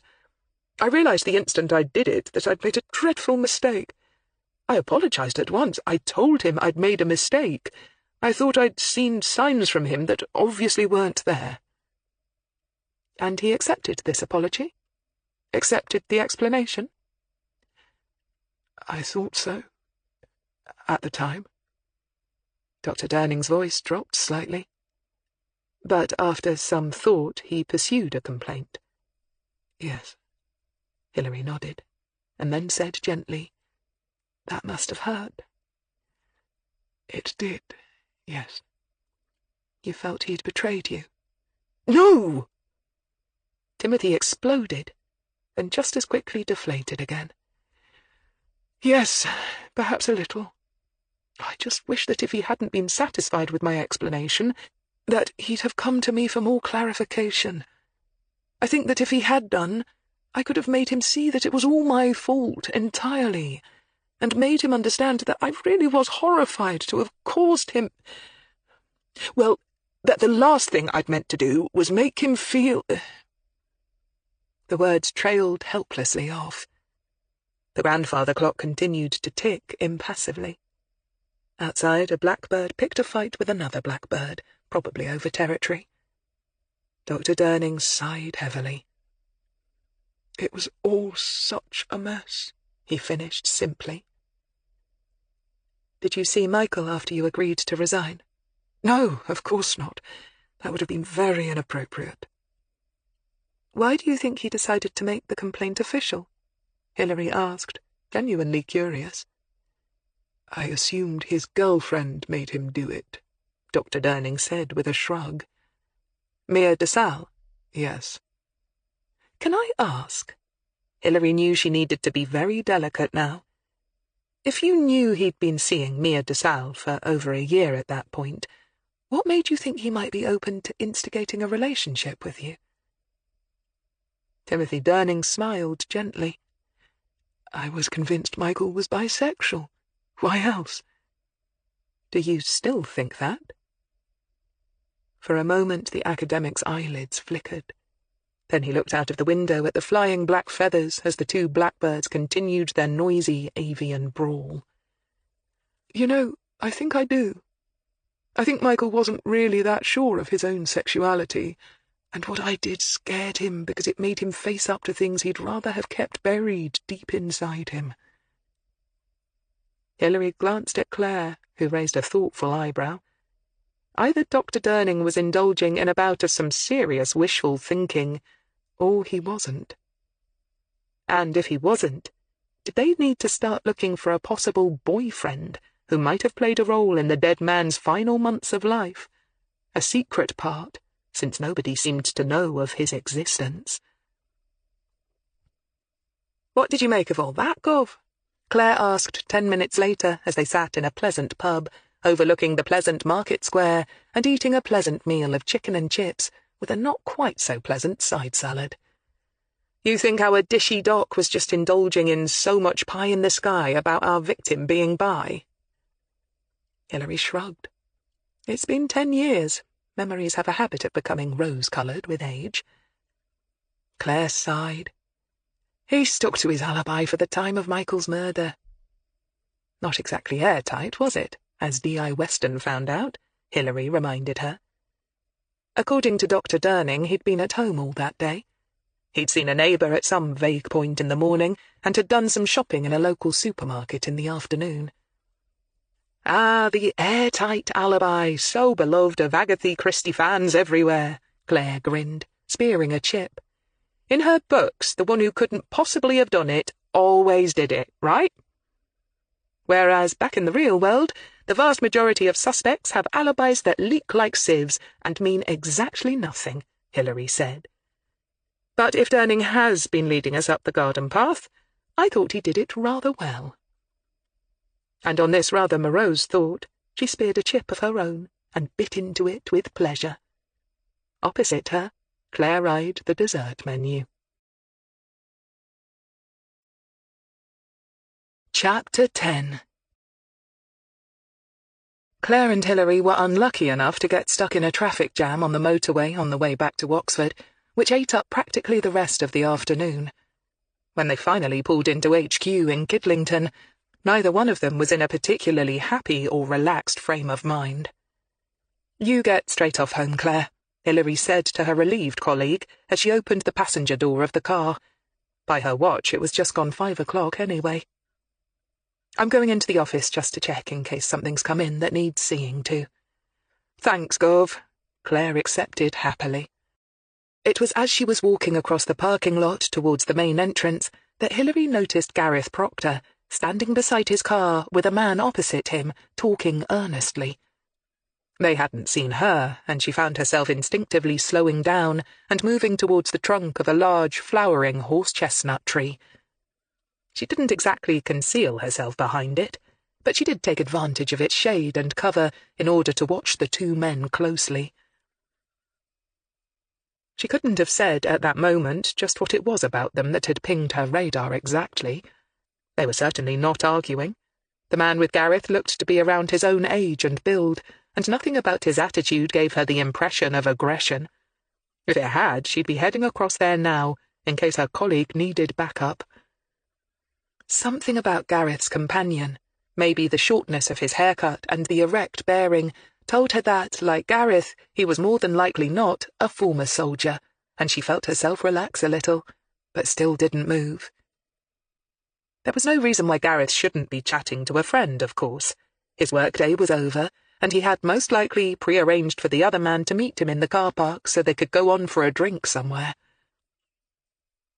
At this point, Gareth moved away from the driver's door and moved around the front of the vehicle so that he could stand beside his companion. She wondered if he'd done so because he was worried about them being overheard, for several officers that she recognized from traffic chose that moment to pour out of the building and swarm vaguely in their direction. Again, there was nothing particularly suspicious about that. Not everybody liked to have an audience to their conversation. Even so, Hilary found herself observing them even more closely, and after a moment or so, she realized why. There was something very tense about the stranger. Although she was too far away to see his facial features clearly, damn, she really was going to have to get her eyes tested soon. She could tell by his body language that, whatever it was they were discussing, it was no idle chat about football or the weather. And the more she watched, the more she could tell that the stranger's tension was transferring itself to her colleague, for Gareth Proctor was beginning to look distinctly unsettled as well. At one point Gareth reached out and put a hand on the other man's shoulder. The other man accepted the gesture, but shook his head at whatever it was Gareth was saying. A friend in need. Satisfied that whatever had the two men so engrossed was almost certainly none of her business, Hilary finally continued on into the building. But her mind, as ever, was still stubbornly and actively seeking out answers, and turned almost inevitably to the ex-soldier who'd been murdered in Reading. It annoyed her that her mind kept returning insistently back to that case. It wasn't even her case. Hell, it wasn't even in her area. But once she got back to her office, it took her a while to drag her mind back to the case that was hers. Once she'd managed it, however, she diligently typed up her report on the interview with Dr. Timothy Durning, then printed off a hard copy and took it through to the communal office to place it in the murder book. A quick glance through that document informed her that nothing noteworthy had happened while she and Claire had whiled away the hours stuck in traffic, and with a sigh of relief, she quickly checked her emails, then called it a day.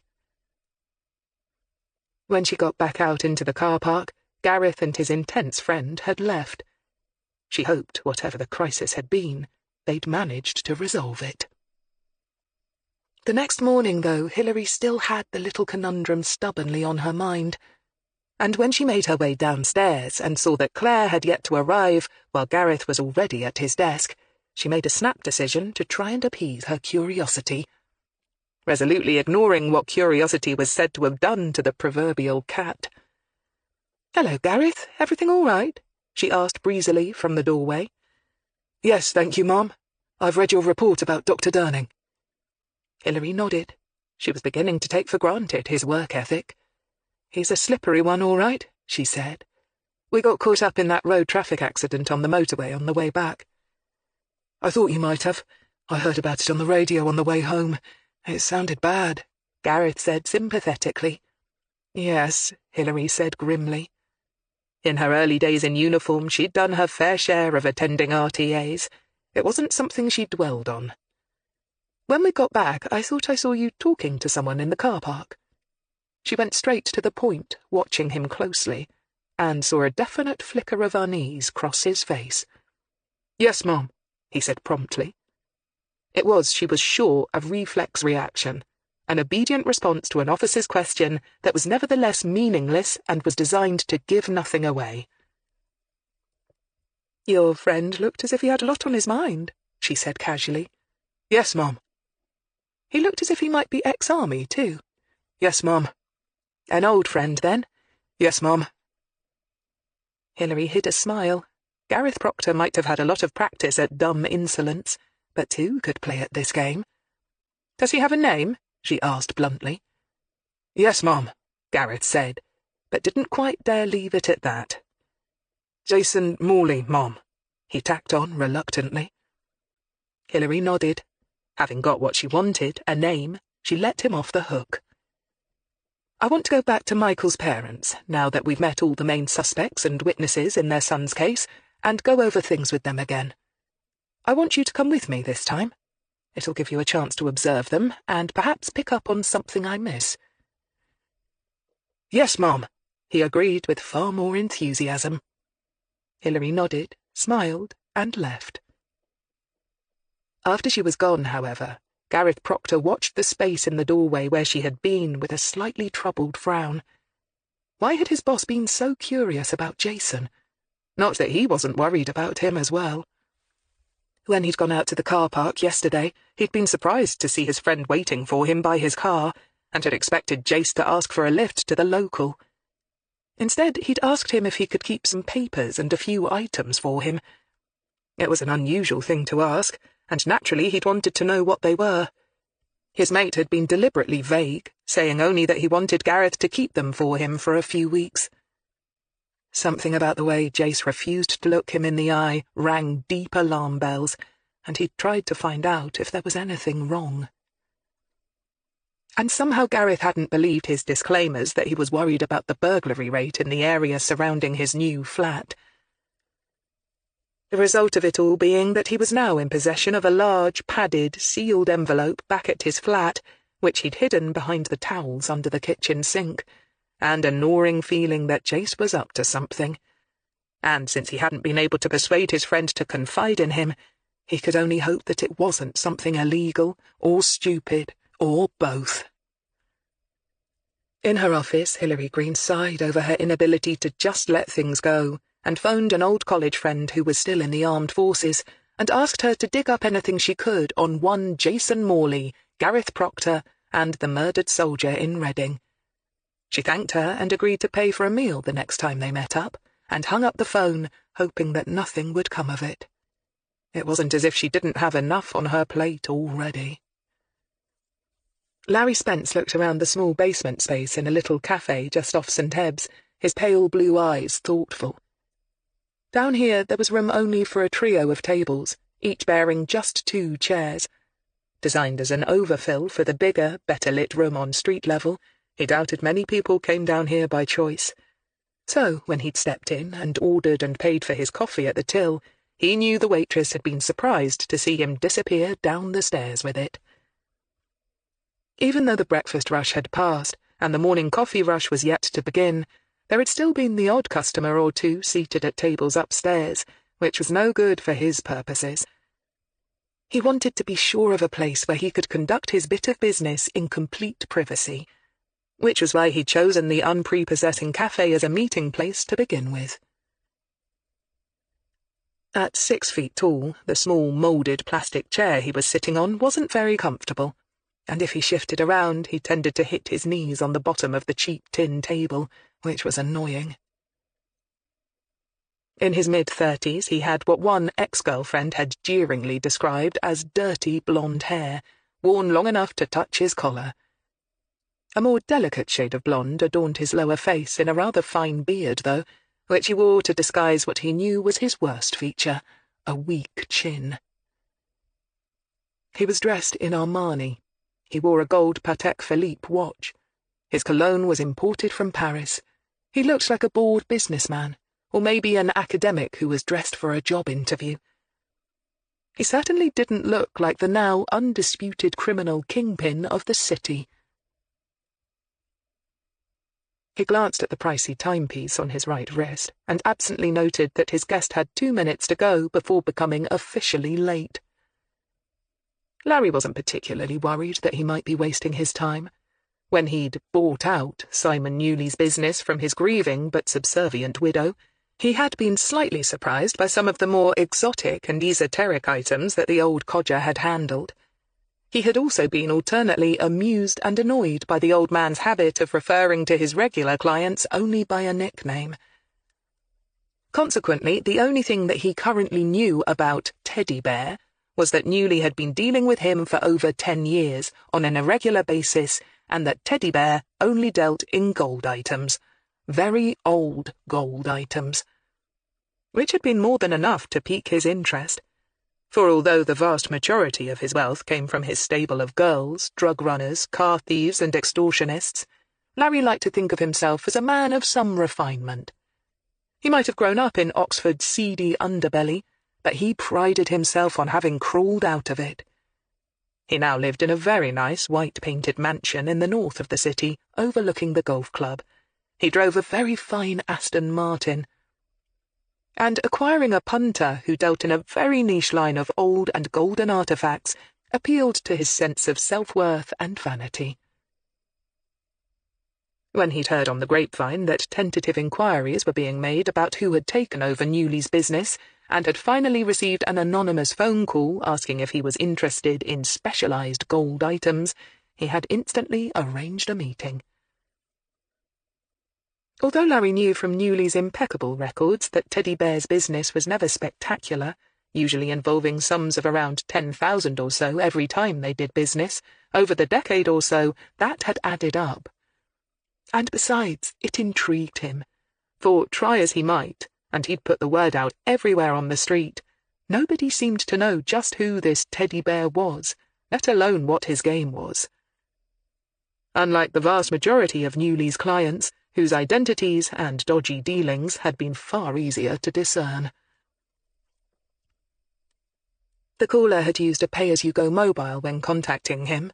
Larry had, of course, checked, and had been distinctly wary during their negotiations to meet up today, so as he sipped a surprisingly good cup of no-nonsense black coffee, Larry was half prepared for Teddy Bear to be a no-show.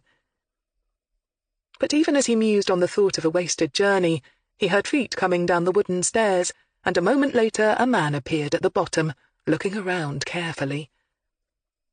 Since Larry was the only one there, the stranger's eyes rested on him and stayed. For a long moment there was one of those strange periods of time when everything but nothing happened simultaneously. Neither of them spoke or moved or made any indications of any kind. And yet judgments were made, various thoughts chased each other around, and by some kind of tacit, mysterious process, decisions were being made. On Larry Spence's part, he decided at once that he was indeed dealing with Simon Newley's long-term client, Teddy Bear, and that Teddy Bear was not an undercover cop, someone working for a rival gang, or someone from the criminal classes. Nor did he suspect he was armed, either with a concealed knife or anything else of interest, which was always good to know, especially since he'd left his regular minder with the car. On the whole, Larry was pleased. It meant that his prospects for sealing a lucrative bit of business within the next 10 minutes were pretty high. On the part of Teddy Bear, he decided that Larry Spence was indeed the same Larry Spence that he'd been busy researching for the last few days. Namely, an Oxford born-and-bred criminal who had fingers in most of the nasty pies that proliferated in the city. He was probably armed with a shank of some kind, slipped up that pristine sleeve of his, but didn't look as if he intended to use it. And he didn't have any of his usual bully boys concealed in the small basement area. All of which meant that his prospects of continuing to do a nice bit of business now that Newley was no longer available looked promising. Larry Spence watched as the stranger slowly approached the table and smiled diffidently. "Do you mind if I join you?" he asked politely. Larry affably waved at the chair opposite him. "Feel free." Teddy Bear sat down. He appeared slightly nervous, but that didn't worry Larry. Most people who knew who and what he was were nervous when around him. "Didn't we speak on the telephone yesterday?"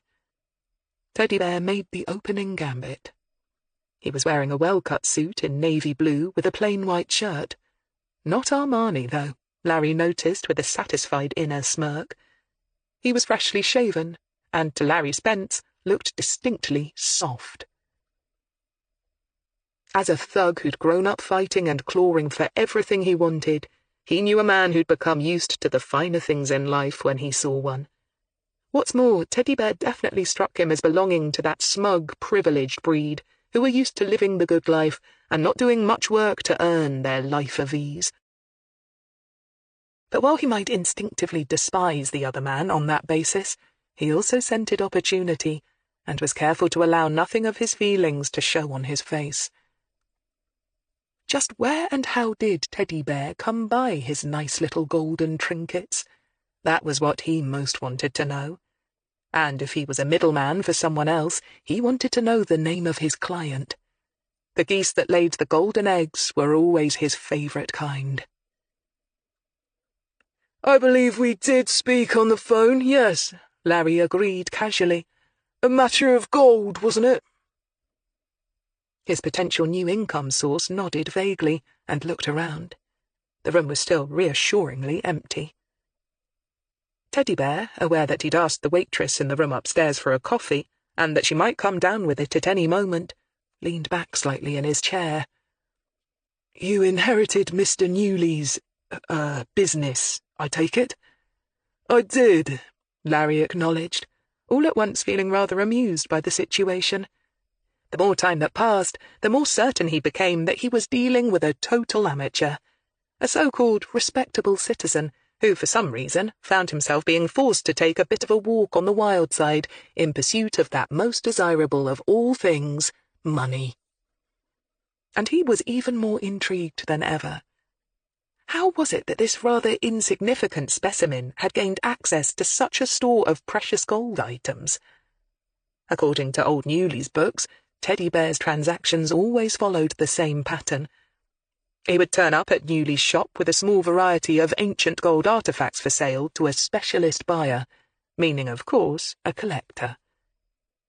And Larry, since taking over Newley's business, was learning more and more about collectors. They were an odd breed, absolutely obsessed with whatever it was that they coveted, and prepared to go to extraordinary lengths to add to their collection. It had somewhat surprised him just how big a network of greedy collectors Newley had acquired over the years, and all of them desperate to pay Newley for all sorts of guff. Who'd have thought that silly old geezer Newley to have had such nous? In Teddy Bear's case, he had always insisted that whoever Newley sold to, they had to agree that the items would not be put on display, even in a private residence, or, naturally, appear as an asset in their tax audits, which led Larry to believe the items had been stolen and would appear on police lists as being hot. This, of course, hadn't worried the various collectors Newley had approached in his role as agent for Teddy Bear one little bit. They only cared about adding to their hoards. Newley had dealt with coin collectors, sometimes with jewellery aficionados, even collectors of ancient weapons, on Teddy Bear's behalf. All of which suggested to him that this unlikely and distinctly soft specimen now seated opposite him was either a very canny thief, or, far more likely in Larry's opinion, had inherited a collection of stolen items. A collection that he had got into the habit of selling off in bits and pieces in order to live the good life. Larry took it for granted that part of Teddy Bear's reason for doing business this way was to avoid coming to the attention of the police's art and antiquities squad, while also depriving the taxman his rightful share. One thing was for sure. Larry was going to find out just where this ripe pigeon stashed his treasure, while that old plodder Newley might have been content to sell on bits and pieces and take his cut. Larry wasn't. He smelt money. Gold, in fact, and he was damned well going to have it all. But he had to be careful. First, he must lull this punter into a false sense of security. Sell on 1 or 2 pieces for him, maybe. Let him think that everything was fine, and that things could go on as they had before in Newley's day. But he'd make arrangements to have the mug followed and put a proper name to him. Then he'd have him watched. It shouldn't take that long. And then, one dark night, he'd have his boys snatch him and persuade him to give up his secrets. His boys were good at that. And who could Teddy Bear complain to? The police? Hardly. Larry smiled amiably. "So, do you have something for sale?" he asked indifferently. "Yes, not on me, of course." Larry shrugged. "Of course not," he said, his tone indicating that such a thought would never have crossed his mind. "Perhaps you might just be able to give me a description of what you want passed on, though, so that I can contact the right people." Teddy Bear nodded. "Well, start with a ring, about 1,000 years old." "Gold, of course?" "Yes, gold." Larry nodded. "I don't see any problem with finding a buyer for that," he promised. "I want a good price," Teddy Bear said flatly, and with a certain amount of bite that Larry hadn't expected. Then both men stiffened as they heard footsteps coming down the stairs. The two exchanged mutual, speculative looks of mistrust, but it was only the waitress with Teddy Bear's order of coffee. She placed it on the table in front of him and cast Larry a speculative look. But she wasn't pretty enough for him to respond, and she left with a bland wish that they enjoyed their coffee and that cakes were available if they should feel peckish. When she was gone, Larry drained his coffee cup. "I always get good prices for my merchandise," he said equally flatly. He hadn't quite liked the way Teddy Bear had just spoken to him. He had expected a little more deference from a pigeon like this, that he would show a little more gratifying fear. Perhaps it was time to make the stranger aware just who was the boss in this relationship. Nothing too much. Not enough to frighten him away before Larry could get a handle on him. Just enough to put him in his place. "People tend to want to please me," he said blandly. The stranger nodded but didn't look at all impressed, and to Larry's surprise abruptly changed the subject. "I take it the police are still involved with Newley's death. I can't have them finding out about my arrangement with him, and now with you." At this, Larry laughed caustically. "Oh, don't you worry about them. Inspector Farrell is in charge, and he can't tell his arse from his elbow." At first Larry had been amused by Farrell's pathetic efforts to pin Newley's and Lionel Kirklees's murders on him. Now he was beginning to get weary of it. The man was like a terrier with a rat. Still, eventually even Farrell would have to run out of steam and stop harassing him. Sometimes he dreamt of dealing with the DI as he would with some drug pusher who tried to scam some profit for himself. But much as he might like to, even Larry knew better than to kill a copper. It just wasn't worth the hassle that inevitably followed. "Really?" Teddy Bear said, looking interested. "Are they not making any progress, then?" Larry laughed. "No, and they won't, not now," he assured him. "Everyone knows if they can't solve a murder in the first week or two, that they hardly ever do." Teddy Bear digested this thoughtfully and nodded. "Don't worry about them," Larry said softly. "It's not them you need to keep in mind, but me." Teddy Bear looked at him without expression. Larry felt a little shaft of annoyance at the punter's obtuseness. "I'm not like Newley, Mr. Teddy Bear. I'm not an old has-been. And while I don't see any reason why we shouldn't have a long and profitable relationship," he lied blithely, "if you don't play straight with me, you'll find yourself regretting it." Larry spread his hands and said genially, "I can be a very dangerous man when crossed."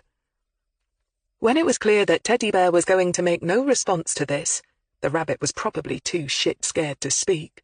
He got up, nodded, and left. Teddy Bear waited for a short while, until the other man's tread couldn't be heard, then reached slowly for his cooling cup of coffee, and said quietly to the empty room, "And so can I, Mr. Spence. So can I." Chapter 11. Mia DeSalle loved driving her classic E-Type Jaguar. Although she used a more environmentally friendly and economical car for work and general use, every now and then she liked to indulge herself and take her pride and joy out for a spin. It had been expensive, but so worth it. Mia, like most people would, enjoyed having and spending money, but she was very particular in what she chose to splurge on. Not for her anything so mundane as holidays abroad, or flashy modern jewelry, or fancy gizmos and pricey gadgets. For her it had to be all about romance, or maintaining her own sense of style, and, most of all, not letting the blandness of modern-day life win. She was determined to rise above the mundane and flout the dreariness of this ugly time she'd been born into. And to her, the E-Type was the equivalent of her fiery steed, her dragon. That morning she was driving through the Greene countryside, her heartbeat skipping, as it always did, when she knew she was going to see him.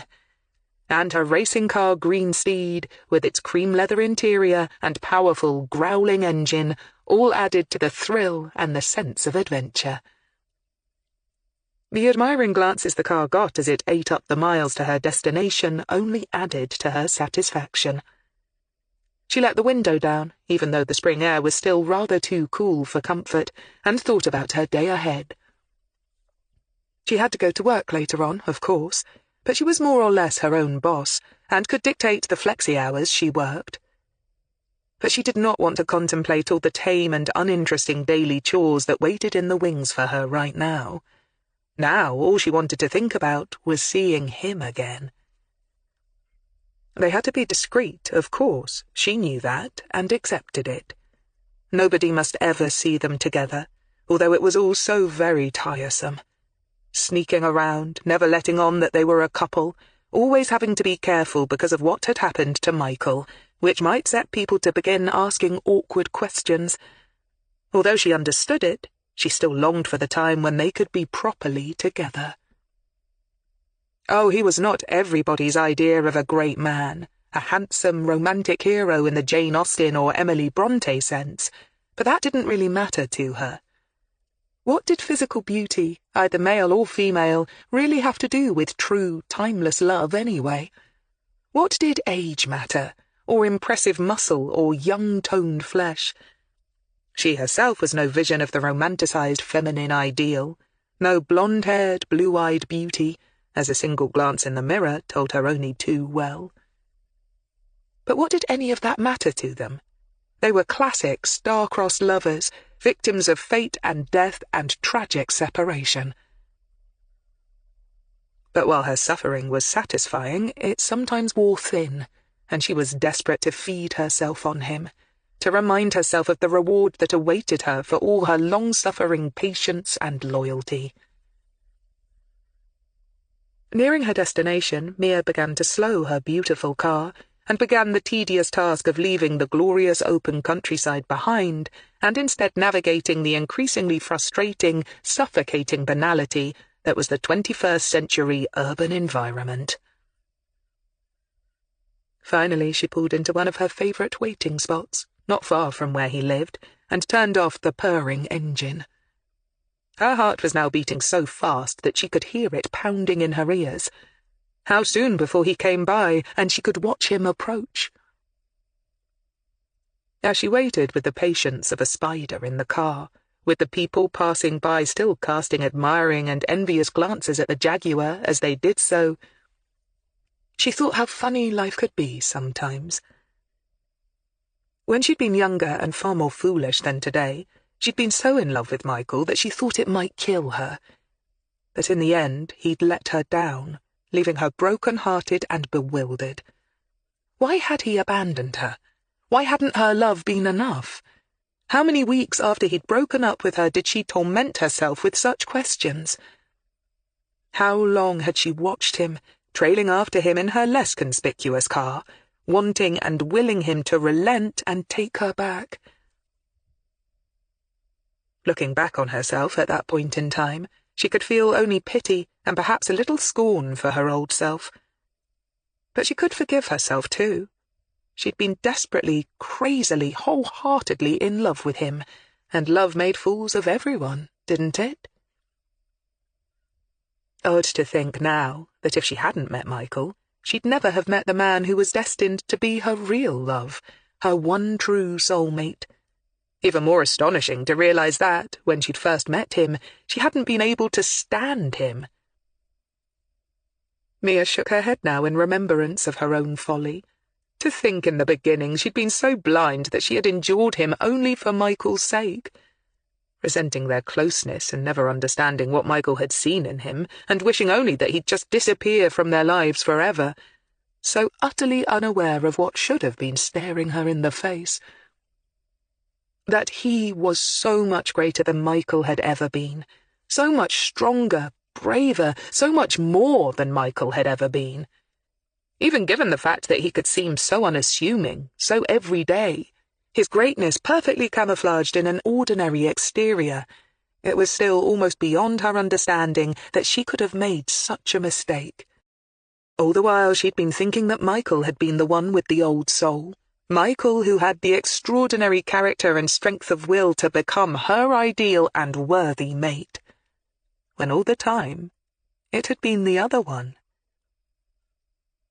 And it wasn't until that day when everything had changed forever, and she'd finally seen him in his true colours, that the scales finally fell from her eyes, leaving her hopelessly dazzled, stunned, and bewildered. It had taken her a little time to realise just what had happened, of course, to piece it all together and realise the true extent of her new love's cleverness and bravery, his extraordinary abilities to present one face to the world while hiding the almost unimaginable glory of his real face, to take charge, to be unafraid of taking action, to risk everything, to be a real man in this world of wimps and dullards. Michael and the memory of Michael had faded into nothing beside him. What had Michael been but a young, callow man whose passion for history had been his one redeeming feature? She shifted restlessly in the bucket seat of her car and glanced at her watch. Surely he would come by soon. Her outlaw, her unlikely Heathcliff, her secret and guilty love. Surely he would come into sight any time now. She needed to see him. She'd die if she didn't see him. There was a fluttering feeling racing around her body, an almost unbearable excitement washing over her, making her tremble. Maybe this time, this day, this hour, would be the one when he finally told her they could be together forever. She couldn't bear this much longer otherwise. Hilary drove Puff carefully through the narrow and hilly village of Islip, then up over the humped bridge over the river towards the now familiar route towards Wood-Eaton. Beside her, Gareth Proctor sat silent and thoughtful. He was still brooding about Jason, and what, if anything, he should do. He felt instinctively that his friend was nearing some sort of crisis or other, and that giving him the mysterious package to look after was a cry for help of some kind. Was he supposed to open it and see what it contained, or was not opening it the test that he needed to pass? He unknowingly sighed, earning him a quick, sharp-eyed look from his boss. Perhaps he should have a word with Jace's mum and dad, but they already knew he was suffering from depression. His GP had given him pills. Jace's sister looked in on him regularly. So what more could he or they do? Apart from helping put his own mind at rest that he'd done something, at the expense of disturbing their peace of mind, what would that realistically achieve? What did he expect them to do? Commit their son to a mental ward? No. He could only try and find out what was bothering Jace and promise to help and be there. After work, he'd go over and... "Here we are." Hilary Greene's crisp voice startled him out of his contemplation, and he saw they'd arrived at a smart-looking, large country cottage without any real memory of getting there. He caught his boss watching him knowingly and hoped he didn't look as guilty as he felt. "Yes, Mom," he said smartly. "Do you want me to take notes?" "I think you'd better," Hilary said. "I was going to ask you if you wanted to start the interview and get in some practice, but I have a feeling your mind isn't on the job." Hilary saw him flinch a little. Having made her point, she relented and sighed. "Come on, then," she said briskly. "Clear your head and pay attention. You're no use to anyone unless your mind is on the job at hand."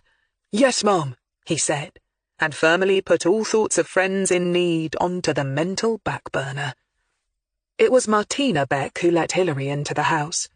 She seemed surprised to see her arrive with a different officer, and looked even more disconcerted when Gareth limped past her once they were in the hall. Hilary saw her eyes fall to his misshapen left hand, and look quickly away again.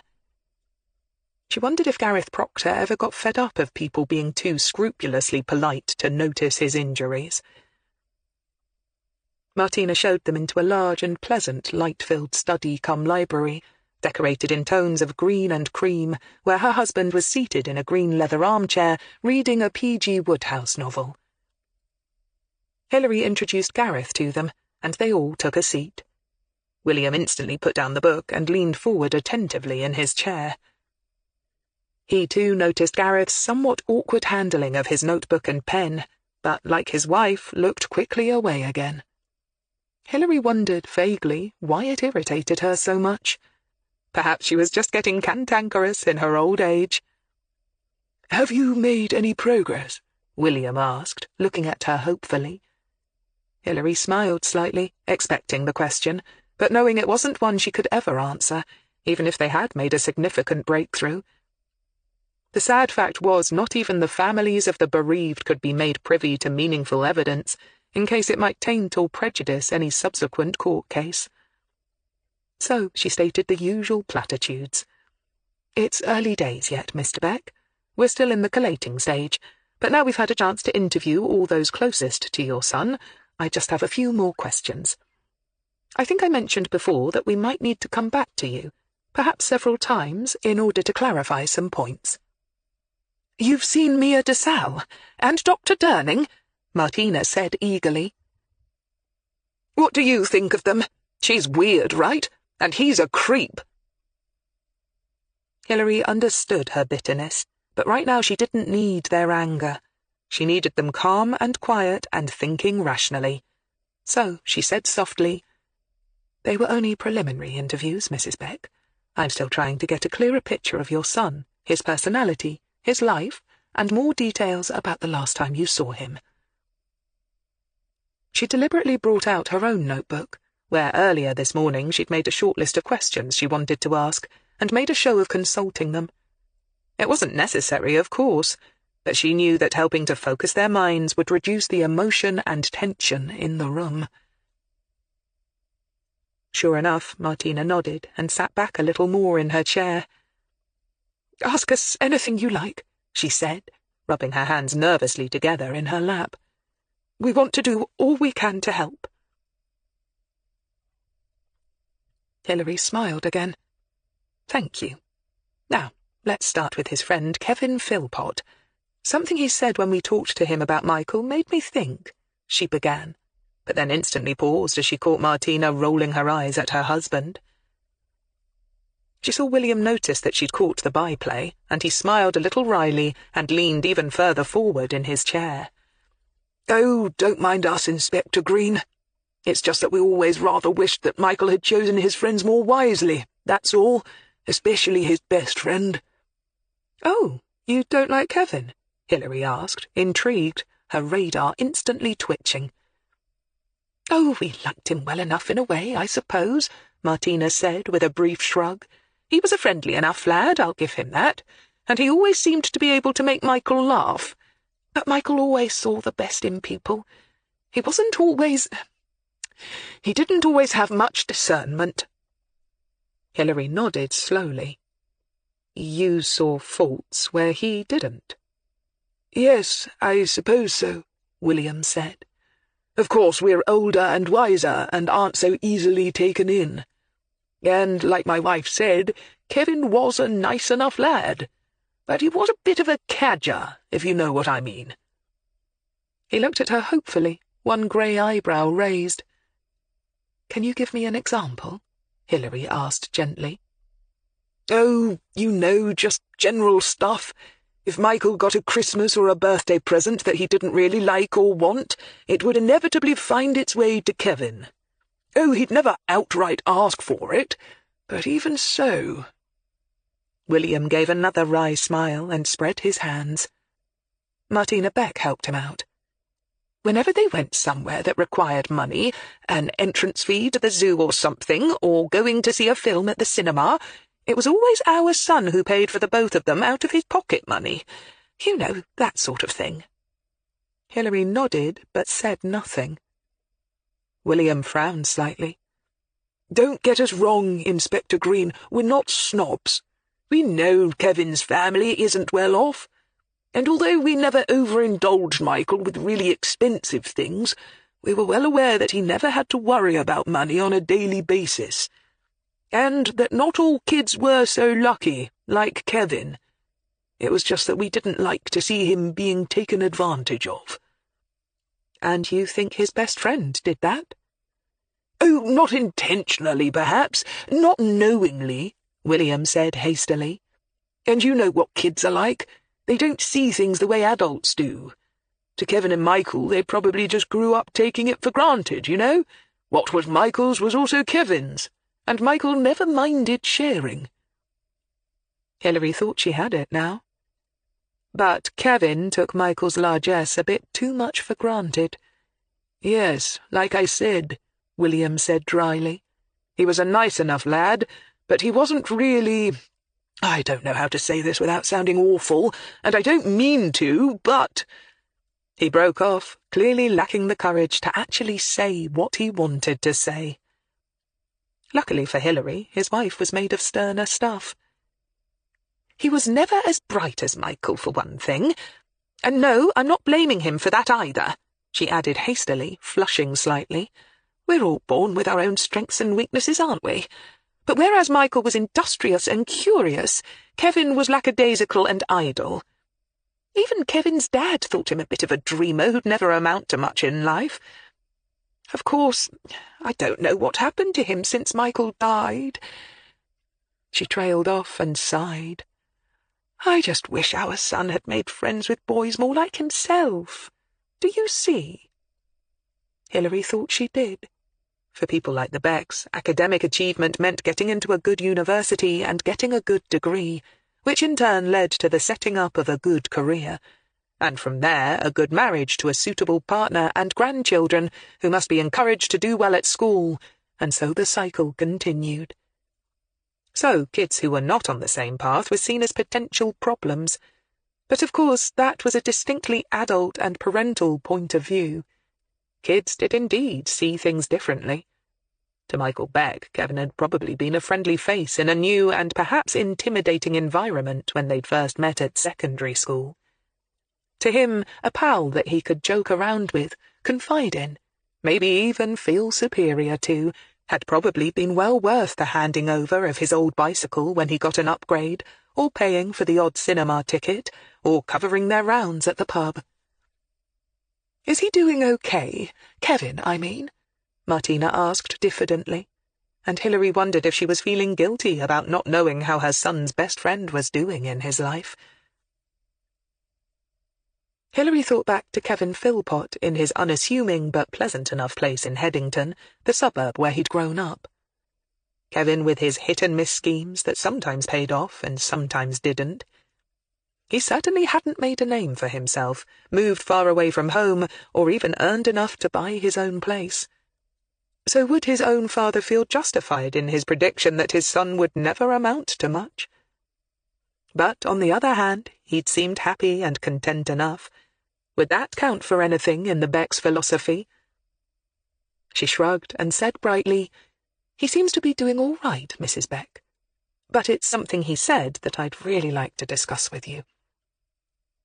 She noticed both the Becks straighten up slightly and turn alert and intelligent eyes her way. He said that Michael was the type of person who didn't do things by half, that when he did something, he really worked at it. Would you say that he was right?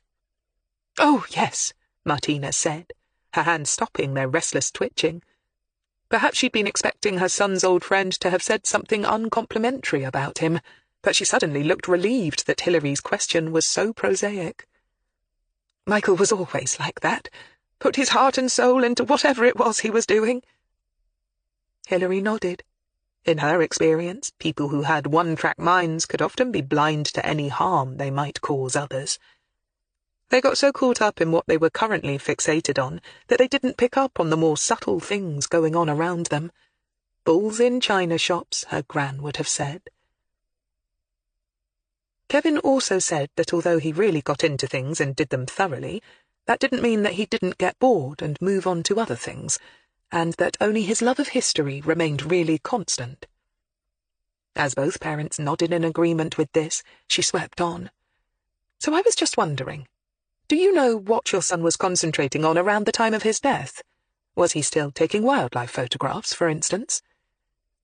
"No, now you mention it, he wasn't taking as many as he used to."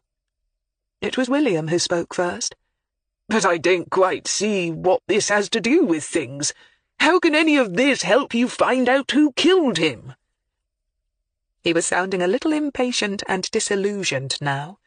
Perhaps he had expected them to arrive and say they'd caught his son's killer, or report they had a strong lead or a new clue. The general public, as Hilary knew only too well, was often inclined to be unrealistic. So this seemingly aimless line of questioning must appear disappointingly tame. Hilary reminded herself to be patient.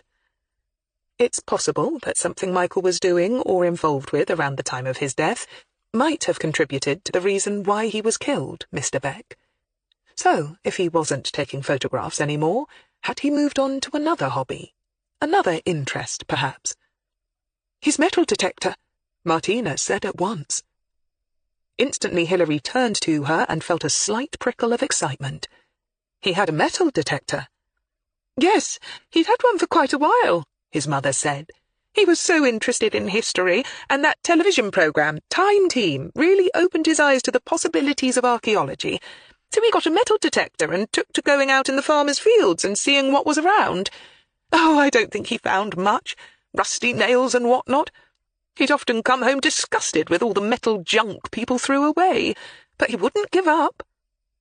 She smiled at the memory, and then her lower lip trembled as she realized her son would never complain about metal junk again. He'd got the fever, you see.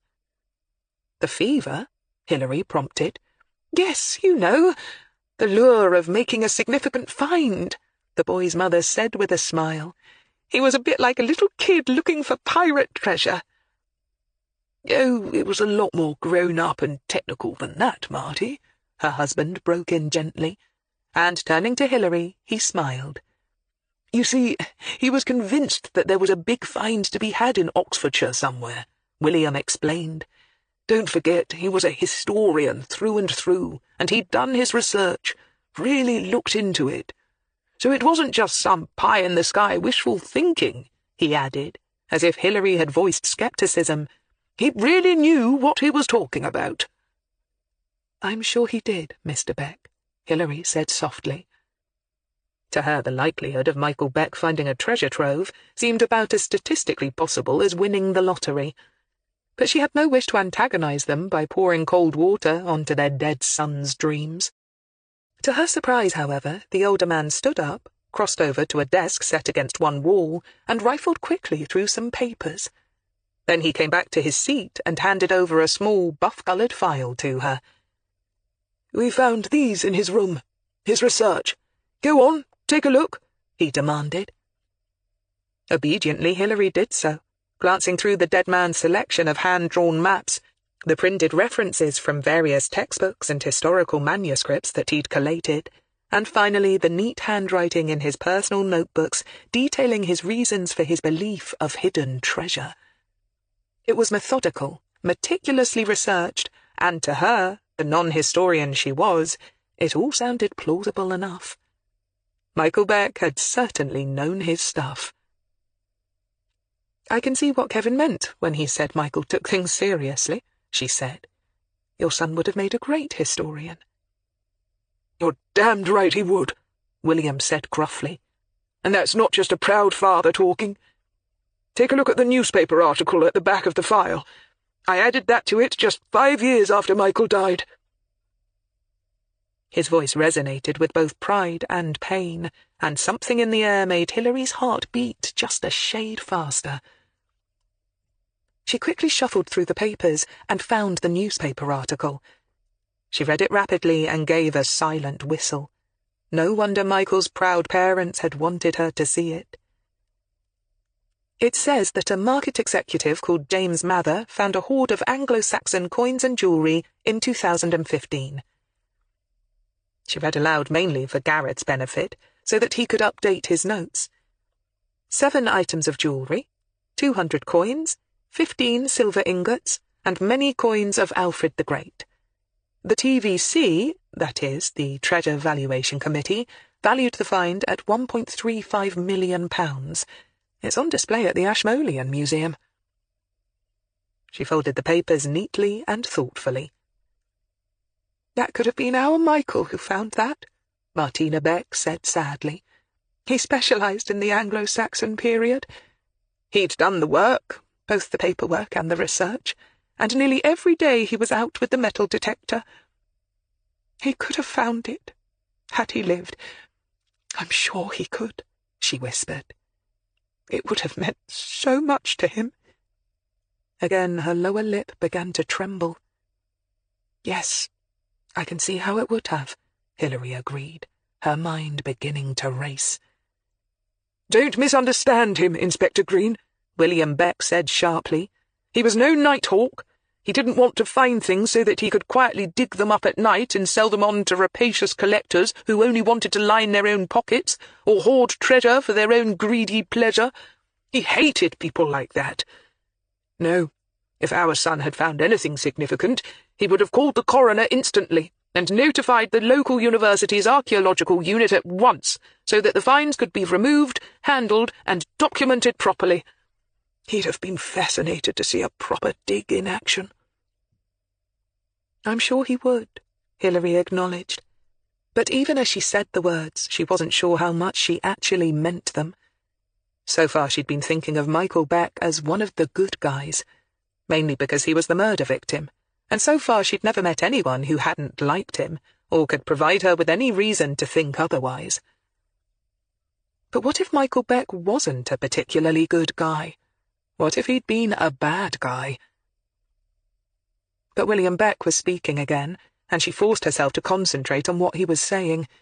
She could always save her speculations for later, when she was alone and had time to indulge them. Michael only wanted to find things to advance historical knowledge, the boy's father insisted firmly. He wanted to discover finds that would help historians understand things like commerce at the time of King Alfred, the true role the Vikings played, how kings and peasants alike lived back then. He suddenly stopped and took a deep, slightly shaken breath. "I'm sorry. I'm ranting a bit now, aren't I?" he admitted sheepishly. He ran a slightly shaking hand over his lower jaw. "But all that sort of thing meant so much to Michael, and he was just beginning on his career. There was so much he could have done, so much for him to look forward to. That find, for instance." He nodded at the folder she still held in her hand. "He'd have loved to have seen it for himself, and now he never will." "I'm sorry," Hilary said inadequately. She understood all too well their grief, and the gall that all that wasted potential represented. But her mind was still busy racing with questions. What if Michael Beck had found something? Oh, nothing as spectacular as the Mather hoard, perhaps, but nonetheless something valuable. What if all his research had paid off, and he'd made a discovery of his own? In spite of what his parents thought, it was perfectly possible that he would have kept the news to himself. Even giving the dead lad the benefit of the doubt, that he didn't intend to sell the stuff on the black market, as a historian he might have wanted to study his finds in detail, maybe write a paper on them before letting the world in on his discovery. Hilary knew the world of academics could be a vicious one, and Michael had been planning on becoming one himself. What historian in the making would pass up a chance to steal a march on his rivals and publish a definitive book on previously unknown, undiscovered material? And if someone had found out about it, was it really possible that Michael Beck had been murdered for a hidden cache of Saxon gold? Wryly, she told herself to calm down. She was getting way ahead of herself. Not long ago she'd been mentally shaking her head over the image of a young man foolishly searching for treasure, and now here she was, getting excited about hidden treasure herself. Did Michael seem especially excited about anything in the days before he died? Was he especially cheerful, perhaps? She asked, striving to keep her tone casual. "No, I don't think so," William said, shooting a questioning glance at his wife, who also shook her head. "Do you know if he took the metal detector with him that morning?" "No, I don't think he could have done. He was on his bicycle," Martina said. "It would have been too cumbersome for him to balance it, and it wouldn't have been safe in traffic, sticking out like it would have done. Michael was always safety-conscious on his bike." Hilary nodded. So the lad hadn't been looking for buried gold on the day he died, then. Did D.I. Weston and the original team know about Michael's hobby, the metal detector? Husband and wife swapped quizzical glances. "I don't think so," Martina finally said.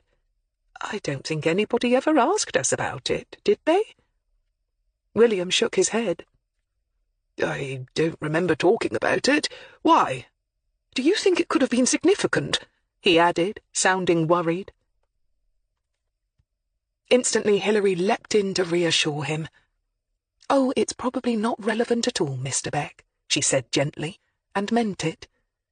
It was one thing to have the beginnings of a possible avenue of investigation not hitherto explored, and another thing altogether to give the Becks false hope that it would lead somewhere. After all, the chances that Michael had come to grief over his latest hobby had to be 1,000 to 1, right? If not slimmer. "Do you mind if I keep this for now?" Hilary asked, nevertheless, waving Michael's research file. "I'd like to copy the contents. I'll get it back to you within a few days, and I'll write you a receipt for it, of course." William Beck, who looked as if he might have been about to object, sighed and sank back against his chair. He looked suddenly deflated, all his previous animation now gone. He also looked like his 70-plus years. "Of course, if you think it will help.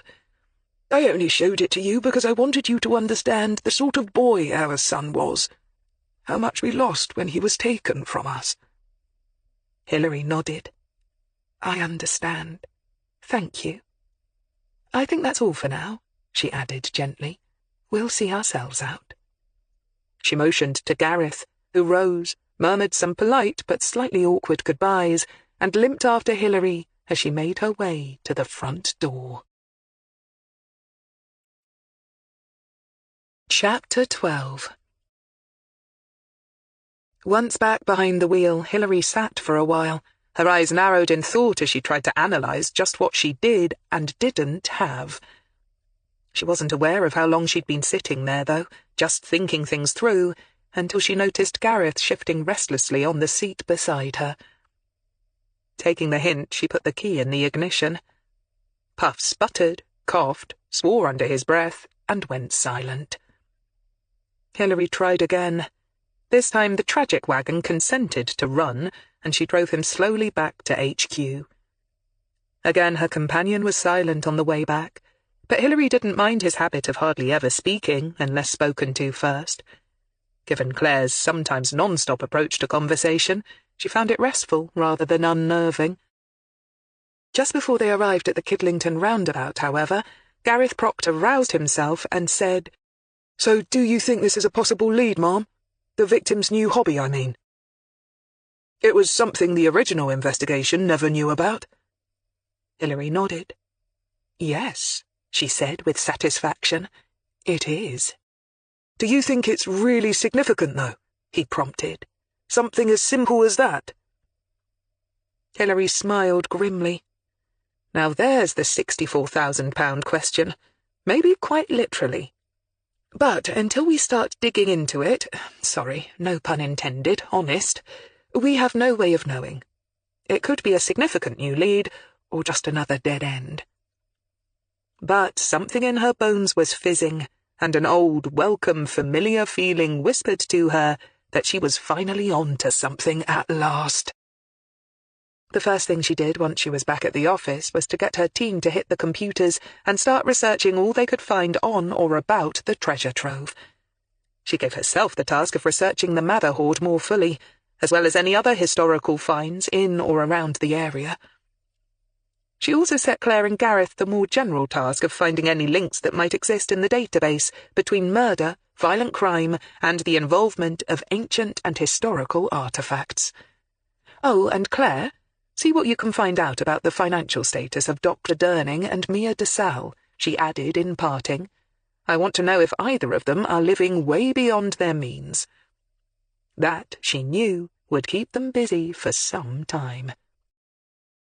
She spent an hour or so trying to educate herself about buried treasure in Great Britain, and quickly learned that discoveries of ancient artifacts were far more common than she might have thought, but that truly spectacular hoards such as those discovered by James Mather were few and far between. But even a small stash of coins, most of which would have been hidden by ancient merchants or noblemen in times of war or unrest, was well worth finding, being worth hundreds of pounds per coin. But before she could settle down to some really serious screen time, she knew that she should update her boss on how things were progressing. Roland Rollosale listened appreciatively as Hilary filled him in on their new information, but when she tested out her tentative speculations about what it might mean, he frowned thoughtfully. "I don't know. It's all a bit far-fetched, isn't it, Hilary?" he complained mildly when she'd finished. "You said it yourself, there's no proof that the lad actually found anything aside from soda cans, rusty horseshoes, and bits off old ploughs." "No, sir, there isn't," Hilary assented readily enough. "And while I agree that it has to be 1,000,000,000 to 1 chance or whatever that he actually found another Mather hoard, smaller finds aren't quite so rare. And I've just got a feeling in my bones that the answer to the boy's murder lies somewhere in this metal-detecting lark. At this, Rollo's eyes twinkled. A feeling in the bones, hey? A detective's best friend, they are. But you and I both know that you can also put them down to nothing more than a touch of rheumatism or arthritis. Hilary grinned. Always a distinct possibility, sir. But when she left the office a little while later, Rollo had given her permission to do things her own way. When had he ever done otherwise? He mused to himself as he watched her leave. And if he secretly thought that she was, for once, in danger of barking up the wrong tree, he had enough sense not to voice his doubts out loud. Because when it came to Hilary Greene, you just never knew when she was going to pull a rabbit from even the most dodgy-looking of hats. Jason Morley sat on the sofa of his small, empty and utterly silent flat and looked at the gun in his hand. It was a piece of junk as far as firearms went, but it was deadly enough to do the job. He had a can of lager that he'd just opened in the other hand and slowly drank from it. When it was empty, it would be time to act. He knew that. He'd promised himself that. No more wavering. But it wasn't empty yet. Not quite yet. He still had time. He sighed and stared out of the window. It wasn't raining, but the sky had that cold, overcast look that made a mockery of the fact that it was supposed to be spring. If he went to the window and looked around the dismal housing estate, he would feel no warm, golden sunshine on his face. There were no bluebells to see, or daffodils growing in the surrounding concrete gardens. There would be no birds singing. If he opened the window, only cold, damp air would seep in. Cold, damp air. He let his mind drift back to that other time of cold, damp air, when he'd carefully and faithfully trailed that bastard Corporal Francis Clyde Bruff through the narrow back streets of Reading, until, satisfied they were at last alone, and that there was no CCTV to capture his image, he finally closed in and gave the sod what he deserved. Funny, when he thought about it now, he felt nothing. Nothing at all. Not remorse or guilt, but no sense of justice or satisfaction either. Jason took another gulp of lager. The can was just under half full now. But he still had a few minutes until it was empty. Still had time to think. As a soldier he had killed before, of course, but that had always seemed to him to be more of an exercise, an abstract concept rather than a visceral human thing. What's more, it had always been done at one remove. In a war zone, you didn't see the people killed by mortars, or ground-to-air missiles, or even by automated gunfire, if you were keeping your head down at the same time that you were spraying bullets about. But killing Clyde Bruff had been up close and personal. It had to be done, and he'd done it. Simple as that.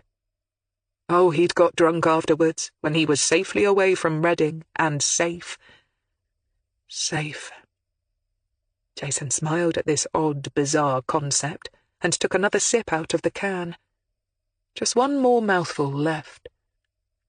He looked at the flimsy can, gave it a contemplative little shake, and almost laughed. Down to his last gulp. He'd better be careful how he used it. He leaned his head against the backrest of the cheap sofa and sighed again. Of course, safe could mean so many different things to different people, and it could mean nothing at all. Was anybody ever safe? When you could just drop dead of a stroke or a heart attack at any time, or walk out to get a pint of milk and get wiped out by a drunk driver. Would he be safe from his old mate Gareth Proctor, as good a pal as anybody could ever ask for, if Gareth found out what he'd done in Reading? Maybe. Maybe not. It was hard to tell anymore. Jason exhaled noisily. He felt rather tired.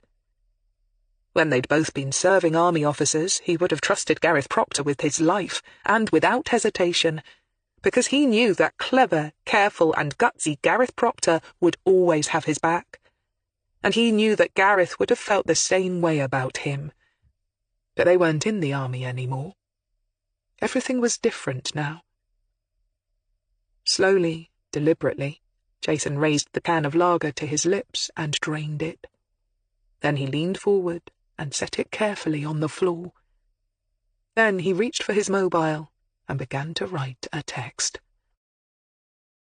At the moment that Jason hit the send button on his mobile, the telephone on Hilary Greene's desk began to ring. She was still reading about archaeological finds, specifically about how much some rare Roman gold and silver work had fetched, and absently reached out to pick up the receiver. "Hello?" "Hilary, Sophie here. I've been asking around about that little matter you were interested in." Hilary dragged her eyes away from the screen and leaned back in her chair, mentally switching gears. "Hello, Soph. And how's the army treating you nowadays?" "Like it always has," her old friend said, with the usual bite to her voice. "If I wasn't a colonel, I'd bloody retire." "You've been saying that for years." "And if I didn't think it would please them all so much to see the back of me, I'd retire tomorrow." Hilary laughed. "You've been saying that for years, too." Her old college friend finally laughed. "Do you want the info you asked me for or not? Unlike ex-coppers, I don't have all day." Hilary reached for her notebook and grabbed a pen. "Shoot, if you'll forgive the expression." Again she heard familiar laughter, then an exaggerated groan. Then she got quickly down to business. "Okay, I've managed to find some things out about your dead soldier in Reading." "He's not mine," Hilary interrupted. "Nor mine either, I'm pleased to say," her friend shot back.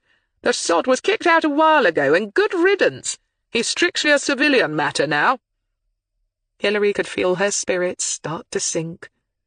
"I take it he was a bad un," she sighed. "Yup." "How bad?" Hilary prompted.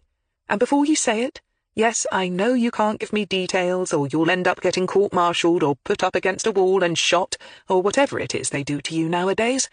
Just the general gist will do." "Good, because that's all I could get myself without anyone wondering what I was up to. So, in no particular order, he was lazy, stupid, cowardly, but probably not actually corrupt. Not to your copper's way of thinking, anyway." "You mean he wasn't bent? Wasn't flogging off stolen guns or whatnot?" "Can't say." Hilary paused, pen hovering over the paper. "Can't say or won't say?" "Bit of both," her friend admitted. "You know the army. No, scratch that, you don't, do you? Let's just say that we're good at covering our arses when things go wrong. We don't advertise it. We just hide it or flush it out of the system like so much sewage." "Charming image," Hilary said dryly. "Right. Well, in the case of Clyde Bruff, I naturally couldn't find out specific details, but then I didn't go asking for them. The last thing I need is my CO asking me why I'm being so curious. I just asked someone who knew the general gossip in this particular case." "Which was?" "That some of the men in a certain unit, in a certain part of the war zone, died when they needn't have, because Clyde Bruff didn't do his job properly." Hilary took a long, slow breath. Did the name Gareth Proctor feature anywhere in this, cock-up? "Just a minute." Hilary waited while there was a rustling sound as her friend checked her notes. "Nope, no Proctor."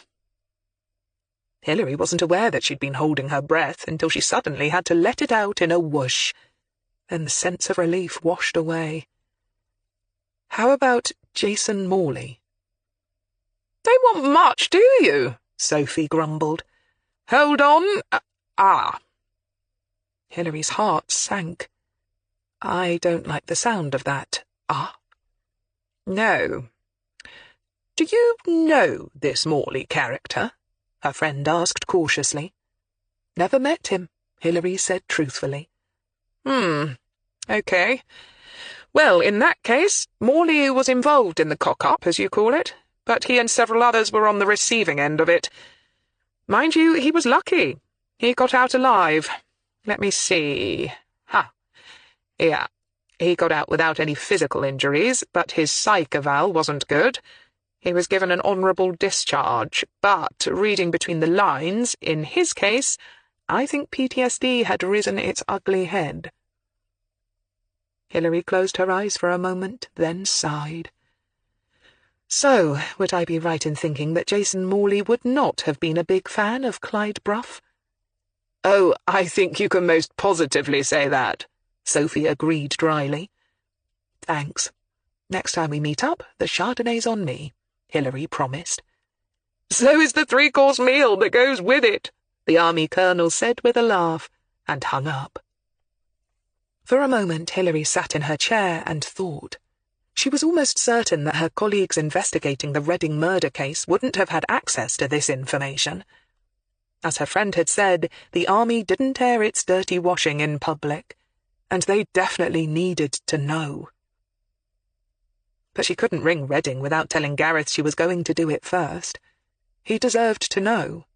And besides, she didn't like to do things behind people's back unless she could avoid it. They had to work together, and for that to be productive, he had to trust her.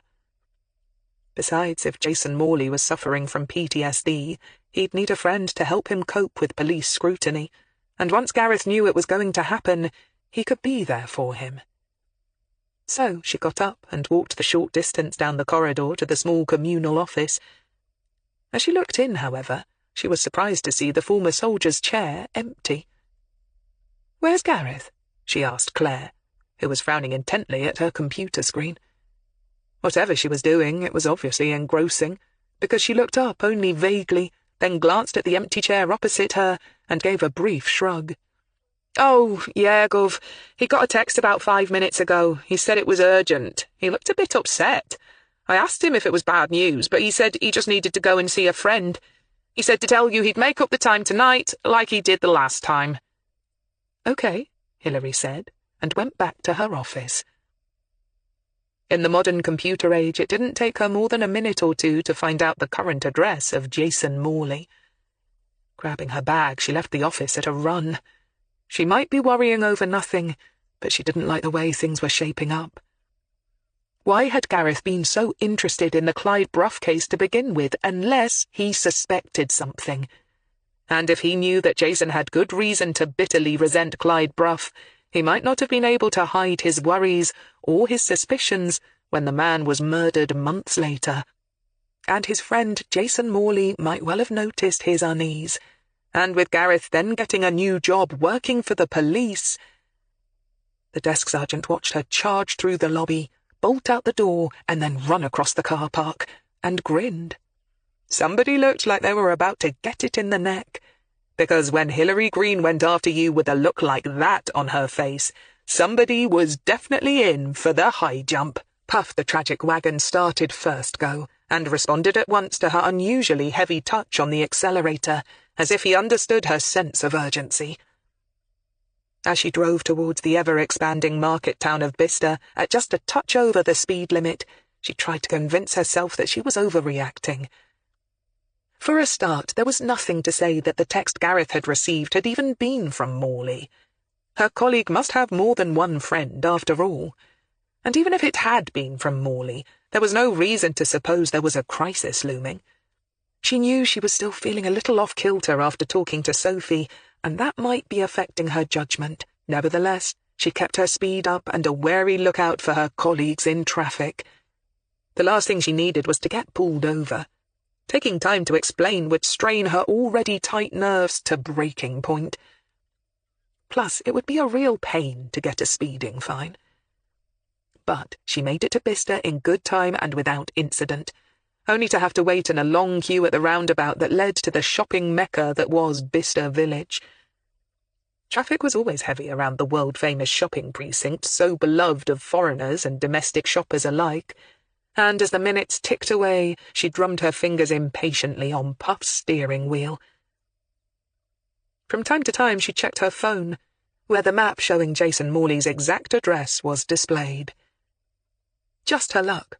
It was on the far side of Bicester in an area known as Glory Farm. In her experience of urban sprawl, she doubted if there would be a farm in sight, and that the area would prove to be anything but glorious. Her cynicism was vindicated when, nearly 10 minutes later, she turned into a maze of narrow, uninspiring streets that were a mix of low-rise commercial estates and affordable housing. Trusting the sat-nav, she followed the directions to a 3-story block of perhaps 20 small flats, with grey pebble-dashed walls and newish-looking white PVC doors and windows. Unfortunately, the parking spaces in front of it were all taken, and she scanned the vehicles anxiously for Gareth's car. She couldn't see it, but that didn't mean he hadn't been forced, as she was doing, into cruising around and trying to find a space on the streets somewhere.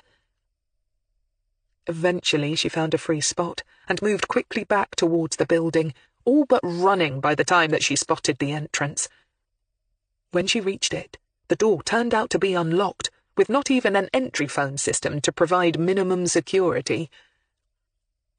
A little breathless, she walked through a totally empty and cold hallway with dirty black and red tiled flooring, a single lift, and a set of concrete stairs leading off to her right.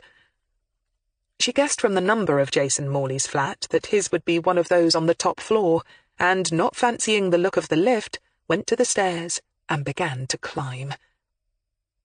As she did so, she mentally rehearsed what she was going to do. If she knocked on the door and Jason Morley turned out to be alone, she'd have to pretend to be a market researcher or something. If Gareth answered, then she was going to take the bull by the horns and insist on speaking to both of them and explaining that the Reading police would need to interview Jason. She'd have to be careful to make it clear that it would be just a matter of routine, that Jason wasn't even a person of interest yet, and that there was no cause for alarm. The last thing she wanted to do was alienate. The sound of a gunshot suddenly filled the narrow staircase, the flat, ugly and unmistakable sound of it echoing off all the empty spaces and hard concrete surfaces. Her heart seemed to leap into her throat and then commenced to do a wild jig in her chest, leaving her momentarily unable to take a breath. She was just passing the door leading to the second floor, and instantly she began to run up the final flight. Once there, she erupted onto a small concrete landing with 7 or 8 doors leading off it. But even as she began to move cautiously forward, a door to her right began to open, and she instinctively froze, experiencing the atavistic fight-or-flight mode that sent her adrenaline levels soaring. A woman, aged about 40, looked gingerly out. She looked wary, a little puzzled, a little frightened, and her eyes instantly fastened on Hilary's and widened. "Did you hear that bang?" "Get back inside," Hilary said quickly. "Lock the door, just in case. Don't worry, I'll call the police in case it's something serious. I don't think it is," she lied with a comforting smile.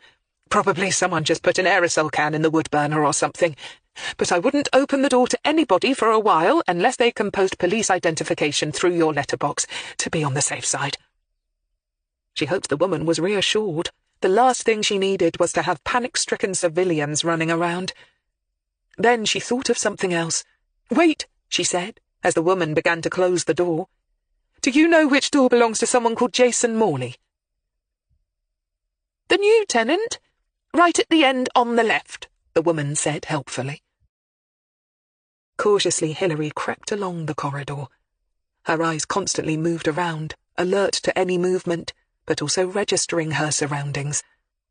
Here, the same dirty black and red tiles lined the floor, and magnolia-coloured wood-chip wallpaper covered the walls.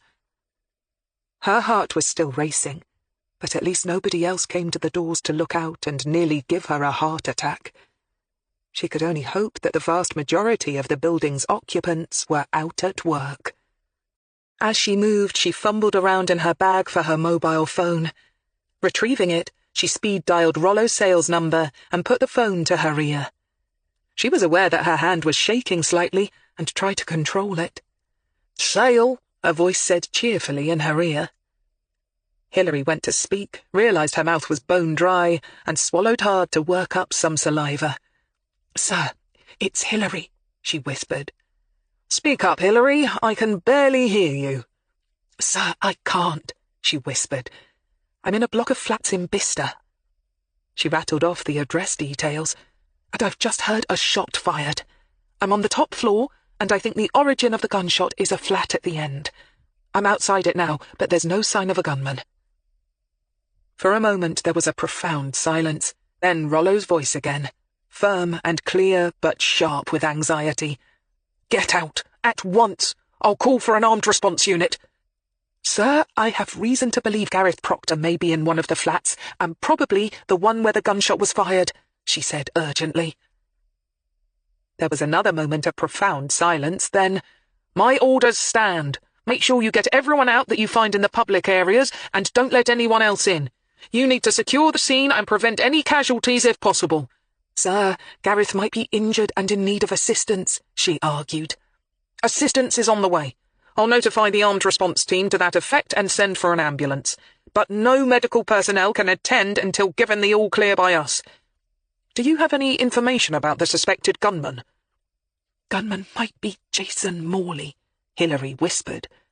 "I believe it likely the gunshot came from his flat, but that's not confirmed." "Understood. Now get out, Hilary. That's an order. Understand?" "Yes, sir," Hilary said and hung up. She put the mobile back in her bag and stood and thought, but didn't move. Rollo Sale was thinking and acting like the senior police officer that he was, and he knew the rules and protocols as well as she did. His police officers didn't run willy-nilly into danger, especially unspecified, unknown and ongoing danger.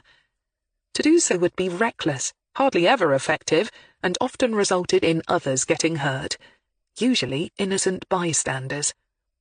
So what you did was back off, assess the situation, wait for backup, and try to control the damage. Hilary looked around. Nobody else had come to their doors to investigate the loud bang, which meant that the other flats were probably unoccupied, as she'd surmised. Either that, or they simply weren't curious enough to investigate the source of the noise, and the woman who had responded was now safely locked behind her door. She couldn't hear any sounds coming from the floors below, or in the stairwell, and suspected that anybody at home down there would be unlikely to come looking for the source of the noise, since it hadn't yet been repeated. So, unless whoever had fired that shot had gone berserk and come out looking for other victims to shoot, then everybody was safe, for a while. And, though she might be wrong, this didn't have a lone mad gunman vibe about it to her. The UK, like so many other countries in the world, had suffered its fair share of such incidents, and they usually followed a similar pattern. A man, and it usually was a man, finally flipped his lid and decided to go on a killing spree. He was usually a loner and a gun fanatic. They often, but not always, started with a gunman shooting family members or those in the same residence as himself, before taking his weapons out onto the street, just randomly killing any poor soul who happened to cross his path. But so far, nobody had emerged from Jason Morley's flat. So, as far as damage limitation went, Hilary couldn't see that she could do anything to make the inhabitants of the building any safer than they were at this moment. And once the armed response team arrived, civilian safety would be their pigeon. She felt slightly sick and shaky, and leant against the wall for support, taking deep breaths. Her legs felt a little numb, and she knew she was going to have to be very careful now. She was frightened, and frightened people didn't always make the best decisions. Logically, she knew that Rollo Sale was right. She was getting too damned old for this sort of thing, and there was no shame in looking after your own skin. She should just get out and wait for the armed response team to arrive. They were the experts in situations like this, after all. But how long until they got here? They were a rapid response unit, but even so, 10 minutes? Probably more. And when they arrived, they wouldn't just rush in. They would need to assess the situation thoroughly, and all that took more time. Would they evacuate the building first, going door to door and getting anybody at home out to safety before tackling the prospect of a gunman holed up in a good defensive position? By now they'd have the details of Jason Morley's flat in respect of the general layout, and she thought it highly likely that they would. A top-floor corner flat, if you were going to have a shootout, was the ideal place to have it from a containment point of view. And in the meantime, for all she, Rollo, or they knew, Gareth Proctor could be dead, or in some ways even worse, seriously injured and bleeding to death right now, this minute. If he was dead, then logically there was nothing that could be done to help him, and she would be risking her life for nothing. But if he wasn't dead, she had to do something to help him. When it came down to it, it was as plain and simple as that. A long time ago she'd gone on a course about how to talk down the hostile party in a hostage situation. How much of it could she now remember? She took a few more slow, deep breaths. Her mind was jumping about like a flea on a hot plate, and she needed to remain calm and think clearly. Okay, Hilary, she thought. First things first. Was she going to follow orders, do the correct thing, and leave? No, she wasn't. She knew it, almost before she'd formed the words in her head. She knew that if she left and it later turned out that Gareth had been injured by that shot, and then subsequently died when he might have been saved if he'd been extracted and been taken to a hospital in time, she'd never forgive herself. Saving her own skin might feel like a mighty good idea right now, and she wasn't fooling herself. Her instincts were screaming at her to do just that. But she would then have to live with herself afterwards. Okay, so standing here doing nothing wasn't helping Gareth either. She needed more facts. What's more, the armed response team would need them too when they arrived. Okay, so gather more facts, she told herself. And to do that, she had to stop clinging to the wall like a wilting, terrified violet, and get closer to the scene of the action. Chapter 13. Forcing herself to approach the end door took her a little more effort than her self-esteem would have liked, but slowly, patiently, and most importantly of all, silently, she persuaded her limbs to move and tentatively edged closer. As she got nearer, she began to see that the door to Jason Morley's flat wasn't latched properly, and that a wafer-thin strip of daylight was visible, coming through it in a straight, vertical line. Which meant that gaining access wasn't going to be a problem. That was a definitive plus. If the door had been closed and locked, her options would have been severely limited. A definite minus, however, was that sound travelled further and easier through an ajar door than a firmly shut one. So she couldn't afford to make even the tiniest of sounds, and alert whoever was in that room that she was out here.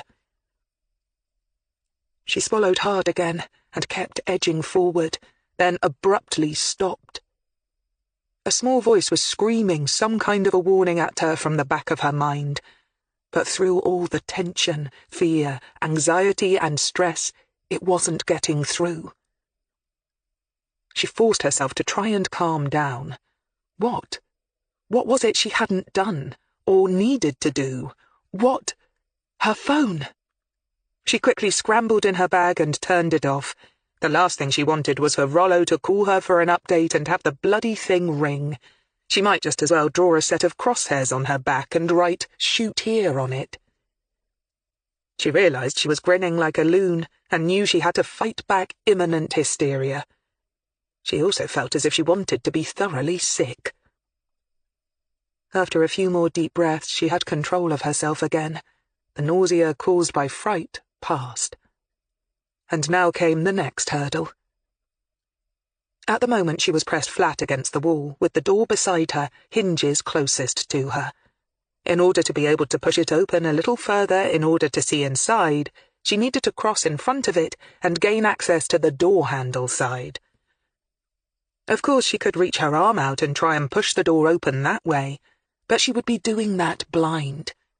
What if someone was stood right in front of the door, watching it opening? No, she'd rather try to get a tiny peep at what was happening inside first, before she committed herself to any course of action. And now she wished she hadn't watched all those thrillers, where the hero of the piece did exactly that, and the villain inside opened up, missing the hero by a whisker. Telling herself that things like that only happened on the television, Hilary forced herself to take 3 swift steps across the door, a cold shiver crawling up her spine every step of the way. There was no hail of gunfire, but now she stopped and listened hard. Although the door was almost in the frame, she thought that she should be able to hear something, especially if someone inside was moving about, or maybe even having a whispered conversation. But she could hear exactly nothing. She reached out and slowly, very slowly, nudged the door open a fraction of an inch. Nothing.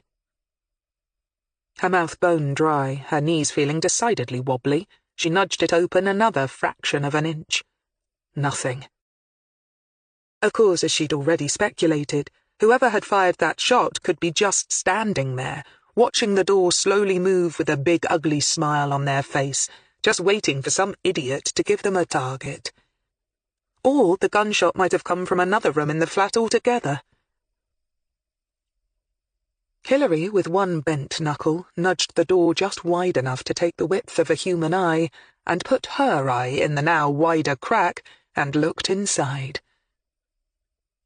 And in that tiny vertical line of vision, she saw the end of a sofa and a pair of boots lying on the floor, sticking out from one side of the piece of furniture. They were not lying flat, with the soles to the ground, as they would have been placed if they were empty and waiting to be worn, but were instead lying with the toes downwards to the floor. And inside them, just disappearing behind the sofa, were unmistakably a pair of black socks, which meant that someone was lying flat on the floor, face downwards, somebody who was wearing a sturdy pair of boots. And try as she might, she could not remember what footwear Gareth Proctor had worn to work that morning. Hilary stared blankly at the footwear, and then, very slowly, nudged the door open further. And as the rest of the sofa slowly came into her vision, so too did the shape of the head of the man who was sitting on it. Gareth Proctor's head. She recognized his short, fair hairstyle at once. She let out a wavering breath of relief and gratitude, and cautiously pushed the door open a little more. She remained careful to make no sound, though, for until she could be positive of just what had gone on here, she had to acknowledge that Gareth might still be regarded as a possible suspect in a shooting. She didn't really believe that her colleague was guilty of such a thing, but in a situation such as this, she knew that she could take no risks. She could smell the cordite in the air, that unmistakable scent of recent gunfire, and quickly surveyed the rest of the room. The living room was compact, with a small single window that was firmly shut. The carpet was of the grey, hard-wearing type, and the walls painted blank off-white. And it was empty of any other human being, save her colleague, sitting on the sofa. Slowly her heart rate began to return to normal. She was wondering how best to go about announcing her arrival without giving him too much of a jolt, when she heard a slight sound coming from the sofa.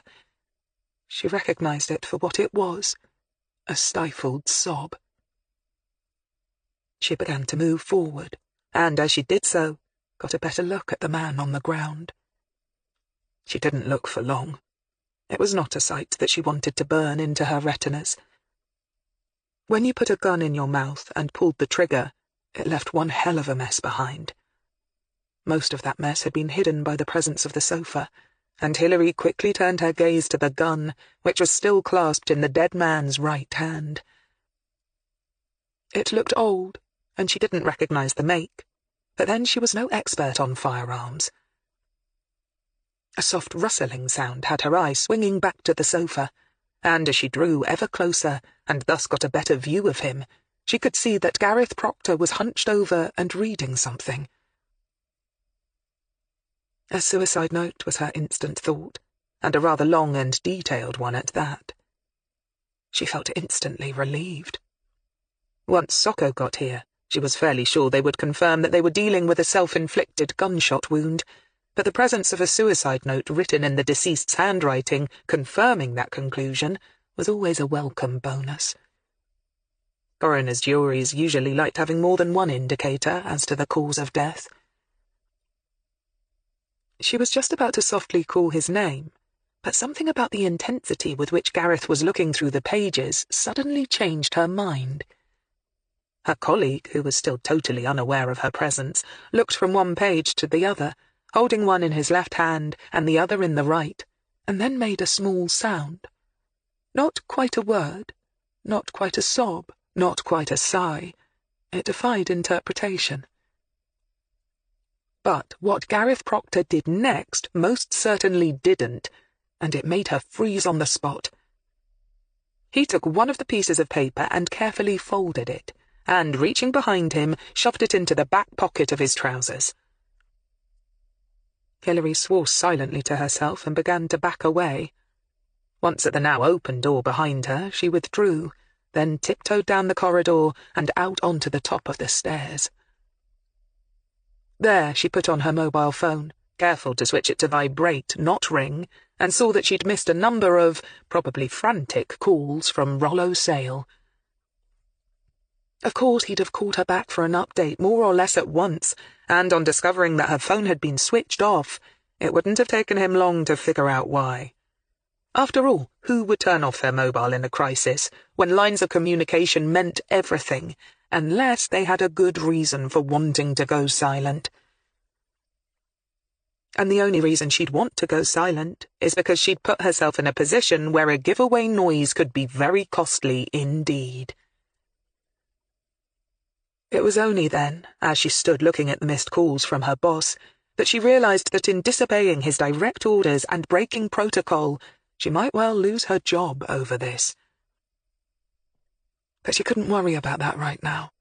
It wasn't her job that was uppermost in her mind. Gareth was trying to interfere in an investigation, and a really nasty prosecutor could argue that he was attempting to pervert the course of justice as well.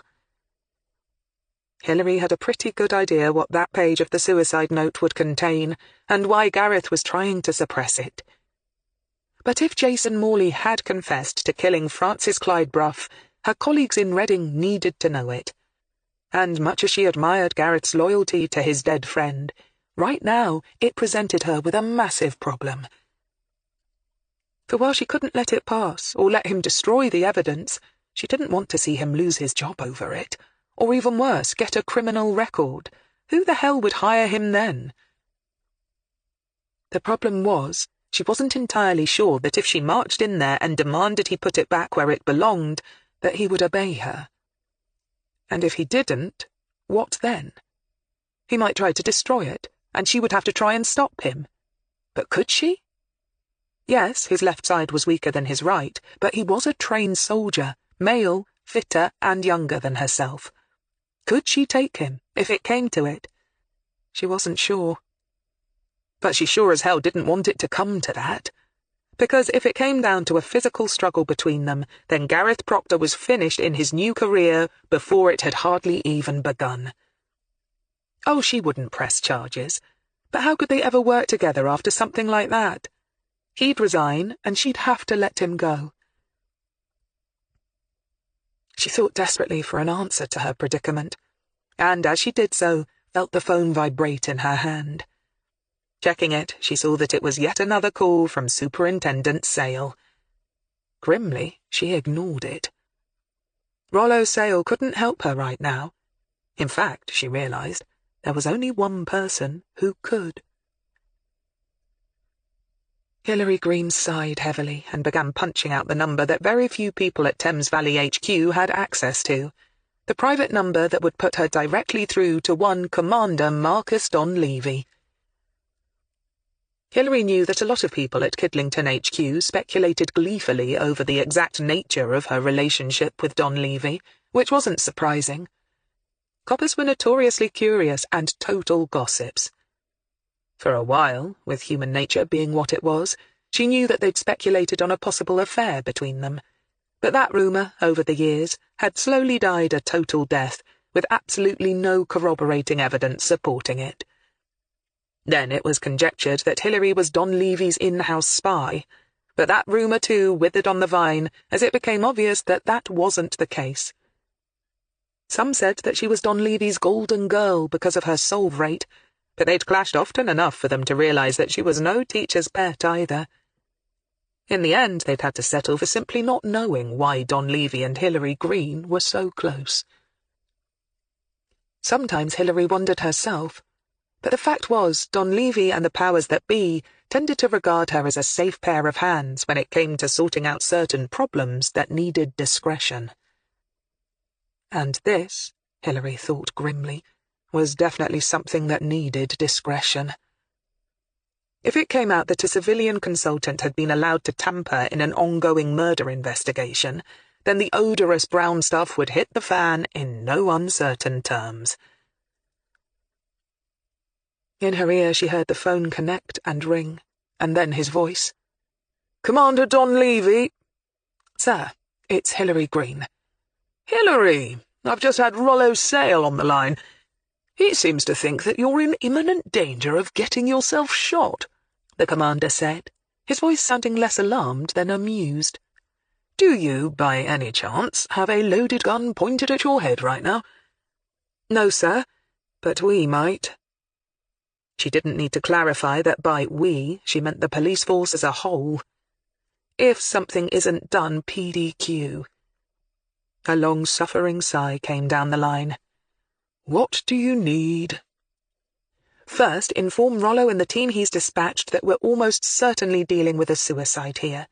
We have 1 man dead at the scene, and 2 of us on site, and the likelihood of any more gunfire is minimal to none." "The 2 on the scene, that's you and this ex-soldier member of your team, right?" "Yes, sir. And I need you to send over Sergeant Nick Rawson right away." There was nothing wrong with the commander's memory, as he knew who she meant right away. "The one who looks about 18 and is always going undercover and infiltrating youth gangs?" "That's the one, sir," she confirmed. "I need his pickpocketing skills."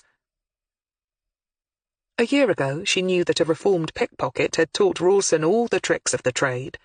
This was so that Rawson could go in and successfully find out who was the mastermind behind a well-organised pickpocketing gang that was getting far too big for its boots. "All right, I'll find him and send him over. What exactly do I tell him?" "Tell him to report to me and follow my orders. And, sir, it's vital he comes in before anyone from either the Rapid Response Team or whichever regular SIO is given this case is allowed on scene. And he needs to keep his mouth very firmly shut, and when I tell him to, skedaddle without logging his name anywhere. There must be no official record that he was ever on site." There was a moment's silence at this, and Hilary understood why. Going against protocol was never something anyone did without thinking about it, especially an ambitious survivor like Marcus Don Levy. "And if he doesn't?" Marcus asked cautiously. Hilary smiled grimly. "Then, sir, I'm probably going to have to involve myself in a very undignified physical struggle, which I might well end up losing, the result of which will cause embarrassment all around, and muck up what should otherwise be a very straightforward suicide case here. Oh, and negatively affect an active unsolved murder case that's out of our manor." It was this last warning she knew that would force the commander to accede to her wishes. Nobody liked to cause a stink that would earn you the animus or derision of another police service. "Do I want to know what this is all about?" he asked grimly. "Not if it all goes well here, sir," she said, hoping fervently that it would. She didn't want Rollo Sale to have to take any of the flak if it turned out that she couldn't keep Gareth, and, by association, the CRT, out of the mire. "So you'd better see to it that it does, then," he warned her. "Yes, sir, thanks for that," Hilary said bitterly, and hung up. It wasn't often you got to hang up on the likes of a commander, but it sure felt good when you did. Then she took a deep breath and went back to Jason Morley's flat. She was relieved to see that Gareth hadn't moved from his position on the sofa. While she'd had to take the risk he might have torn up the page from the suicide note and flushed it down the toilet while she'd been making her phone call, she thought it unlikely. He wouldn't want to risk even a trace of it being found at the scene, for one thing. He'd learned enough in all his training courses to know that pieces of paper could be retrieved from U-bends. "Gareth," she finally said quietly, and saw him jump and look around. His eyes were red-rimmed, and he looked awful. She held out her hands in a peace gesture. "Are you all right?" she asked. What she meant was, did he have himself all together? "Mom, what are you doing here?" Gareth croaked.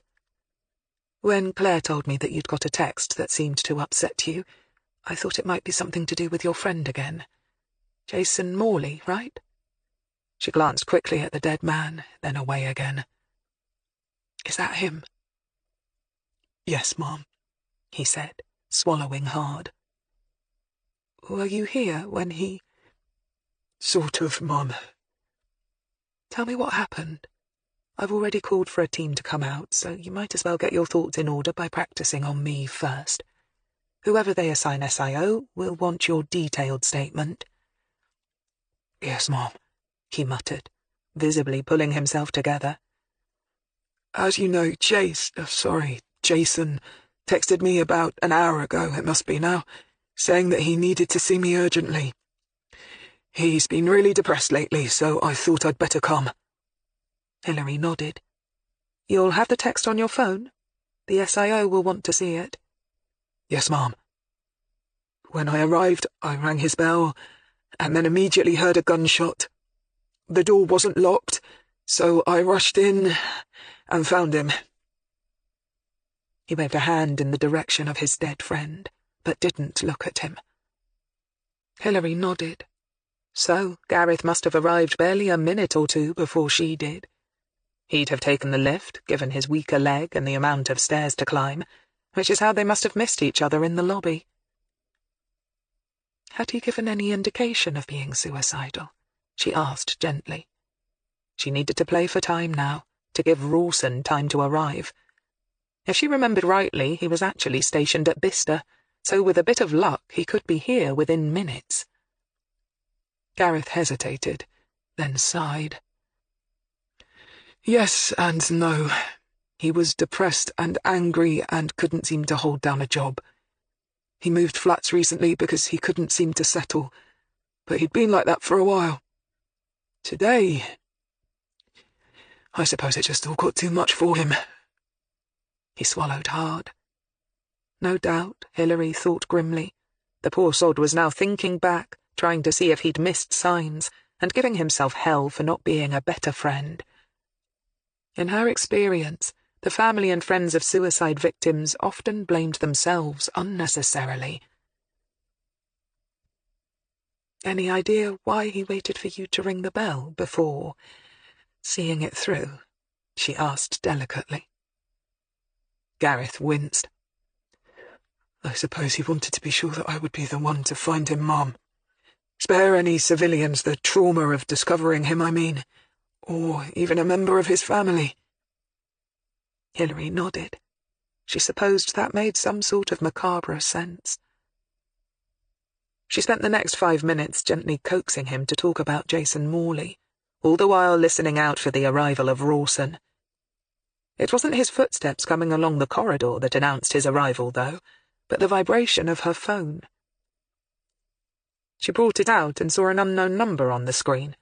She punched the button. "Hilary Greene," she said. "Gov, it's Sergeant Rawson. Commander Donlevy asked me to make contact." "Where are you?" "Downstairs." "Come to the top floor. I'll meet you not far from the open door to the flat at the far end of the corridor." "Gov." The click in her ear had her rising slowly to her feet. She'd never met Rawson in person, but she knew that she'd have no trouble with him, even if he were aware that as a former DI, she didn't have any official standing anymore. Getting a phone call from a commander and being given direct orders tended to focus the mind very speedily on what was and was not relevant. Gareth looked too washed out and miserable to move, and when she heard the outer door from the stairwell open, she felt safe enough nipping out for a few moments to give Rawson his orders. The sergeant did indeed look to be in his late teens, though she knew him to be somewhere in his late 20s. Slim, with fair hair and a pale face, he was dressed in jeans, sneakers, and a faded T-shirt. He watched her approach with interested eyes. He knew who she was, of course. Everyone knew about D.I. Greene, station house legend, winner of a medal for bravery, and with a solve rate second to none. And when he knew he'd finally be meeting her, he knew it was going to be something good. "Sergeant," she said briefly, keeping her voice low, "I take it Commander Donlevy has briefed you." "Not really, Gov. He just said I was to get myself here double quick and do whatever you told me, then make myself scarce like." Hilary's lips twisted. Nice wording on Donlevy's part, she mused. If later things went belly up, he could always deny giving any specific orders, which left her very neatly holding the poisoned chalice. But she didn't mind that. They both knew how things worked, and she didn't need her hand-holding. "Right, here it is, in there." She indicated the far flat. "We've got one male dead from a self-inflicted gunshot wound. Also present is Gareth Proctor, a former soldier, and now a member of my team in CRT. He sustained injuries to the left side of his body in the army. It's his best friend lying dead on the floor, so he's not in the best of shape. An armed response unit is on the way, but has been informed there is no immediate danger of further gunfire. Commander Donlevy will have ordered them to wait for me to give the go-ahead before coming in. With me so far?" Nick Rawson's eyes had slowly widened, but although his mind must have been racing with questions, that was the only indication on his face that he was in any way affected. "Yes, Gov." Gareth Proctor has a piece of paper in the back right-hand pocket of his trousers. I want you to extract it from him, without his knowledge, at the first opportunity that presents itself, and give it to me, without him seeing you do it. I'll try and get him on his feet quickly and with his back to you. All right?" Apart from an even further widening of the sergeant's eyes, there was again no other sign that Nick Rawson found the situation in any way out of the normal. He'd go far, this boy, Hilary thought happily. "Yes, Gov," he said. Hilary nodded and jerked her head. "Put some gloves on and follow me, then," she said softly, reaching into her bag and pulling on a pair of gloves herself. They went in, and Gareth looked up. Even to someone who didn't know him, it was clear that he'd just had an almighty shock. "Gareth, this is Sergeant Rawson. I need to phone Superintendent Sale," she said somewhat dryly, "and let him know we're safe." She took a deep breath and punched in Rollo's number, mentally preparing herself for a well-deserved rollicking. Chapter 14. For once luck was on Hilary's side. After meekly accepting her tongue-lashing from her highly relieved superintendent, she gave him a succinct briefing and promised to hold the fort until reinforcements arrived. She managed to get Gareth up and out of the flat by simply ordering him to follow her outside into the corridor without explaining herself. She figured that, as a former soldier, this was probably the best approach. He was still visibly shaken, but was already beginning to rally somewhat, and having an order to follow would probably help him to feel as if things were beginning to get back to some kind of normal. Once outside, she noticed that Rawson casually positioned himself behind Gareth, who was leaning heavily on his walking stick, and try as she might, and even though she knew what was about to happen, could not detect the moment when he artfully lifted the page from Gareth's back pocket. It was only when he moved slightly to one side and gave her the briefest of nods that she knew he'd done it. Facing Gareth, she said gently, "You look all done in. I think you'd be better off outside in the fresh air." Seeing that he was about to argue, she added, "You can't help your friend by staying in there," jerking her head to indicate the flat behind them. but you can make yourself useful by briefing the next attending officer and directing them up here to me." Gareth drew in a slow breath and straightened his spine. "Yes, Mom," he said. "Sergeant Rawson will go down with you," she added, giving the young officer a quick look to see if he'd got the message. He had. He gave a brief nod of understanding. Once he'd seen Gareth outside, he'd be off before he had to give his name and appear in any official log. As all three waited by the lift, Hilary felt something touch her hand and realized it was the piece of paper. Without looking down, she closed her gloved hand around it, and making sure that Gareth was unaware of what she was doing, slid her hand down to her side, keeping it out of sight. When the two men got in the lift, she nodded at Rawson. He nodded back. Once the lift door closed behind them, she moved quickly back to the flat and reached down to pick up the other 2 pages of the suicide note that Gareth had left in situ on the coffee table to one side of the sofa. She hoped that it was in the same place where he'd first noticed it. She slipped the sheet of paper back into place, smoothing out the creases, and quickly read the entire thing through.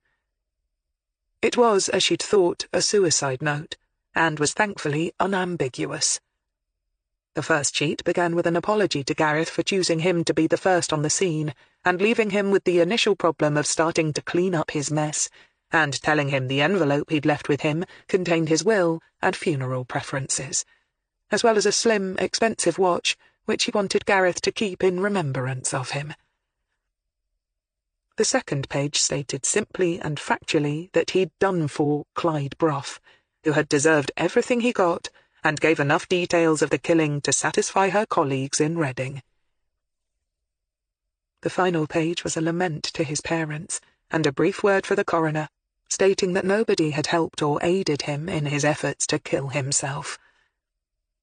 Although the segue from first to third page, without benefit of the second, was a bit clumsy, she doubted that it would have been unduly commented on by either the SIO or coroner if it had been logged into evidence without the middle page. After all, nobody expected somebody about to blow their brains out to be overly concerned with their syntax. Leaving the now intact note on the table, Hilary breathed a sigh of relief, and then nearly jumped out of her skin when her phone vibrated in her bag. She switched it back to ringer mode and answered it. She kept her eyes firmly away from the still, damaged figure lying on the floor. "Hilary Greene," she said simply. It was Rollo, with news that Inspector Sam Waterstone would be arriving on the scene shortly, and was SIO on the suicide case. Also en route was the armed response team, who would still have to assess the situation, given that there had been a discharge of a firearm. Hilary thanked him and hung up. She and Sam Waterstone were good mates of long standing, and she knew the big rugby-playing inspector wouldn't question her with any great suspicion, or give her or Gareth a hard time. Which made her feel guilty. Abusing the trust of a friend was not something that sat well with her. She tried to comfort herself with the knowledge that Jason had committed suicide, and her actions had kept all the evidence intact for him, but it still left a bad taste in her mouth. And could she detect the subtle hand of one Commander Don Levy in ensuring that it was Sam who'd been assigned this particular case? She smiled wryly. Trust the commander not to miss a trick. As she'd surmised, when Sam joined her outside the door to the flat about 20 minutes or so later, he listened to her evidence without questioning any of it. She told him about Gareth's worry over his friend, and her worry over Gareth, and how she'd arrived mere moments after him, the gun having gone off as Gareth rang Jason Morley's doorbell. It took a good hour for Sam and his team to get both her and Gareth's witness statements down. The only bad moment came when Sam asked her about Rawson. In all her rush to get things sorted, she'd simply failed to plan for this obvious oversight. It made her mad at herself for overlooking it. Of course Gareth was bound to mention Rawson's presence when giving his statement. It was scant comfort to her to realize that, even if she had anticipated this, she could have done little to mitigate it. She couldn't have asked Gareth not to mention Rawson without him getting suspicious and demanding to know why, and the last thing she needed was for Gareth to get antsy or bolshy, thus undoing all her good work on his behalf by making Sam Waterstone wary. She shrugged at her old friend, and said that she knew Rawson from before, and that he was stationed very nearby, and so she'd called and asked him to come by, in case she needed an official and serving police officer on the scene. Until the arrival of the tactical team, she pointed out, there'd been no official representation at the crime scene. When it became clear that he wasn't needed, he'd left. And as soon as she had a moment, she quickly found and called Rawson, and told him what story he should stick to, if asked. When they were finally finished, she walked with Gareth towards the side street where he'd parked his car. He looked tired and dragged his left leg visibly. "You should go home," she said quietly. "You've had a hell of a shock." "I'd rather go back to HQ, Mom, if it's all the same to you," he said flatly. Hilary nodded. She understood his reluctance to go back to his quiet and empty flat all too well. Sometimes when you'd had your world rocked, you needed people, noise, and normalcy around you. Left alone in a quiet space, there was nothing to distract you, allowing things to grow and magnify in your mind. "All right, but I'm going to ask the police doctor to give you a going-over." "Mom, I'm fine," he protested. "Good. Then the doctor won't have much work to do on you, will he?" she said with a gentle smile. As they reached his car, she looked at him closely. "I think we'll take my car. I'll drive. Give me your keys and I'll have someone drive your car back to your place." "Mom," he said, too tired to argue. He reached into his right jacket pocket and handed them over. They walked on in silence to where she'd left Puff and went back to HQ in even more silence. One thing was for certain, Hilary mused. He'd not yet checked his back pocket. But when he did, things would get very interesting indeed. At first he'd think he must have lost it somewhere. But when he stopped and realized it couldn't have easily fallen out of his tight pocket, his quick mind would soon put one and one together. And then there'd be fireworks. As she drove, Hilary was already mentally rehearsing just how she was going to respond to the flare-up when it inevitably came. While Hilary Greene contemplated her immediate future, Mia de Salle was contemplating her distant past. The churchyard where Michael Beck was buried was looking at its best in a ray of spring sunshine. In one corner, a white-flowering cherry tree looked heartbreakingly lovely, and in it a jenny wren was singing its little heart out. Mia walked the familiar route through the graves, although she hadn't been there for some time now, and stopped in front of the white gravestone. She had a bunch of colourful and sweet-smelling freesias in her hand, and, bending down, was glad to see there was room and water for them in the small pot recessed into the bottom of the plinth. His parents had chosen the wording for him, of course, so she found it plain and uninspiring. No lines of poetry, or even a personal comment to make it unique.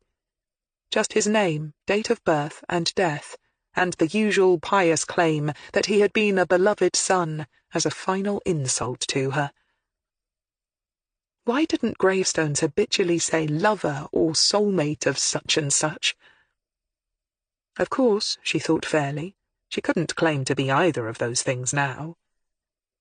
She sighed and stood looking around the deserted country churchyard with wistful eyes and a slowly burgeoning resentment. She didn't deserve this, any of it. She was lonely and alone. Her first faithless love was dead, and her new love wouldn't acknowledge her. Although it was romantic and all very fine to pine away with a broken heart, she was getting seriously fed up with all of it. Now that Michael's case had been reopened, he should have come to her, asked her to lie for him, or to simply run away somewhere so that they could be together and safe. But no, still he wouldn't trust her. Still he was reluctant to love her like he should. Why should she have to put up with it? All her life, men had misused and mistreated her and let her down, and failed to live up to even the lowest of expectations. But she knew there was no answer for her here. Michael was long and safely dead. Nothing could touch him any more. It was she who was alive and suffering. She reached down and snatched the gorgeous freesias from the small pot and tossed them angrily onto the quiet green turf.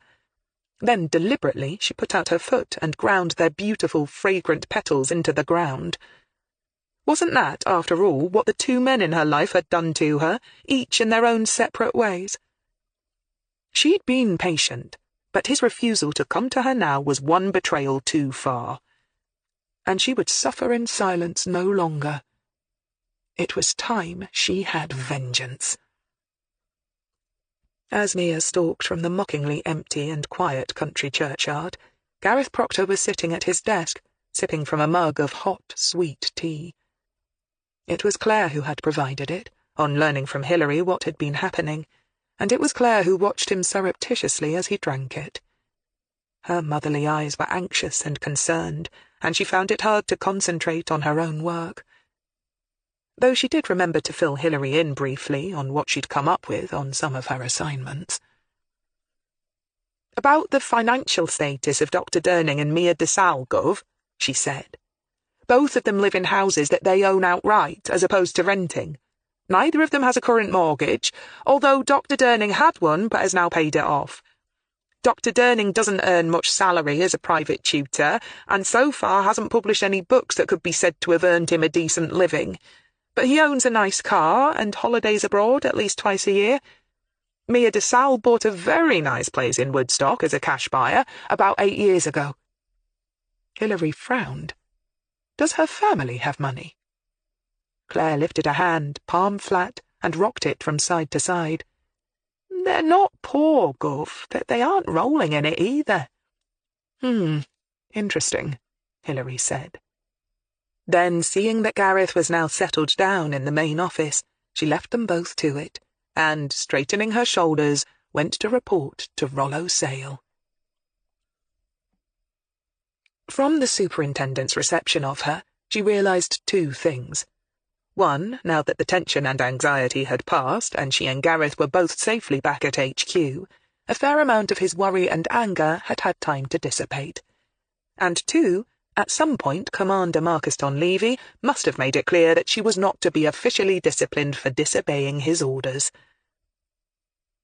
Since she couldn't expect Rollo Sale to be happy about the powers that be going over his head when it came to how he handled his personnel, she stood stiffly in front of his desk and let him make it clear just how displeased he was, and didn't take it personally. Afterwards she apologized, explaining her thinking, and promised never to do it again. Thus, with honours satisfied on both sides, Hilary left, with both of them giving and receiving a mutually strained smile. Nevertheless, they both knew that she was in his bad books, and probably would be for some time. Letting out a long sigh as she walked back down the corridor, she paused in the doorway and glanced in. Claire shot her a quick look with a raised eyebrow. Gareth was staring blankly at his computer screen. "Gareth, do you have someone we can call?" Hilary asked, and when he transferred his blank gaze to her, added, "It might be a good idea if you had someone stay with you overnight. A parent? A friend, perhaps?" "Thank you, Mom, but I'll be fine." Hilary looked at him thoughtfully for a moment, then sighed. "All right, but if you want to get off early, go ahead." A quick glance at the cheap, battery-operated white plastic clock on the wall showed her that it was nearly 4 o'clock anyway. "Claire can drive you home. Your car should be parked by your front door by now." "Sure thing," Claire said brightly. Gareth forced a smile. Hilary went back to her office. After a few moments, she reached for her notebook and checked the next item on her to-do list. She reached for the phone and dialed the Beck's home phone number. William answered. "Mr. Beck, it's Hilary Greene. A quick question I forgot to ask before. You said that last time you saw Michael, he was on his bike. and so didn't have his metal detector with him. Is that right? Yes, that's right. Can you just confirm, then, that the detector is, or was, still at your place? I mean, when it came time to sort out Michael's belongings, did you find the metal detector in his room, or the shed perhaps, or wherever it was that he usually kept it? Oh, now you're asking me, William said. I'm not sure offhand. It was 10 years ago now.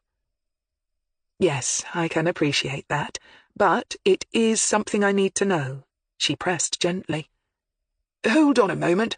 I'll get my wife. She dealt with most of that sort of thing, he said. Hilary heard a little click, and then a moment or two of silence, then the muffled sound of voices, and a little while later, Martina's voice. "Hello? William says you're asking about Michael's metal detector?" "Yes, Mrs. Beck. Sorry to bother you again. I just wanted to know what happened to it after Michael's death. Did you give it away to someone, or donate it to charity, perhaps?" No, I don't think so, Martina said, after a moment's puzzled silence.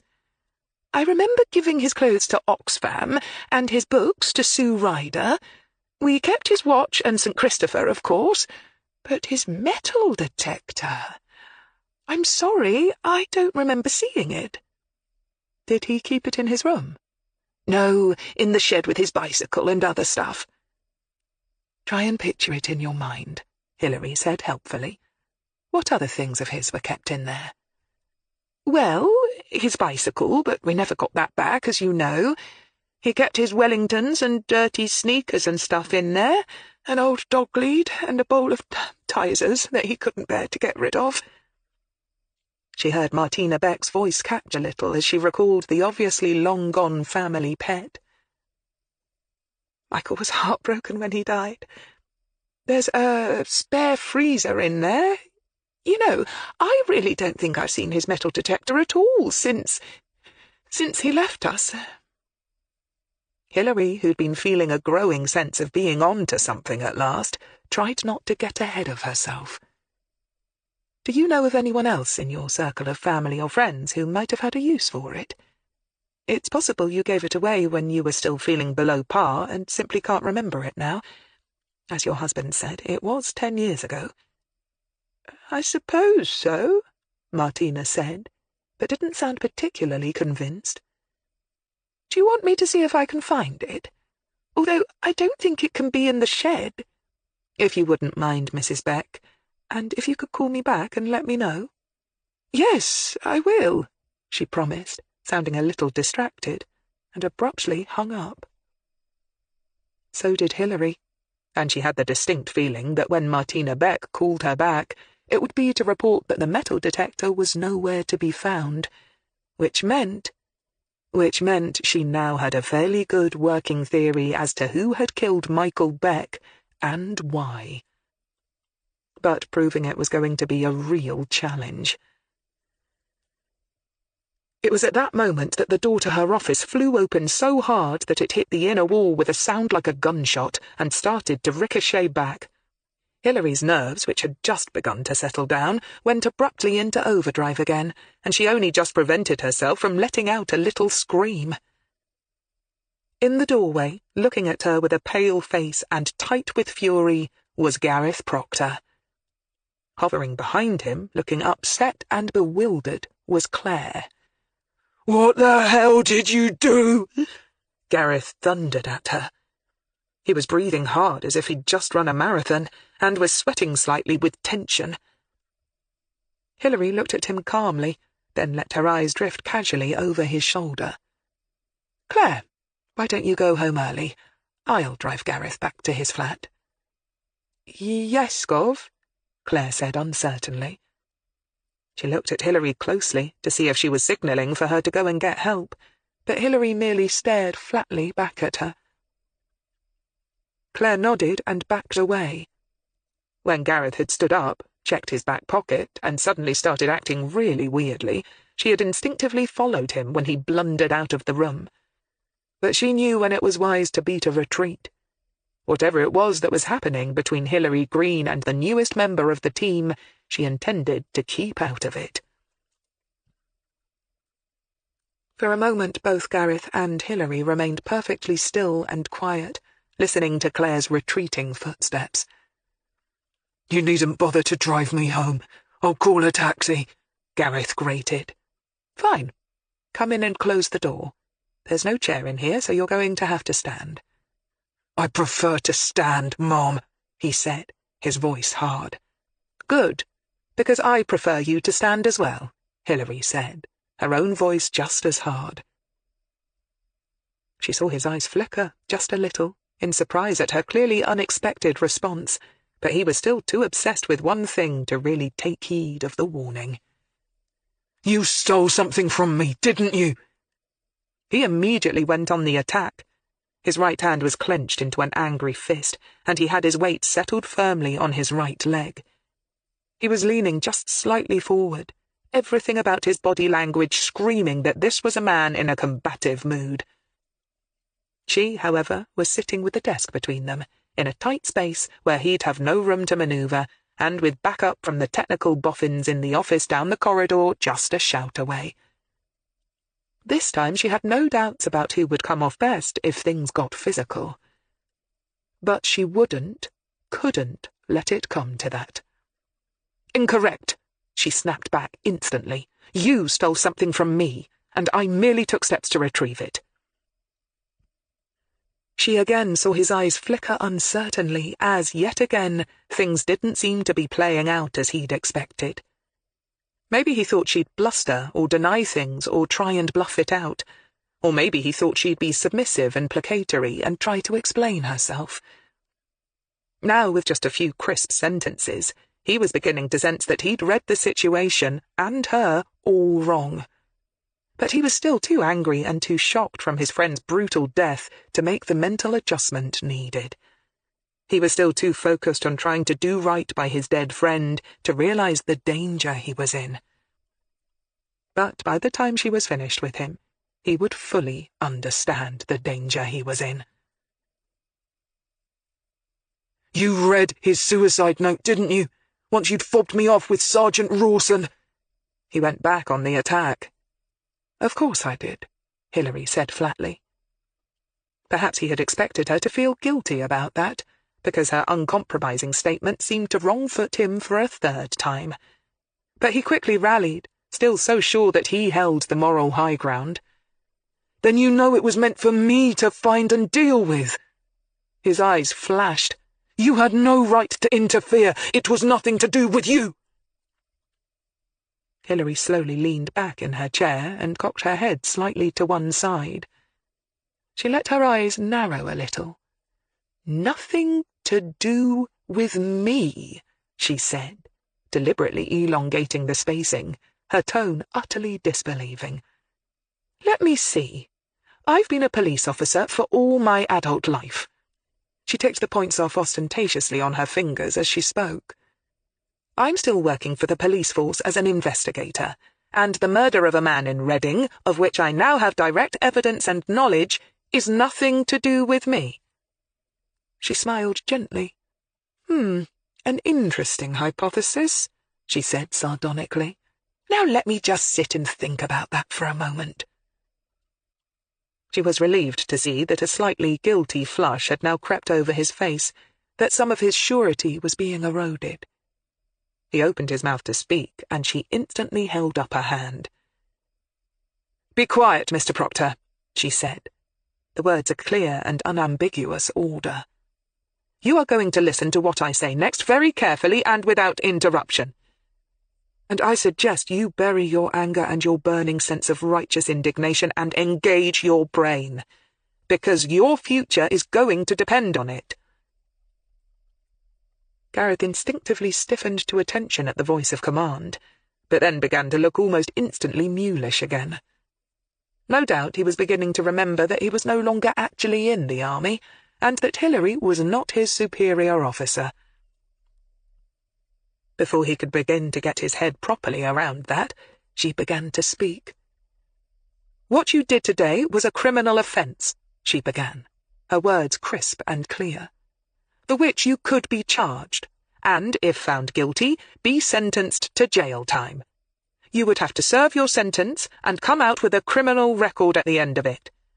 And if you found getting a job hard before, just how hard do you think you'd find it then?" Gareth swallowed hard, but said nothing. "I understand you have an ex-wife and a daughter who, presumably, rely on your financial help. Now, wait a minute. And your actions today could have far-reaching consequences for them." Hilary steamrolled over him. It shut him up, as she knew it would.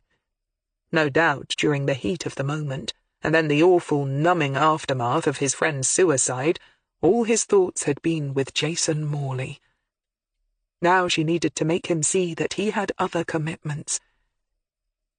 "When you stole that piece of evidence, you were also becoming an accessory after the fact to the murder of Francis Clyde Bruff," she informed him coldly.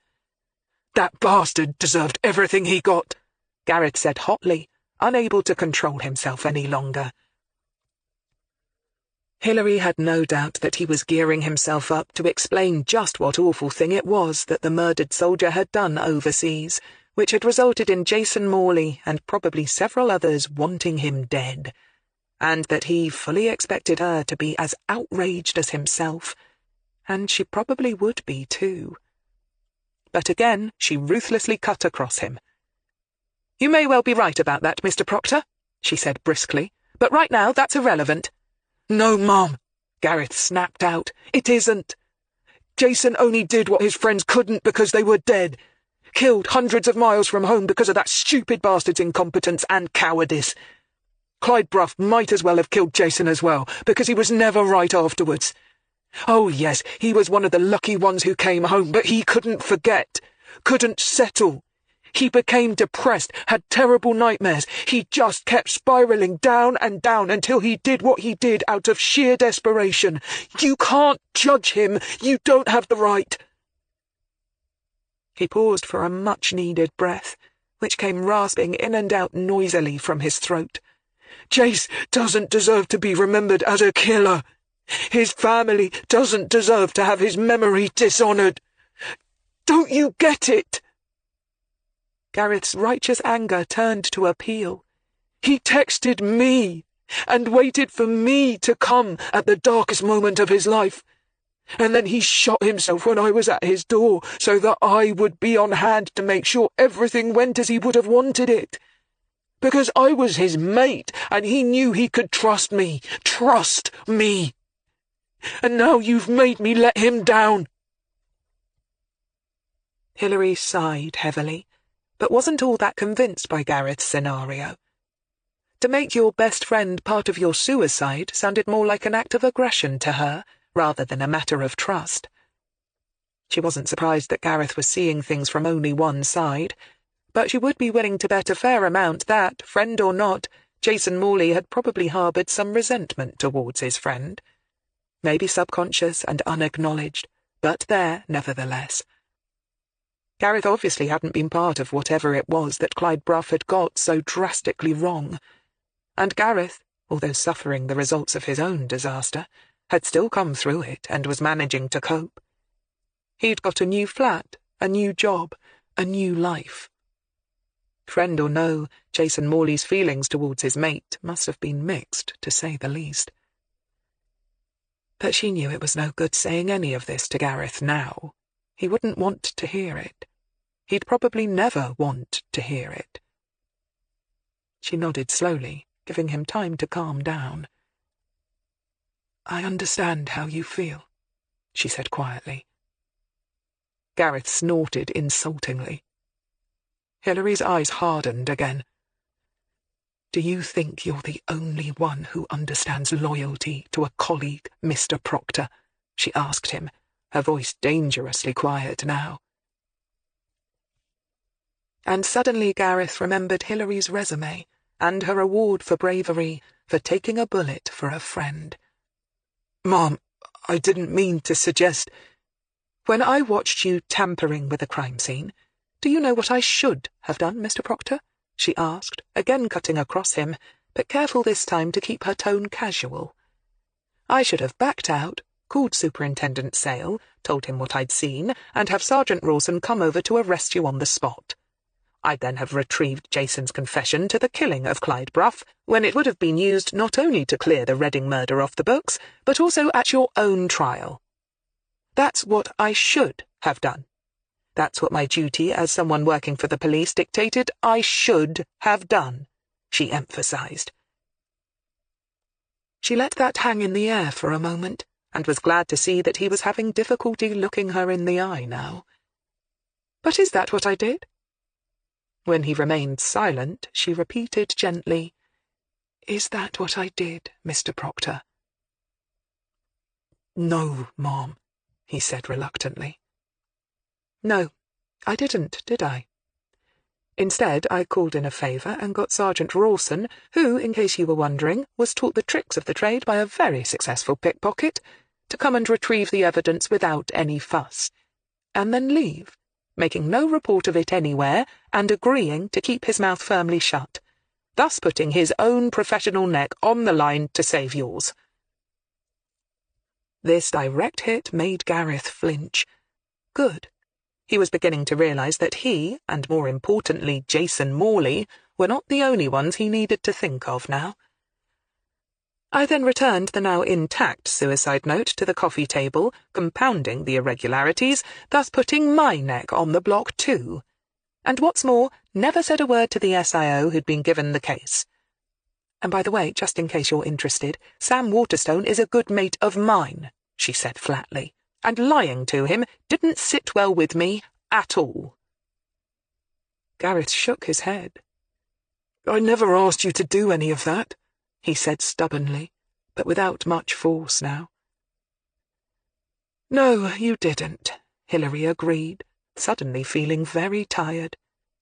Something of her weariness must have shown on her face, for his fierce gaze started to soften. "I did it because, in spite of the spectacular evidence to the contrary given your actions today, I think you're a good man," she carried on. "I think you have good brains, and I think, given time, you'd make a good fit with my team and be a real asset to the CRT. She ran a hand over her face and sighed. "Now, I want you to go home, and instead of thinking about your friend, who is now dead and thus beyond your help, I want you to think instead about all the people who are not." She shifted in her chair and shook her head.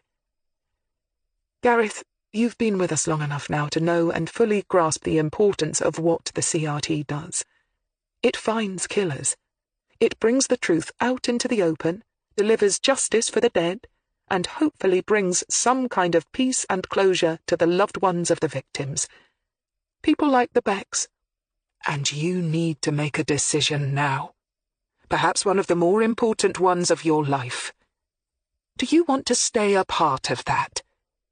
Do you want to spend the next 10, 15, or even 20 years working on behalf of the dead, the forgotten, the mourned? Or are you going to let your friend's tragedy ruin your own life too?" "Mom, Shut up," Hilary said brutally, but in truth she really was beginning to feel wrung out. It had been a hell of a day. She'd had to deal with a devastating suicide, receive a rollicking from a man she both liked and respected, done Marcus Donlevy's dirty work for him yet again, and had been forced to make ethical decisions that she felt totally unequal to making. She was tired, and she wanted nothing more than to go back to the Mollern and the peace and quiet of the canal, and just curl up on her bed and go to sleep. "I simply don't have the energy or the patience to deal with you any more right now," she added flatly. "So go home. Think about everything I've said.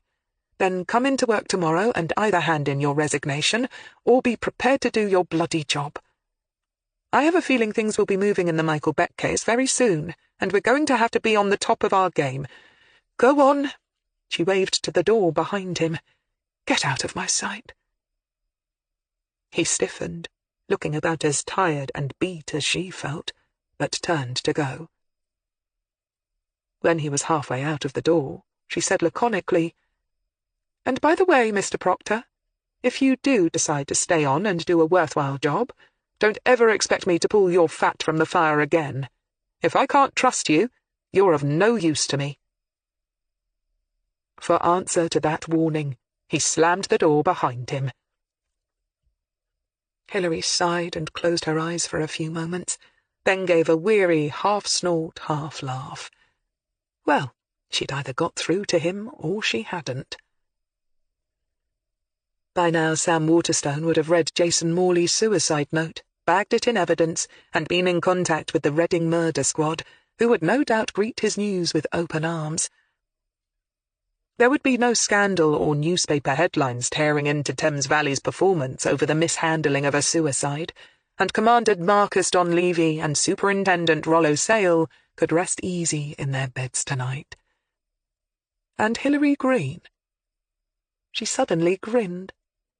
Hilary Greene was going to go back to her boat and have a bloody stiff drink. That's what Hilary Greene was going to do. And then tomorrow she was going to close the Michael Beck case. With a bit of luck, and supposing the universe wasn't still feeling in a bloody-minded mood, that is. Chapter 15. Hilary drove into work not knowing if Gareth Proctor was going to be at his desk or not. But she didn't go straight to the small communal office as she would normally have done, or even her own, but made straight for Rollo Sale's office instead. She tapped on the door, uncomfortably aware that, for the first time in their working relationship, there might be awkwardness between them. It made her sad, but it didn't deter her. After zonking out and getting about 4 solid hours of deep sleep, she'd spent the rest of the night tossing and turning, not thinking about Jason Morley or Gareth Proctor, but about the state of her latest case. And although she thought she could now take a pretty good guess on the identity of Michael Beck's killer, as well as the motivation behind it, she knew right now that was all it was, a guess. And if she was going to successfully close the case, she needed help. Initially her boss's help, and maybe that of D.I. Robin Farrell as well. She tapped on the superintendent's door, waiting for the summons to come in, and stepped inside, searching his face for signs of annoyance. There were none. He looked up from behind his desk, and a brief professional smile lit his face. "Hilary, come in." "Sir, do you have time to discuss the Beck case?" "I've a meeting in an hour." "That should be fine." She took a seat and then began to talk. She started at the beginning, going through all that they'd done so far, and why she'd come to the conclusions she had. Rollo, as was his habit, let her talk without interruption, occasionally making notes. When she was finished, there was a long moment of silence. "It's very thin," Rollo finally said. "Yes, sir, paper thin." "You have no forensic evidence at all?" "No, sir, not after all this time. And with no witnesses and no corroborating evidence, yet, the CPS won't touch it with a barge pole." "In other words, we're going to have to rely heavily on a confession, always supposing we can get one, and always supposing that's enough for the CPS."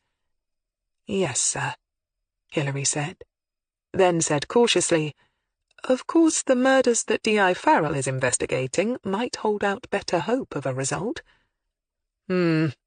This idea you have that Michael's murder and those of Newley and Kirkley's are connected and share the same killer is somewhat thin, Hilary," Rollo pointed out. Hilary nodded, utterly agreeing with him. "Yes, sir, but I think our best way forward is to concentrate on those now. The fact that all 3 appear to have been murdered with a similar, unusually shaped weapon has to count for something." "D.I. Farrell won't like it," Rollo predicted with a smile. "He's convinced Larry Spence killed them to expand his empire." "Yes, and he may well be right," Hilary said mildly. "But you don't think so?" "No, but as of this moment I have nothing to go on but instinct and years of experience." "Ah, that good old feeling in your bones you mentioned." Rollo smiled. "Which might well turn out to be rheumatism," Hilary put in, with a smile of her own. Not that she had much to smile about. The Beck case was proving to be far more complicated than she'd initially thought, and was going to be a real hard nut to crack. Plus, she was not at all sanguine that she could crack it.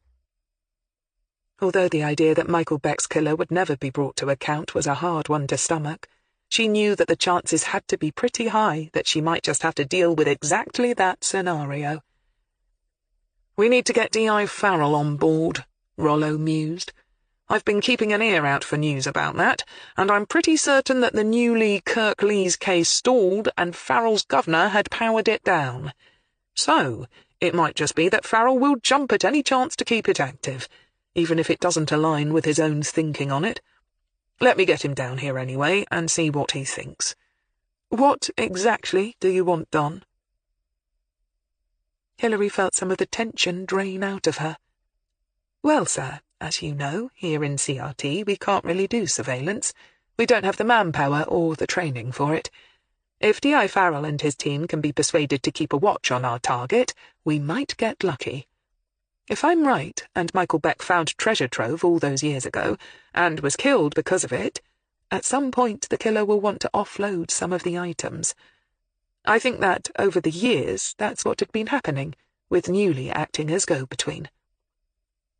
"So you're assuming, what, that for some reason that relationship went stale, with our target being forced, for whatever reason, to get rid of his fence?" "Yes." "And Kirklees? Why would our target kill him?" Hilary spread her hands helplessly. "I don't have all the answers yet. At this stage, we're still in the dark about some things. But with the MO being so precise, whoever killed Newley had to have killed Kirklees too. The timing, with both men being killed the same day, with what appears to be the same unusual weapon, makes it virtually certain as well. We just don't know why yet." Rollo sighed heavily. "Even if you're right about the recent murders being tied up with our cold case, there's no telling when the target will approach a new fence in order to sell off an item." "No, sir. It could be days, weeks, or even months," she admitted grimly. "No way we can afford to keep the target under surveillance for that long. Even a few days will be stretching the budget," Rollo told her in no uncertain terms. "Yes, sir, but we might get lucky. And it's a start. Like you said, we really need to know more about why Newley and Kirklees were killed, and make the connection. Ideally, I'd like to take a look at D.I. Farrell's files, but I know he won't wear that." "Neither will the top brass," Rollo agreed. "Cold cases are our remit, not ongoing ones." "Yes, sir, I know. It's a pity we don't have enough to get a court order to check on whether the target has a safety deposit box or not, let alone get permission to look inside it." "You think whatever Michael Beck found is lodged in a bank somewhere?" Rollo asked sceptically. Hilary laughed. "Well, sir, if you found a fortune in ancient gold by digging it up out of the ground, where presumably someone had once hidden it for safekeeping, would you feel safe re-hiding it?" Rollo grunted. "No, I suppose not. No, it's not human nature, is it? You'd want to keep it somewhere you knew nobody could stumble onto it, and you're right, that probably means a safety deposit box. And it's certainly safe enough, if that's where it is, because right now no judge in the country would say we had grounds to have access to it." For a moment the two of them looked at one another with the same grim thought. "This is turning out to be a real sod of a case, isn't it?" Rollo eventually said. Hilary couldn't disagree. "All right." Rollo glanced at his watch. "I'll ask D.I. Farrell to come down and see if he's willing to put a watch on the target. Like I said, I think he'll be desperate enough to agree to that, but I don't think he'll be overly impressed with our reasoning." Hilary didn't think he would be either, but it's not as if they were awash with other options. "In the meantime, you'll keep digging on the Michael Beck end of the case, right?" Rollo Sale prompted. "Yes, sir. There are still things we can do there. We need to identify the murder weapon if possible. Now we know that Michael Beck must have been using specialist equipment for his hobby, we might be able to ascertain what might have been used to kill him. That's something the original team never had a chance to do." "Right." "And then there's the detector. If, as I suspect, Mrs. Beck rings me back today to say that she can't find it, then my theory as to what happened the day Michael was killed is looking better and better." It's always possible that avenue might provide some physical evidence at last. Rollo snorted. I can't see our target being stupid enough to keep either the detector or the murder weapon. Can you? But here Hilary surprised him. Normally I'd say no, sir. But in this case, I'm not so sure. But on that she wouldn't be drawn further. She didn't want to look like a complete idiot if she was getting everything really, really wrong. When she left Rollo's office, she had to pass the door to the communal office and heard the unmistakable sounds of human voices, one male, one female. She didn't pause at the doorway, however, as she might otherwise have done, but carried on to her stationery cupboard. There she found her desk clear of any unstamped envelopes containing a resignation letter, which was promising. But the day was still young. She settled down at her desk, went through her emails, then started looking at archaeology websites, concentrating on the tools used by excavators. Michael Beck, Simon Newley, and Lionel Kirklees had been killed by blows to the head with an oddly shaped, rounded metal object. And although there were a few things that looked vaguely promising for use as an impromptu murder weapon, nothing was totally ideal.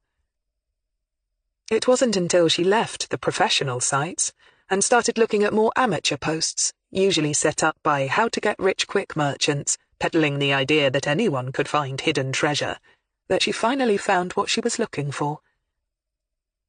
Not surprisingly, amateurs out on the hunt for easy pickings were more inventive and more budget-strapped than most, and one self-confessed guru of metal detectors and treasure-seeking on the cheap offered quite a range of useful, if unconventional, kit that could help out your average nighthawk, one of which was a simple spud planter.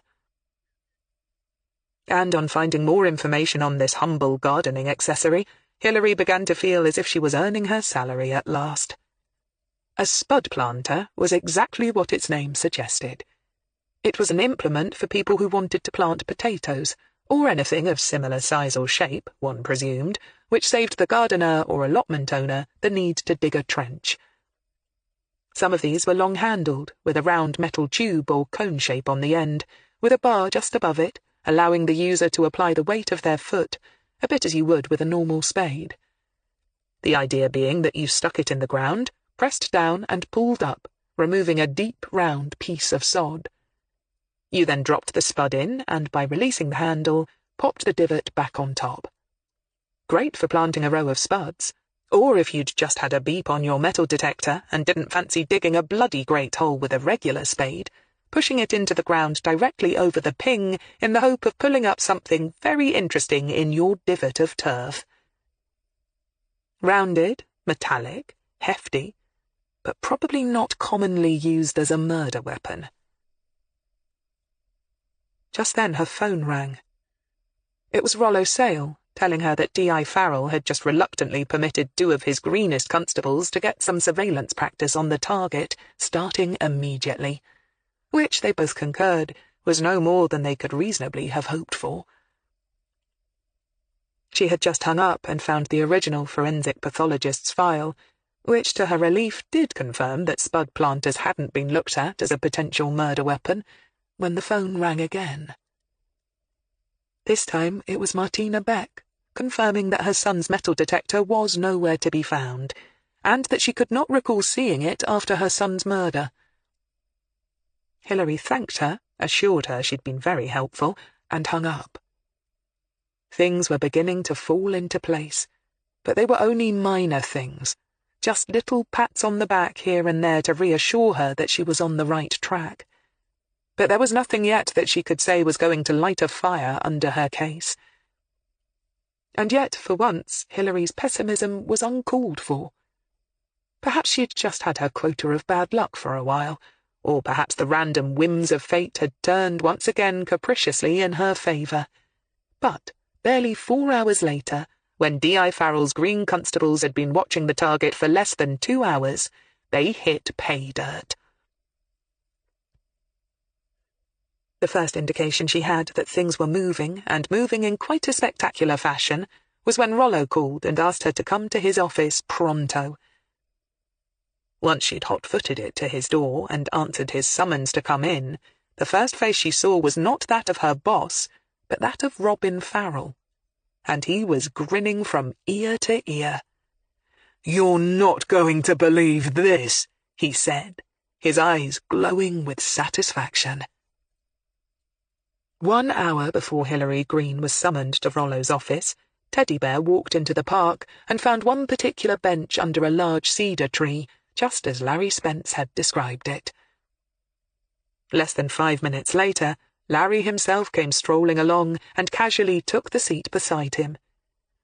"Pity there isn't a pond," he muttered laconically. "We could have fed some ducks." Teddy Bear smiled thinly and glanced around. There were the usual number of students scattered around, skiving off their studies, and the almost obligatory old geezer sitting on the bench further down the path, reading the Oxford Times. All were ignoring them. Teddy Bear took no notice as 2 more students, a lanky lad and an equally lanky girl, lay out on the grass a little bit away from them and instantly got out their mobile phones. The sight of youths messing about with mobile phones was so commonplace as to be invisible.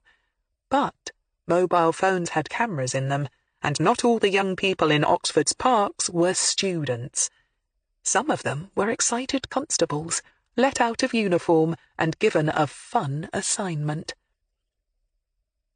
Teddy Bear, unaware of having been followed for the last half hour, reached into a jacket pocket and withdrew a small gold item and passed it across to Spence. Casually turning to roll onto one arm, the lanky female student propped up her phone and took photographs. "This the ring, then?" Larry Spence said, rather redundantly, as he took the item from his client and looked at it curiously. He'd never seen ancient jewellery before, and didn't know whether to be impressed or not.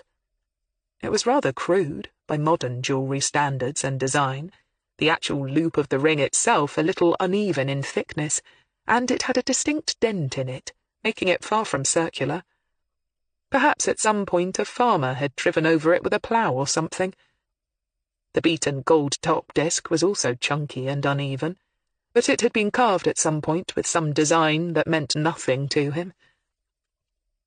But it was reassuringly heavy, and the colour of the metal was undeniably lovely, a rich buttery gold. Some punter obsessed with Saxons or Britons or whoever the hell had made this was going to pay a fortune for it, he was sure. "Very nice," Larry said, grinning obligingly for the lanky young man who took his photograph while pretending to take a selfie.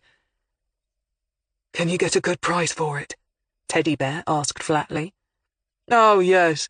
Much better than that loser Simon Newley would ever have got for it," he boasted. "Whoever topped him did you a favour, I reckon." Teddy Bear shrugged, but then just had to ask, "How are the cops coming with that, by the way? Last time we spoke, you seemed to think they had you in the frame for it." "What? Oh, yeah," Larry laughed. "I told you, that D.I. Farrell's got no chance of pinning it on me, especially now they've got the station hotshot in on it." "What?" Teddy Bear asked sharply. "What do you mean?" Oxford's premier crook looked at his client and grinned. "I've got eyes and ears in his investigation, right? First thing I did, I'm no mug. And it seems that they've got someone else working the case with him now, and she could be a problem," he added more thoughtfully. "Who?" "Former DI called Hilary Greene. Whereas Farrell couldn't find his own backside in a blackout, she's a different proposition altogether." Teddy Bear went very still. "Good, is she?" "One of the best, so my source reckons. When she was a regular DI, she had a solve rate second to none. They always gave her murder cases too, whenever they came up. Now apparently she's retired, but working on cold cases, and lo and behold, the same thing. She's closed more unsolved murders than you've had hot dinners." Teddy Bear said nothing. Larry Spence pocketed the gold ring with a sense of immense satisfaction. If this soppy client of his had more of this good stuff stashed away, he was on to a real winner. Well, best be off. Got to see a man about a dog and all of that. Teddy Bear vaguely smiled, then watched as Larry Spence walked away. Over on the grass, the female constable said quietly to her colleague, "The target doesn't look very happy." "Nope," her companion agreed. "But I can tell you who is going to be happy. Our governor. He's been longing to get something on Larry Spence for months. And here we've got him receiving dodgy goods. Let's send him our photos and make his day." A little while after this, Hilary listened keenly as D.I. Farrell filled her in on what had been happening and looked at the uploaded photos on his mobile. "You think we can get a warrant to search for any safety deposit box the target may have now?" she asked Rollo, who nodded. "I've already got that underway," the superintendent said happily. "So, what next?" "We bring the target in and question him," D.I. Farrell said at once. Hilary frowned. "That might be a bit premature. We don't want to spook." She wasn't allowed to finish the sentence, however. Already Robin Farrell was talking over her. "We need to get him to roll over on Spence. This is the first real evidence we've got of criminal activity on his part. I know it's not a murder rap yet, but it's something to hold him on. And if we get him for fencing, it'll give us probable cause to start poking around in other things as well. Once the smaller sharks scent blood in the water, they'll start to turn on him. All we need is one greedy lieutenant of his scenting an opportunity, and all sorts of stuff might come pouring out of the woodwork. If the boss goes away for life, career opportunities open up for everyone else." "Actually, unless we can prove that the gold ring in the photos is part of the undeclared treasure trove, you don't have anything on him," Hilary pointed out gently. She knew a detective who had blinkers on when she saw one, and although she understood what it felt like to have tunnel vision when it came to nabbing a particular nemesis, she couldn't let Robin Farrell's burning need to see Larry Spence behind bars scupper her investigation. "All the more reason to bring your target in," Farrell persisted stubbornly. "The superintendent tells me you have no forensics on your cold case, no witness, and nothing tying your suspect to Beck's death. But the Newley Kirklees case is still current. We know Spence killed them in order to expand his empire, and if we can break the target with these photos, I'll finally have a thread that I can pull on. If we make the target a deal if he rolls on Spence, we can kill two birds with one stone." "Hold on," Hilary said firmly. "I'm not offering the killer of Michael Beck any damned deal. And we don't know that Spence did kill Newley and Kirklees." Robin Farrell looked at her impatiently, then turned to Rollo Sale. "We both know that my open and current case takes priority. I'm going to recommend to my super that we pull in the target and put the squeeze on. The only question is, do you want in on it or not?" Hilary, too, turned to look at Rollo Sale, but even as she did so, she knew his hands were tied. One sympathetic glance from him confirmed it. She sighed heavily. "Okay, but I want to be the one to bring the target in." She didn't trust the gung-ho Farrell not to blow what might be a rather delicate undertaking. Robin, having got his way on the major issue, was happy to agree to the minor one, and shrugged. "Fine, but I'll tag along. You don't have the authority to make an actual arrest, right?" Silently, Hilary cursed the fact that he was right. "Fine, but only as a backup. I'll do the talking." "Suits me," Robin agreed happily. To him, Hilary's suspect was small fry. "And I want to take Gareth Proctor with me," she added. At this, Rollo shot her a quick, surprised look. "Do you think that's wise, after the shock he had yesterday?" Robin looked curiously from one to the other, realizing that there was some subtext going on here that he wasn't aware of, but he wasn't interested enough to ask for details. Now that things were finally moving on his case, he was anxious to get going. Hilary held her superintendent's gaze firmly. "He needs to get back on the horse, sir," she said. Also, she thought pensively, he needed to make his mind up whether or not his job meant anything to him anymore. And if being thrust into the heart of the action just when the Beck case was heating up didn't help him make up his mind, then nothing would. She left the now ebullient Robin Farrell in Rollo's office and walked to the communal office. Claire was rummaging in the biscuit tin. Gareth was sitting morosely at his computer screen. "Gareth, we need to bring someone in for questioning. Get your coat." Claire looked up, glanced at Hilary's set face, and returned her concentration to acquiring a custard cream. Without a word, Gareth rose and followed her out. Outside the superintendent's office, she introduced him to D.I. Robin Farrell, who noted the former soldier's physical injuries with a quick, interested glance and briskly shook his hand. They decided to go in D.I. Farrell's car, which was a newer, roomier, and more reliable car than Puff. All three of them made the journey to the target's residence in a rather strained silence. When Teddy Bear opened the door and saw Hilary Greene and Gareth Proctor, he smiled automatically and stepped aside to let them in. They'd agreed on the drive over that Robin would stay in the car, unless called on for help. In her bag, Hilary's mobile phone was on, and she'd dialed Robin's number before approaching the door, leaving the line open. Now he could listen in on how things progressed. "Hello again," Teddy Bear said amiably. "Please, come in. How are things going? Are you making any progress on Michael's case?" "Yes, sir, I believe we are," Hilary said. "In fact, we'd like you to come with us to Kidlington to answer some further questions, if you wouldn't mind." At that point, Hilary fully expected him to agree. Oh, he might demur, might be a little difficult, but she could see no reason why he would refuse. As far as he knew, things might have taken a rather ominous turn, but he had no reason to worry too much yet. The reasonable, logical course of action was for him to go with them, answer their questions carefully, and see if they could gauge the lay of the land. And if her suspect hadn't just got back from hearing from one of the city's top crooks just how good Hilary Greene was at catching killers, that was probably what he'd have done. Instead, Teddy Bear panicked. It wasn't totally out of character for him, because he was never as confident on the inside as the image he liked to project to the world, and rash action wasn't new to him either. Killing those that threatened him, in the form of Simon Newley and Lionel Kirklees, proved that.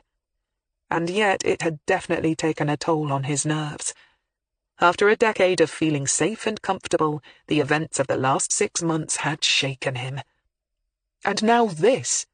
The tension ratcheted up, and a nervous voice at the back of his mind screamed at him that his luck had run out at last, and that if he wanted to avoid jail time, and he did, the very thought of it terrified him, then it was time to run.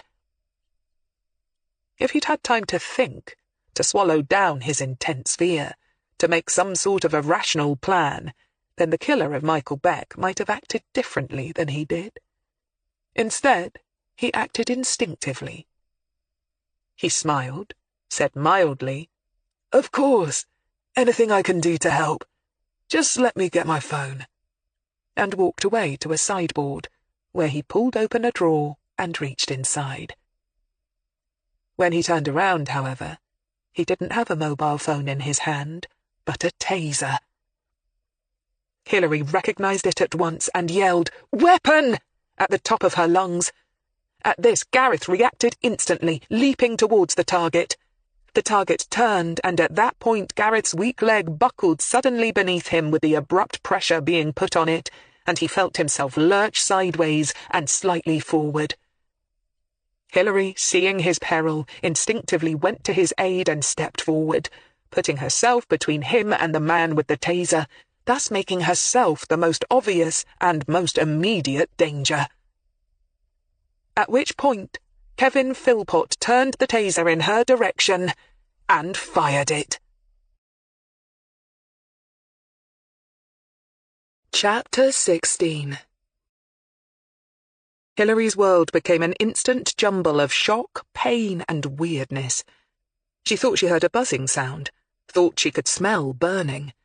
But the most distressing thing was that she totally lost control of her body. She could feel herself jerking and realized she was on the floor.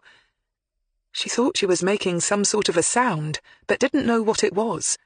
She couldn't seem to think in a straight line. Thoughts passed through her mind too quickly for her to grasp them, but she was aware of a sense of urgency. Danger. Someone was in danger. Herself? Someone else? For no discernible reason, the galley of the Mollern flashed into and out of her mind. Then she heard other sounds, swearing, male voices. Something bumped into her painfully, bruising her ribs, but she couldn't curl up to protect herself.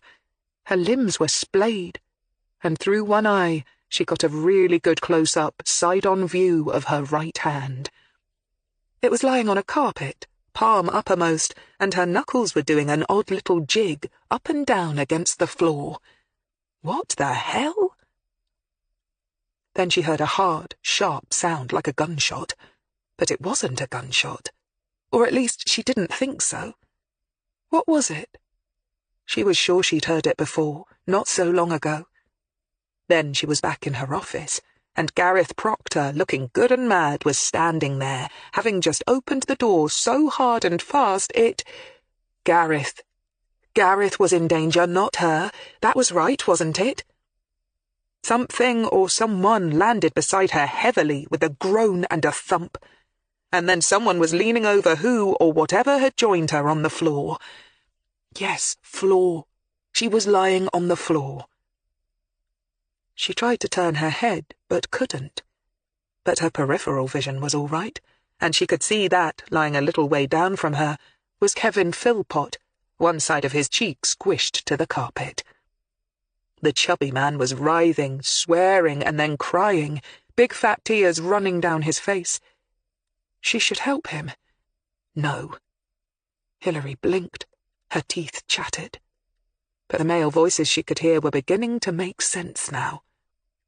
One of them said, "My cuffs are in my back pocket." A moment, or was it much later, the same voice said, "We need an ambulance for your governor." Ambulance? That meant someone was hurt. Hilary knew she needed to get up. She must help. Obviously a police officer was down. Who? Robin Farrell? Or, what had she just been thinking? She sighed. Slowly her hand stopped dancing its weird tattoo against the floor, and her teeth stopped chattering. At some point, the sweating, frightened face of Kevin Philpott disappeared, just yanked upwards and out of her view. She tried to move, and found to her relief that she could. "Don't try and move, Mom." She recognized Gareth Proctor's voice now. "You've been hit with a taser, but you're going to be all right. A paramedic is on the way. Everything's all right. We've got the suspect in custody. Everything's fine." Hilary nodded. Her head actually moved, and she could think again, more or less. So, that's what it's like to be hit by a taser, Hilary thought blearily. All in all, she concluded, it was not a particularly edifying experience. The paramedics arrived a few minutes later, by which time Hilary had persuaded Gareth that she could move far enough to allow her to prop her back up against a chair. She was still sitting on the floor, but she felt a bit more dignified now that she was sitting rather than lying. Also, the shakes had stopped, and her mind felt clearer. The paramedics, a young girl with a soft smile and silky hair, and an older man with a cheerful personality that could be either reassuring or annoying, depending on your own state of mind, did their thing with kind but brisk efficiency. Hilary let them get on with taking her blood pressure, listening to her heart and all the rest of it, and patiently answering their questions. She answered no to having double vision, shortness of breath, chest pain, or any numbness in her extremities. She was being only 50% truthful, however. She did have pins and needles in her hands, and her chest did hurt. But her chest felt sore as opposed to sharp pains, and she was convinced that it was due to the taser strike rather than anything more serious. And the pins and needles would wear off with time, she hoped. Luckily, they had been able to remove the taser wires without too much trouble, and Hilary had watched as Gareth somberly put them and the rest of the weapon into an evidence bag. Gareth had, at some point, reported back to Rollo because he'd sent Claire out to the scene. She arrived just as the paramedics were packing up their equipment. "Hello, Gov. You've been having fun, I hear," she said with that false cheerfulness that worried people often adopted, and sensibly watched the proceedings without getting in the way. "The superintendent wants you to get checked out at A&E. "That's not necessary," Hilary said firmly, turning to get her knees under her, then using her arms, which still felt decidedly weak and made of jelly, to lever herself properly into the chair. The paramedics watched this with interested, professional eyes. "As you can see, I'm fine," she insisted. "Boss's orders," Claire argued. "A&E are busy enough without me adding to the backlog," Hilary said flatly. "If I start to feel worse rather than better, I can always change my mind," she added, her eyes on the paramedics. In the end, they agreed that her vital signs were fine. She'd received no head injury when she'd ended up on the floor, but that if she started to get a bad headache, chest pains, severe nausea, double vision, or dizziness, she must get herself to the John Radcliffe right away. Claire, quickly realising that she wasn't going to win the argument, assured them that Hilary wouldn't be left alone for the next 24 hours, and they all watched the medical professionals leave. Hilary leaned back in the chair and sighed. "I take it that D.I. Farrell came crashing in like the cavalry," she said to Gareth, who was also sitting down now, looking quiet and composed. "Ma'am, I owe you my thanks." "Do you?" she said, vaguely surprised. "Yes, ma'am. Philpott was about to shoot me with the taser, but you distracted him and took the hit instead. My leg gave way. I'm not fit to do this job. I could let you down again and—" "Oh, shut up," Hilary said. "You did fine, and I'd go out in the field with you again any day of the week." "Me too," Claire chipped in. "Now, give me a full report. Where was I? Oh, yes, D.I. Farrell." Gareth looked both touched and relieved, visibly pulled back on his poker face, and stiffened a little. "Yes, ma'am," he barked. "D.I. Farrell must have heard your shouted warning about the suspect having a weapon, because less than a minute later he broke the door down. By then I had Philpott on the ground and disabled, and the D.I. cuffed him and took him away." "Damn," Hilary said. That meant that even now Farrell was probably making the formal arrest and charging him, and would no doubt bag the right to do the first interview. Even if she got there as fast as Claire could drive them, she doubted that her superintendent would agree to her muscling in on the interview anyway. He'd say she was in no fit state. And he was right, damn it. She felt very much as if all she wanted to do was go home to the Mollern and take a nice long nap, under a warm, soft duvet. She sighed. "Okay, back to HQ." She got her feet under her and stood up experimentally. Her legs felt about as substantial as her arms, but at least they held her weight. Claire, without a word, came to one side of her and waited to see if she needed someone to lean on. Gareth Proctor followed on behind as the two women walked slowly out of the house. In the hallway he found a set of keys resting in a bowl on a small console table and locked up carefully behind him. He was sure that a team must be on the way to process the house, and the last thing they needed was to find burglars had been in and had a feeding frenzy. Back at HQ, they all trooped straight to Rollo's office. There, the superintendent told them that Robin Farrell was indeed interviewing their witness. Since Kevin Philpott had been stupid enough to attack them, he had been charged with assault, which meant they could take their time dealing with him and gathering the evidence for further, more serious charges. "Well, that's something, I suppose," Hilary grumbled. D.I. Farrell is only going to be interested in what Philpott has to say about his dealings with Spence. Once he's got that out of him, it'll be our turn." "You mean my turn," Rollo Sale said flatly. "You're going to go home and rest." Hilary nodded, but didn't actually say out loud that she agreed to go. Claire shuffled in her seat. "Are we saying, then, that Kevin Philpott killed Michael Beck?" she asked tentatively. Rollo, realizing only then that the two younger members of the team hadn't been filled in, glanced significantly at Hilary, who sighed wearily. "Yes, that's our belief," she said. "I think it probably went down something like this. We know from his own mouth that Michael Beck and Kevin were best mates, and that even after Michael left to go to university, they'd still meet up whenever he came home for the holidays, and that they'd hang around together, indulging Michael's hobbies, whatever the latest hobby was, and generally hang out. We also know from the Becks and his own father that Kevin was a bit of a dreamer and a moocher who probably wasn't ever going to amount to much." She sighed again and leaned back in her chair. "So, on the day Michael left his home for the last time, he was on his bike, without his metal detector, which led his parents to think that he was probably heading into Oxford. But I don't think he was.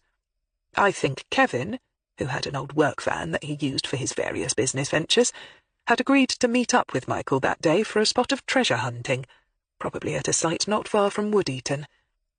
It would make sense for Kevin to have charge of the equipment, since Michael only had his bike. Also, I suspect Kevin probably borrowed the metal detector on a regular basis in the hopes that he might strike it lucky while Michael wasn't using it." Rollo nodded. "I have a friend with one of those things. He says that using it can get to be very addictive, a bit like gambling, especially if you make one or two finds. It doesn't take much, he says. Finding someone's lost wedding ring, maybe, or a broken gold chain. It's that thing of making money without having to work for it." Hilary thought that he was probably right. Anyway, that day I think he and Michael met up and finally found that significant find that Michael had always been looking for. Just how big or significant it was, we can't say, unless or until we find out where Kevin's hidden it. But I think we can be fairly certain that it was something well worth finding. Now, from what we've learned about Michael so far, what do you think his reaction would be? "Jubilation," Claire said at once.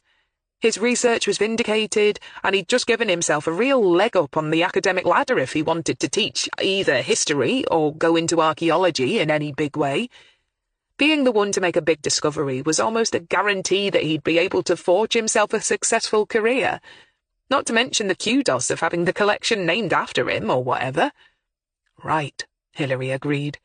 But as a young man who'd grown up in a well-to-do family and had always known that he'd never have to worry about money, the fact that he'd hit gold, literally, probably wouldn't have mattered to him so much, from a purely monetary point of view. "Oh, he would have been happy about that as well, though, surely," Claire objected. "Who doesn't dream of coming into your own money when you're in your 20s, or at any age, come to that?" "Of course, I'm not saying it didn't matter to him at all, just that it wouldn't have been his primary consideration. As you pointed out, a great deal of his jubilation would have come from his research being vindicated and the prestige that came with it. However, shift that focus to Kevin Philpott. Kevin came from a working-class background and had no financial security net underneath him. He didn't have Michael's brains either. We know from what the Becks said that his own father didn't rate him very highly and never thought he'd do well for himself. That sort of thing has to hurt, and must have affected him psychologically, no matter how much he probably laughed it off. Nobody's ego can take that sort of constant knocking without it getting to you. Now, on top of that, say that at this point in his life he'd been trying and failing to earn enough from self-employment, which meant he was going to have to admit he was no entrepreneur and get a proper job, which for someone with no particular skills or qualifications probably meant going from one sort of dull, boring job to another, thus fulfilling his father's contention that he was a good-for-nothing. But here he suddenly was, in a field, with a fortune literally at his feet. How does he feel? "It's the best day of his life, Mom," Gareth said quietly. He would be picturing his father having to eat crow and could see his whole life changing from there on in. Exactly. He wouldn't have to work for a living at all. The good life beckoned. Holidays abroad, a fancy car, pretty girls, the whole lottery winner fantasy. No more business venture failures for him. Nobody laughing at him when his get-rich-quick dreams bit the dust. Hilary sighed again. No more being the loser, the fat, lazy, useless kid. He'd be someone. She paused and thought about his modest home in Headington. Even if the stash didn't turn out to be worth actual millions, maybe, say, only $250,000, it still meant a life of relative ease and comfort for a working-class lad. And then Michael starts talking about calling in the coroner's office, letting the landowner know, so that he or she could get their share. Calling the academics, who'd maybe make a case that it should be donated to a museum. Who knew what might happen then? He wouldn't like it, Rollo said, in massive understatement. He'd go from the high of thinking he was set for life to the gut-wrenching fear that he might get nothing at all. Bad psychology, Gareth muttered. Yes. So, he loses his head. We know he's prone to do that, Hilary said ruefully, still feeling the soreness in her chest from the taser. His first instinct would be to try and talk Michael round, and persuade him to keep the gold for themselves. Sell it on the black market, maybe. But Michael wouldn't wear it, Claire said, as caught up in imagining the scenario as everyone else. They argue, and the argument gets more vociferous, Hilary nodded, until eventually, in sheer frustration, he lashes out. With what? Claire asked. The forensic pathologist could never find the murder weapon that quite matched his head wound. I think he hit Michael with a spud planter, Hilary said. Huh? Claire blinked. What the hell's one of those? Hilary grinned. What it sounds like. It's a device for digging a divot out of the ground into which you can plant a spud. Or, in Michael and Kevin's case, a device for digging out potential finds. It's smaller and less cumbersome than a spade, requires less hard work because you wouldn't have to dig out a big area, and because it's basically a big tube at one end, it would leave an unusual-shaped wound. She explained what she'd found out on the internet about its use by nighthawks. So, Kevin loses his rag, bangs his best friend over the head in a fit of frustration, and then, what, dumps his body in the river? Claire asked. Why not? He knows the area around Wood-Eaton and Islip. He knows the river is there and available, and that the fields are often lonely and little used, and mostly out of sight of the road. He had the van. He could easily use it to cart Michael's body to the dump site. All he'd have to do is use the detector to make sure he got every last artifact, then load the loot, Michael's body, the equipment, and Michael's bicycle in the back, and who would be any the wiser? For a moment, all of them considered this in silence. He then dumps his friend in the river, goes into Oxford, and leaves his bike somewhere unlocked where it's almost guaranteed to be stolen, and there he is, free and clear with a fortune in ancient gold artifacts, Hilary concluded. It was only once we knew that Michael's latest hobby had been treasure hunting that it gave us the actual motive at last. And once I'd considered the possibility that he'd actually found a genuine hoard of treasure, it wasn't hard to see who was the most likely candidate to be his killer. Who hung out with him and might have been on hand when he found something? Not Mia. They'd split up. Not his tutor, who would have been as fascinated by the find as Michael, but who was, by then, in disgrace, and the last person he would have confided in. Rollo nodded. It all hangs together all right, and I'm not saying you're wrong, but this is all sheer speculation. Yes, sir, Hilary agreed readily enough. But let's go on anyway. We have Kevin now in possession of a small fortune. He has enough intelligence to wait until it's clear that the investigation into his friend's death is going nowhere, and that he's safe and unsuspected. He now needs to sell some of the items if he's going to start living the good life. He might have been smart enough to realize that he couldn't just sell a whole lot of stuff at once and buy himself a house without attracting unwanted attention. So He decided to sell a bit now and then, just enough for him to indulge himself and rent a decent place without being too ostentatious about it. What does he do? He needs a fence, Gov, Claire said promptly. Enter Simon Newley, Gareth put in. Right. He asks around. Someone points him to Newley being his man. Contact is made, and the deal is done. And for nearly 10 years, all goes well, Hilary said.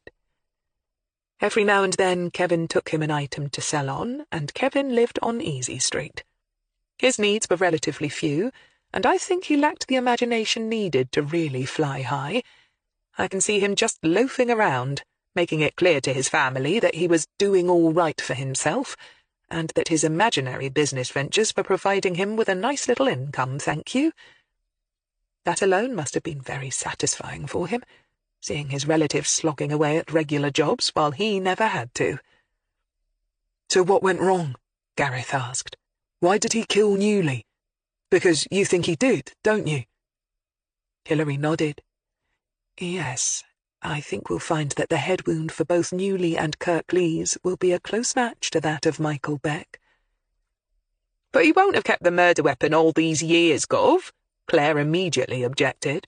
He'd have ditched that the first chance he got. Yes, I'm sure he did, Hilary agreed amiably. But don't forget, Kevin isn't a professional crook, she pointed out. As a killer, he's nothing but a rank amateur. So, when he needed to kill Newley and Kirklees, he'd want to go with something that he knew worked, something that he was familiar with. And he knew for a fact that a sturdy spud planter would get the job done. It was both innocuous and easy to handle. Also, he wouldn't know where to buy a gun, and using a knife isn't everyone's cup of tea. Too much blood, and too big a chance that your victim might get the better of you and turn the tables with it. Besides, getting caught carrying a blade wouldn't be very clever, but he could buy a spud planter at any garden centre, and if it was ever found on him, so what? She paused, imagining Kevin thinking things through. But the last time he'd killed had been a totally unpremeditated affair, a spur-of-the-moment thing, done in a white-hot rage or a moment of burning frustration. Michael was hit almost on top of his head, so he was probably kneeling down at the time, presumably examining the ground. In any case, he wouldn't be expecting to be attacked. But killing someone else in cold blood, especially a hardened crook like Kirklees, well, Kevin would have quickly realized that he'd need something else other than the spud planter. After all, Kevin was overweight, unfit, and hardly used to physical fighting. He'd need to come up with something significant to help tilt the odds firmly in his favour. The taser, Gareth said grimly. He still hadn't got the image out of his head of Hilary Greene stepping in front of that thing to take the hit. Yes. Like I said, he wouldn't know where to buy a gun, and probably wouldn't have had the guts to use it if he had. But tasers are far easier to get your hands on, Hilary was saying. Plus, it had the added advantage of not being as noisy as a gun either. And once again, if he was ever caught with it on him, although still an offence, he almost certainly wouldn't be looking at doing jail time over it. He would just claim that he felt safer having it for personal protection. She paused, rubbed a finger thoughtfully across her chin, and sighed. So, his MO was simple. Take them by surprise at a carefully chosen spot that he'd decided on beforehand, fire the taser before they knew what was happening, then bang them over the head when they were down. Then instantly run away, leaving behind no murder weapon, no witnesses, and very little, if any, forensics. So long as he chose his time and place well, and he did, you have to give him that, it was as neat, if unconventional, as you could ask for. But why? What went so wrong that he had to kill his fence? And where does that vicious slug, Kirklees, come into the picture? Claire demanded. Hilary sighed. Sorry, Claire, but at the moment we've no idea. We're going to need to go through Simon Newley's racket with a fine tooth comb and see if we can come up with anything. Unless we can persuade Kevin to tell us, that is, she added. For a moment there was another silence as everyone debated the likelihood of that happening. Right now, D.I. Robin Farrell was grilling Kevin about the events of the past few hours, but none of them knew, as yet, how it was going. It made Hilary want to spit. Being shunted aside when it came to closing her own case was galling, to say the least. It was at that moment that there came a knock on the door. Rollo Sale called out for whoever it was to come in, and a constable stuck his head around the door. "Sir, a Dr. DeSalle had come in, demanding to speak to Mrs. Greene," he said smartly. "Has she now?" Rollo said dryly. "In that case, you'd better have her shown to an interview room, then." "Yes, sir." Hilary felt her heart sink a little. Any chance that she might have of going back to her boat and having a nap was now no more than a pipe dream. On the other hand, it beat sitting around here waiting for Robin Farrell to do her job for her. "I can talk to her on my own, Hilary, if you're not feeling up to it," Rollo offered. But Hilary was already shaking her head. "Believe me, sir, you don't want to do that. She's an odd one." "You can say that again," Claire said with a grimace, and put a finger to her temple and made a twirling motion. It was very politically incorrect, but everybody knew what she meant. "All right, but I need to sit in on the interview at least," Rollo pointed out. He was, after all, the only one present with any official standing. Mia DeSalle looked up fiercely as Hilary walked into the room, and she started to open her mouth. Then her gaze flickered towards Rollo as he appeared behind her, and her shoulders slumped a little. "Who's he?" she demanded at once. She had her long dark hair swept up in a complicated chignon, and was wearing well-tailored black trousers and a crisp white blouse. As before, she wore no makeup or jewellery. She had never looked more severe or more oddly attractive. Her eyes, though, looked manic, almost ablaze, and Hilary didn't like the look of them one little bit. She was also all but fizzing with some kind of suppressed emotion that didn't bode well for a well-conducted textbook interview. Hilary unhurriedly took a seat, set the tape rolling, and introduced herself, Mia and the superintendent, for the benefit of the tape, hoping that her slow, deliberate actions would calm her witness down a little. Mia looked at the tape deck, frowned, then gave a slight shrug. "Dr. DeSalle," Hilary began pleasantly, "you wanted to see me." "Yes. I know who killed Michael, and I want to tell you." Hilary saw and felt Rollo jerk a little in his chair.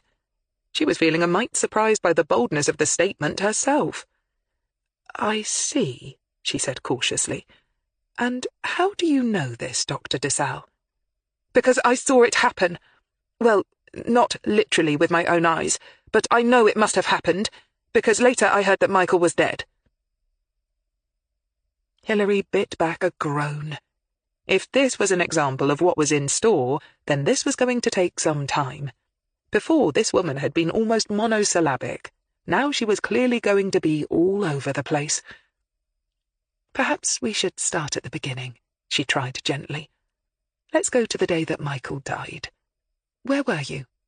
"Watching him, of course," Mia said. "Where else would I be?" Hilary smiled. Having had some experience of this witness before, she was not quite so surprised by this admission, but she suspected that her superintendent's mind was probably boggling right now. "You were, what, parked in your car a little way from Michael's home?" Hilary asked. "Yes. I saw him leave on his bicycle and waited a bit, and then followed him as usual. He drove to this field, the other side of Islip." Michael had been killed close to home after all, Hilary thought, momentarily distracted. "That's where he met up with him," Mia informed them dramatically, sharply focusing Hilary's mind once more. "And who was that exactly?" Hilary asked, making sure she sounded unimpressed. She needed to keep this woman's feet on the ground, not indulge her self-aggrandizement. "My soulmate, of course," Mia said impatiently. then cocked her fine head to one side and made an obvious mental adjustment. "Although I didn't know that at the time, naturally," she felt compelled to point out. "I thought at that point that it was still Michael." "I see," Hilary said, although she didn't, not yet. "So you saw Michael meet up with your soulmate. We'll need his name for the tape, Dr. DeSalle," she said prosaically. "Kevin Philpott." Hilary sensed Rollo perk up at that. "He'd arrived in his van?" Hilary asked, very conscious of the tape recorder, and her need to try and keep this interview on as even a keel as possible. If this interview was going to be used as evidence, all sorts of legal experts were going to study it, and the more calm and rational she could keep her witness, the better. But she had a sinking feeling that she was on a hiding to nothing as far as that was concerned. Yes, Mia said impatiently. "He'd parked it on the grass verge. I watched through my binoculars as Michael got that silly metal detector thing off him, and they set off over the fields towards the river." Hilary nodded. She was used to watching Michael through binoculars and following him without drawing attention to herself. No doubt about it, she'd definitely been stalking him. "I see. And then what happened?" Hilary asked calmly. "Well, they were in the field for hours. I could see them, crossing and recrossing, quartering the ground with the detector. It's what they always did when they met up in the countryside somewhere. And then they went behind some trees, and I couldn't see them any more. They were there for so long that I eventually had to move the car to a different spot in order to try and get a different view of them. But I just couldn't find them again. And then I saw Kevin's van driving away down the road about a quarter of a mile in front of me." "How long were they out of your sight, do you think?" Hilary asked, hoping none of her tension showed in her voice. "Oh, it had to be nearly an hour, all told." Hilary made some swift calculations. That was enough time for them to get a big hit on the detector, and if the treasure had been confined to one spot, say in a now rotted-away wooden casket or a leather bag of some kind, and hadn't been buried too deep, just how long would it have taken them to unearth it? Another 10 minutes? 20 at most? Then say 5 to 10 minutes for Kevin to passionately argue that they keep the find for themselves, and lose that argument. Hitting someone over the head in sheer frustration would take mere seconds. Then what? A few more minutes of dithering as Kevin realized his best friend was no longer breathing. A few minutes to panic. Then he'd have to gather the gold in whatever receptacle they used for keeping their finds in. Then he'd have the task of getting the body into the water, and how long that took would depend on how near they'd been to the river when Michael was killed. But Kevin was a hefty lad, and desperate to get away. He'd have been motivated to dump his friend's body and scram with all possible speed. Yes, it was enough time. "What did you do when you saw Kevin's van?" Hilary asked next. "I waited for Michael to come along, of course, but Michael didn't appear. I thought he must have gone on somewhere else, or perhaps got in the van with Kevin, so I went back to work. It was only later, when I heard Michael was dead, and where he'd been found, that I realized what must have happened." "That Kevin had killed him and put him in the river, you mean?" Hilary asked curiously. And when Mia nodded emphatically, said carefully, "But that's a bit of a leap, isn't it, Dr. DeSalle? How do you know that Michael didn't go on somewhere else and was killed later?" "Because I figured it out." Hilary went very still. "Figured out what, Dr. DeSalle?" "That Kevin had him killed for me." Hilary took a long, slow breath. "Killed him for you?" she repeated carefully. "Yes, don't you see? Kevin knew Michael had treated me shabbily, so he killed him for me. Michael had wronged him anyway by coming between us in the first place. Kevin knew that it should always have been him and me, though I hadn't realized it before then. I felt so ashamed, and still do, that I made such a mistake." At this point, Hilary reached for a piece of paper and wrote the name of the psychiatric doctor the police used whenever they needed someone to assess a suspect or a witness's state of mind. She pushed it towards Rollo, who read it, and nodded in agreement. He got up, walked to the door, and left. Hilary stated that fact for the tape. He came back less than a minute later and resumed his seat, and again Hilary stated that out loud. Mia de Salle had remained silent throughout this, apparently without any curiosity about it, but she was shifting on her seat and impatient to continue. "So you believe Kevin Philpott killed Michael Beck because—" Hilary paused, knowing that she would have to jump in. "Because he was my soulmate," Mia said angrily. "Please try not to be so unintelligent." "My apologies, Dr. de Salle," Hilary said. "Let's move on. Did you tell Mr. Philpott that you saw him meet with Michael that day? The day Michael was killed?" "Of course not." Mia sighed impatiently. "Really, you are being so dense." "Why not?" Hilary asked, ignoring the insult. "There was no need. He knew. He must have known. He always knows when I'm close." Hilary nodded, but in truth she was beginning to feel as if she was in danger of going down the rabbit hole along with Mia de Salle. Trying to sort out fact from fiction was fast becoming impossible. Then she remembered Kevin saying how he'd often seen Mia around town. Hilary thought she knew the real reason behind that now, but did he? To hear Mia talking now, you'd assume that she and Kevin had become an item soon after Michael's death.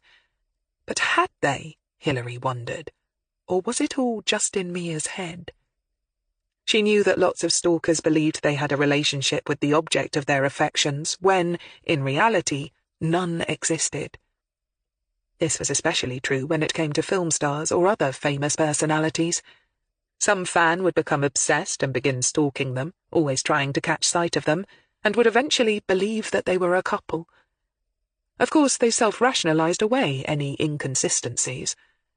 Their relationship had to be kept secret, so the press didn't find out, for instance. But in their own mind, the object of their affection would call them up and talk to them, or send them Valentine's cards, take them out for secret romantic dinners, or what have you. The celebrity being stalked didn't know they even existed.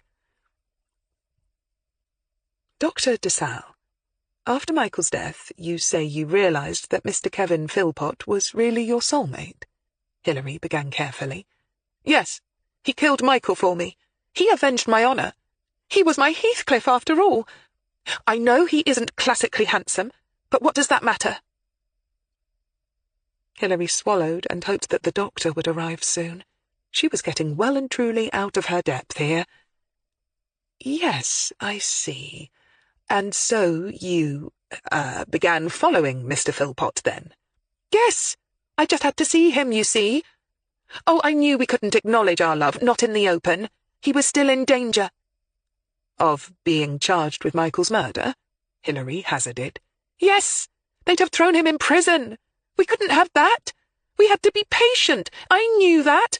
But it's been so long," Mia wailed. "And now he's abandoned me just as Michael did. I'm here to betray him," she said. "It's the only thing I can do." Hilary blinked. Yes, of course. Dr. de Salle, did you ever tell Mr. Philpott of your devotion?" "I parked near his home and watched him walk by." "Yes, but did you ever talk to him? Declare your love, your devotion?" "No, I told you, we couldn't be seen together. But he knew. Whenever our eyes would meet in the crowded street, we both knew."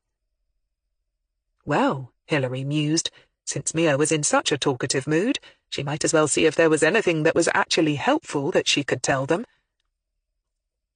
"Dr. de Salle, when you followed Kevin, did you see him meet up with a man called Simon Newley, or go into his antique shop?" "That horrible man in that dreadful shop? Yes, he would go and visit him about 4 or 5 times a year. I don't know why, though. He never bought anything in there. But it was an appalling place, full of old tat, so I'm not surprised." Hilary nodded, and although she knew her testimony would probably never be used in a court of law, at least it was helping to confirm her theories. I don't suppose you were watching him one night when he stopped at a house in North Oxford? She cited Lionel Kirklees's address and the date of the night he'd been killed, but her luck didn't stretch that far. Regretfully, Mia de Salle told them that she didn't meet with Kevin in the hours of darkness. "I can't see his face, you see," she explained simply. "I see," Hilary said blankly, then gave herself a mental shake. Talking to this woman for any length of time could seriously play havoc with one's mental well-being. "Well, thank you, Dr. de Salle," Hilary said gently, then looked across at Rollo. "I'm going to have your statement typed up. If you wouldn't mind waiting, we'll need you to sign it for us." "Of course," she said calmly. "I understand." Hilary signed them off on the tape, and they left in utter silence. Only once they were outside did Rollo allow himself to show any emotion. "Damn it! Her testimony is going to be useless," he said bitterly. "A defence lawyer would rip her to pieces, even if we could get her signed off as competent to give evidence, which we won't. In my opinion, I think that woman is going to be sectioned, and is probably due a long spell in an institution." Hilary regretfully agreed with this assessment. "It's galling to actually have a witness at last and not be able to use her." Rollo sighed. If she was mentally stable, her eyewitness testimony putting Philpott at the scene of the crime, at the right time, would nail him good and proper. As it is, it's useless. Hilary, feeling all in, leaned against the wall, and then slowly began to smile. "Ah, but Kevin Philpott doesn't know that, sir, does he?" Chapter 17. Rollo, who had been pacing agitatedly up and down, immediately stopped and looked at her. He noted her smile, and his eyes narrowed. "What are you thinking, Hilary?" Hilary took a deep, weary breath. "I think that Kevin Philpott lacks a backbone, sir. I think that D.I. Farrell is softening him up for you nicely right now, asking him all about his dealings with Larry Spence. Trying to dodge and dance around that is going to wear him out for a start.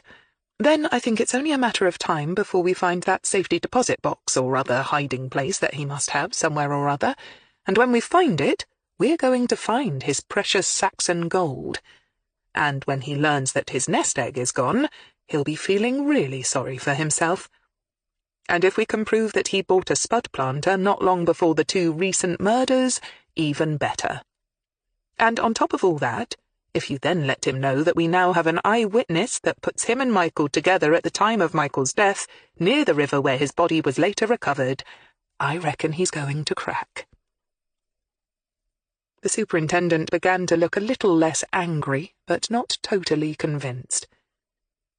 "Don't forget, sir, he's had 10 years of thinking that he'd got away with it. That nobody even knew for certain the exact spot where Michael was killed. If you give him all the details Mia just gave us, he'll know better, and I think it'll be too much for him." Rollo leaned against the wall beside her, thinking it over, and then sighed. "I hope you're right," he said at last. Hilary laughed wearily. "So do I, sir." "We still don't know why he killed Newley and Kirklees, though," he pointed out. Hilary sighed. "Well, you can't always have everything, sir," she said philosophically. "And technically, that's D.I. Farrell's problem, not ours." But in the next few days, the joint CRT case and Robin Farrell's double murder case quickly resolved itself, with most of Hilary's predictions coming true. They found Michael Beck's hoard of Saxon gold when a careful search of Kevin Philpott's house turned up documentation for a safety deposit box in a bank in Whitney. A clerk at a garden centre near Burford came forward after they ran a request on the local news channel, along with a photograph of Kevin Philpott, asking for anyone who'd sold him a spud planter to come forward. Mia de Salle had signed her statement, but was currently being treated at a mental facility. Luckily for her, she had a rich aunt who had died 8 years ago and left Mia her entire fortune, so she could afford the best of care. And Kevin Philpott, unable to withstand the stream of evidence being gathered against him, finally admitted his guilt. He even told D.I. Farrell just why he'd been forced to kill Simon Newley and Lionel Kirklees. Although Hilary hadn't been able to sit in on that particular interview, Rollo had, and had been more than happy to fill her in on all the details later. Apparently Simon Newley had hit a bad patch financially, and was being squeezed by Kirklees for repayment of a loan that Newley had unwisely negotiated with him. Finding himself unable to pay it off, the fence had instead tossed the client he referred to in his books as Teddy Bear under the bus, by selling him out to Kirklees in lieu of paying the loan. Newley could prove that Teddy Bear, who'd probably earned the nickname due to his cuddly figure and deep-set dark eyes, was a regular client who always had very valuable items for sale. Naturally, Lionel Kirklees had then put the frighteners on Teddy Bear, having him beaten up and telling him to hand over the gold or end up floating face down in the Cherwell, thus leaving Kevin Philpott facing the very unpalatable fact that his easy lifestyle was now over. Unless he could get rid of Kirklees. It was a bold move, for there probably wasn't a crook in Oxford, save perhaps Larry Spence, who'd have dared to have a go at tackling a thug like Kirklees. But here, ironically enough, it was Kevin's very innocence and lack of understanding at just how dangerous Kirklees was that allowed him to do something so dangerous. Of course, before he could kill Kirklees, Kevin reasoned that he needed to get rid of Simon Newley first, since he felt sure that Newley would guess who was responsible when Kirklees turned up dead. He wouldn't hesitate to give an anonymous tip to the police and drop Kevin in it, if it meant keeping himself safe from a murderer out for revenge. So Kevin had bought the taser and spud planter, made a note of the men's various habits, and then laid his plans. He killed Simon Newley the moment he opened his back door, and then killed Kirklees under cover of darkness in his front garden that same night. As Kevin had told a gobsmacked D.I. Robin Farrell, he needed to kill Lionel before he got to hear about Newley's killing. He didn't want Kirklees being forewarned. Rollo Sale had had to laugh out loud when he described Robin Farrell's chagrin and disgust when he finally had to admit that Larry Spence had nothing to do with their deaths after all. It was getting on for 8 o'clock in the evening, and Hilary Greene was sitting in a deck chair on the tiny deck at the rear of her narrowboat. It had been a warm day, and the evening was turning out to be pleasantly warm too. Soon the sun would set, and the bats would come out, and she would go inside and settle down with a good book. She was drinking a small glass of wine. She no longer felt sore from the taser, and she was well and truly back in Rollo Sale's good books, with the CRT sharing the glory with Robin Farrell's team for the closure of 3 murder cases, 4 if you included the killing in Reading. She had assigned Gareth the job of going over to Wood-Eaton to tell Michael's parents the news that their son's killer had been caught and would be brought to justice. She thought, after all he'd been through, the former soldier needed reminding that he could still be of so much use in the world, that there were still people, good people, who were relying on them all to do their jobs properly.